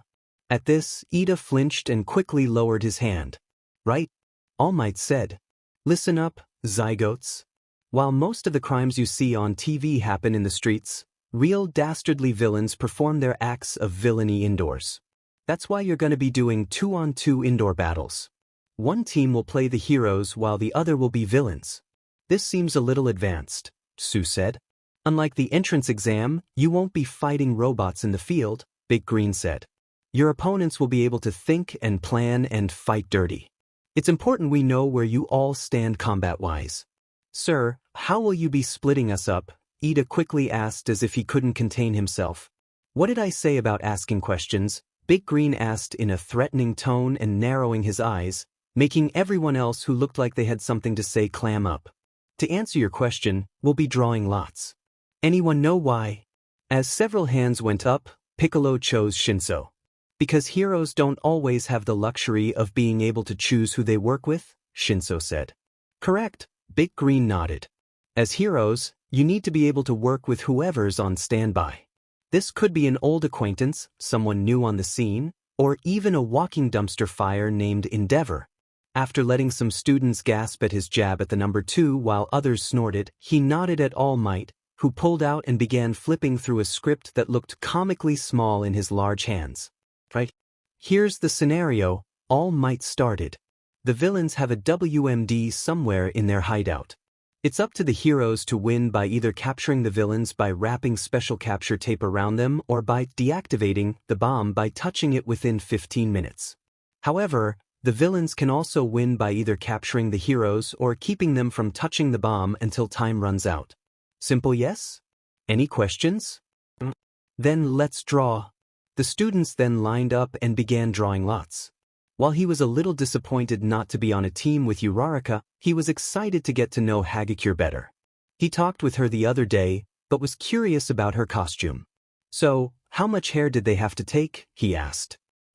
What do you mean? She asked, sounding genuinely confused. You know, when they made your bodysuit. Is it not DNA infused? Is it some new technology that turns invisible or dash? Midori, she interrupted him, sounding slightly embarrassed as her gloved fingers twiddled. I'm, not wearing a bodysuit. Excuse me for a moment, Midoriya finally said, face practically boiling as he stiffly walked over to the teachers. Everybody watched as Izuku whispered something into All Might's ear that made the number 1's eyes widen and face turn red and Big Green to smack his hand over his face. 𝐒𝐭𝐲, you're excused from this exercise, Big Green tiredly said. What? Why? The floating gloves animatedly asked. Young 𝗒𝐭𝐲, All Might started, red-faced and looking anywhere else but at the invisible girl. While it is wonderful you're so comfortable with your body, there are regulations your costume is in violation of and as such dash. Wait, Kaminari started, eyes going wide. Are you saying dash? Good grief, she's naked. Bakugo shouted, making everyone else blush, even Todoroki. I mean, it's not like anyone can see anything, so, the girl nervously trailed off. Regardless, we can't have an underage student running around without even the minimum amount of protection, Big Green said. Besides being against laws of public indecency, a 𝗓𝗓 could accidentally burn you, or you could get frostbite from any of Todoroki's attacks, not to mention what you could step on if you want to be fully invisible or what you'll do in winter. Besides, can you honestly say you'd feel comfortable carrying civilians who may accidentally grab something? All Might added. Okay, point taken, 𝗒𝐭𝐲 said, gloves shivering slightly. But what about Midoriya? He shouldn't have to be the only one without a teammate. I don't mind fighting 1-on-2, Midoriya said, still looking away. Please, just put on a gym uniform or something. Please. 𝗒𝐭𝐲 said in an exasperated tone, leaving to go change. Once she got back, All Might drew the first 2 teams. The villains will be Team A, while the heroes will be Team D. Hell yeah. Bakugo cheered. He may be stuck with IC as a teammate, but at least they were heroes and their opponent was Deku. Now, Midoriya, once you enter the building, you'll have 5 minutes to set up. Remember, you're a villain, so act like one. Got it. Midoriya nodded as he entered the building, and All Might turned to Bakugo and Todoroki, handing each boy a copy of the floor plan. I suggest you boys use this time to plan. Everyone else, to the observation room. After feeling confident he'd memorized the floor plan, Katsuki crumpled it up and used his quirk to turn it to ash. He then turned to Todoroki, who was just staring at the building. Taking a deep breath, Katsuki swallowed his pride and spoke. Look, Zuko, you don't like me and I don't like you, but we're gonna have to work together to beat Deku. He's strong, smart, and fast and will do everything in his power to stop us from getting to that bomb. Here's my plan dash. I already have a plan, Todoroki interrupted. What, you gonna freeze him? Bakugo sneered. When Todoroki didn't reply, Bakugo just looked at him like he was insane. Wait, seriously? That's your big fraggin' plan? Before the half and half boy could respond, the starting alarm went off. Stay out of my way, Todoroki said, leaving a fuming Bakugo as he approached the building. Placing his right hand near the entrance, Shoto unleashed a wave of ice that encompassed the outside as well as the inside of the building. As the ice filled the inside, he felt it spread and encompass part of the bomb and what could only be Midoriya, making sure to entomb him in 3 layers of clear ice. Meanwhile, Bakugo was livid. All that damn ice would make his quirk more difficult to use, and he knew for a fact it wouldn't hold Deku. Before he could yell at the idiot, he heard All Might's voice in his ear. As he listened, his face turned into a vicious grin. I know for a fact Midoriya is restrained, Todoroki mused. Sensei must want us to touch the bomb. Well, have fun with that, Bakugo said, walking across the street and leaning against another building to get a good view. Todoroki's eyes narrowed at him for a moment before turning back and walking inside. Sir, why did you fail the hero team? Ida questioned with a raised hand, clearly not the only one confused. The video feed they were all watching showed Midoriya frozen up to his neck, though the greenette looked fairly content and more fascinated at the different-looking ice that encompassed him. By all rights, the heroes won. And why'd you only let Bakubro know? Kirishima asked. To answer your first question, it's because Todoroki detonated the bomb, Big Green said, pressing a button to zoom in on a panel on the fake bomb that read thermo trigger. Any of you familiar with an incident involving a hero named Bleeyes? Oh, Yaoyorozu said with wide eyes, remembering reading about the incident in question. Oh, is right, Shinso said. A villain had purchased bombs on the black market specially made with Bleeyes' quirk in mind. Before the villain could threaten him with this information, Bleeyes used his quirk and the rapid drop in temperature detonated the bombs, leveling the building they were in and killing them both. I had a feeling Todoroki would try a similar stunt, Big Green said, narrowing his eyes as the boy slowly walked up the stairs. While it's important to de-escalate a situation as quickly as possible, proper recon is even more so. Keep that in mind before any of you use your quirks in such a situation. And to answer your question, young Kirishima, it's because Todoroki needs to learn to listen to and work with others, All Might said. Aizawa and Midoriya-san have said young Bakugo and Midoriya-kun have known each other since they were in diapers. To disregard such a goldmine of information about their opponent was foolish to the nth degree. Indeed, Piccolo said as Todoroki entered the bomb room, where Izuku was looking at him with a bored, almost emotionless look. Now, he's about to reap what he's sown. It wasn't long until Bakugo heard ice shattering and saw a large spike erupt through a 3rd-story wall. He then saw Todoroki being thrown through a window next to it and roll down an ice slide he made just in time to avoid serious injury. Pathetic, Deku said in a bored, almost disappointed tone before jumping out the broken window and leaving spider cracks where he landed. I was hoping a bomb this size would be enough to get the attention of a couple real heroes. Guess I'll have to settle for Endeavor's little bastard. Back on his feet and his eye narrowed at the comment, Todoroki stamped his right foot and shot a large pillar of ice at Midoriya as the other boy started slowly approaching. However, Midoriya was as fast as he was strong and had sidestepped out of the way of the attack as he continued his slow stride. Soon, Shoto found himself backing up as pillar after pillar, wave after wave of ice was sidestepped or shattered by Midoriya. Hearing a clicking noise, Todoroki turned his head slightly to see Bakugo snapping pictures with his phone. This brief distraction cost him as Midoriya was suddenly in front of him and quickly delivered a kick to his stomach, sending the boy flying and tumbling onto his back at Bakugo's feet. "Oh, Kaken," Midoriya lazily said as Todoroki held his stomach and struggled to breathe. "I didn't see you there. You gonna try going for the bomb while I'm busy beating your partner to a pulp?" "Nah," Bakugo smirked as Todoroki started to get up. "He asked me to stay out of his way, so I'ma do just that." Shoto stopped himself from shooting the other boy a scowl and kept his eyes on Midoriya. Then he blinked and Midoriya was gone. How fast was he? Acting on instinct, Shoto used his ice to quickly slide forward, just barely avoiding Midoriya as he came down fist first and leaving a small crater in the ground. "You're fast," Midoriya said before shooting forward and delivering several quick jabs to Todoroki's torso and ending the assault with a right hook that cracked his mask. "But I'm faster." "Ouch," Kaminari cringed. "Damn," Midoriya's not holding back.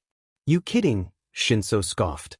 "The fact that IC's still standing shows how much Aizawa's holding back." "Dude, how powerful is he?" Mina asked. "Let me put it this way," All Might said. "If he decided to stay up long enough, his power could rival even mine. However, power alone is not enough. You need brains to use it effectively, and we all know that's something young Midoriya has in spades." Everybody's eyes widened and they went back to watching Midoriya smashing his way through a wave of ice to deliver another series of blows to his opponent. Todoroki stumbled back, throwing his broken mask to the side and spitting crimson between heavy, cold breaths as he kept unleashing large bursts of ice to try to keep his attacker back. Midoriya was tougher than he thought. Still, he was sure heaven-piercing ice wall would be strong enough to trap him. Before he could even begin to summon enough ice for his ultimate move, Midoriya appeared behind him and brought his elbow down on his shoulder, dislocating it and causing Todoroki to cry out in pain. "You have no idea how lucky you truly are," Midoriya said in the same monotone he's been using throughout the whole trial. He then kicked Todoroki in the right knee with enough force to dislocate it as well. The other teen briefly blacked out from the pain and next found himself being held up by his neck, Midoriya glaring at him while slowly tightening his grip as he spoke. "The fact you can feel pain means you can feel pleasure, that tasting your own blood means you can taste and smell your favorite food. Imagine going through life with only 2 senses, not 5, too. It's like Kami doesn't know when to stop with the goddamn Novocaine." Todoroki tried desperately to claw and kick at Midoriya with his remaining working limbs, but it was pointless. Just as he was ready to pass out both from the pain and lack of oxygen, Midoriya dropped him. "Pathetic," he said as Todoroki desperately gasped for air and proceeded to quickly freeze his right limbs to try to numb the pain. "I was really hoping you'd make me feel something." As Midoriya raised his foot, Todoroki's eyes widened and, acting on instinct, quickly raised his left arm, briefly igniting it before both boys were surprised by a loud buzzer and All Might's booming voice. "The trial is over. Villains win. Todoroki, please lie down where you are and wait for transpobots to arrive to take you to Recovery Girl." "Oh, thank Kami," Izuku said, sounding relieved. He then looked down at a clearly stunned Todoroki with a guilty look and began removing his jacket. "Here," he said, folding the jacket and putting it behind the other teen's head. "Lie down." Shoto, in his stunned state, did as he was told. He thought he heard Midoriya saying more, maybe apologizing, but he wasn't listening. He just couldn't believe it. He didn't just lose, he got destroyed, completely and utterly. His ice did nothing, not even clear ice, which was his strongest. Was this how Endeavor felt? Would Midoriya become his All Might? Speaking of the bastard, that was the worst part of this whole experience. In an act of desperation, he broke his vow. By the time he came back to his senses, he was in Recovery Girl's office and another student with a heat quirk was thawing his limbs. After being given a sedative before the nurse could reset his limbs, Todoroki began to drift off. Before fully passing out, he clenched his left hand into a fist, renewing his vow. He swore he'd find a way to make his ice stronger and face Midoriya again. Then, there was nothing but darkness.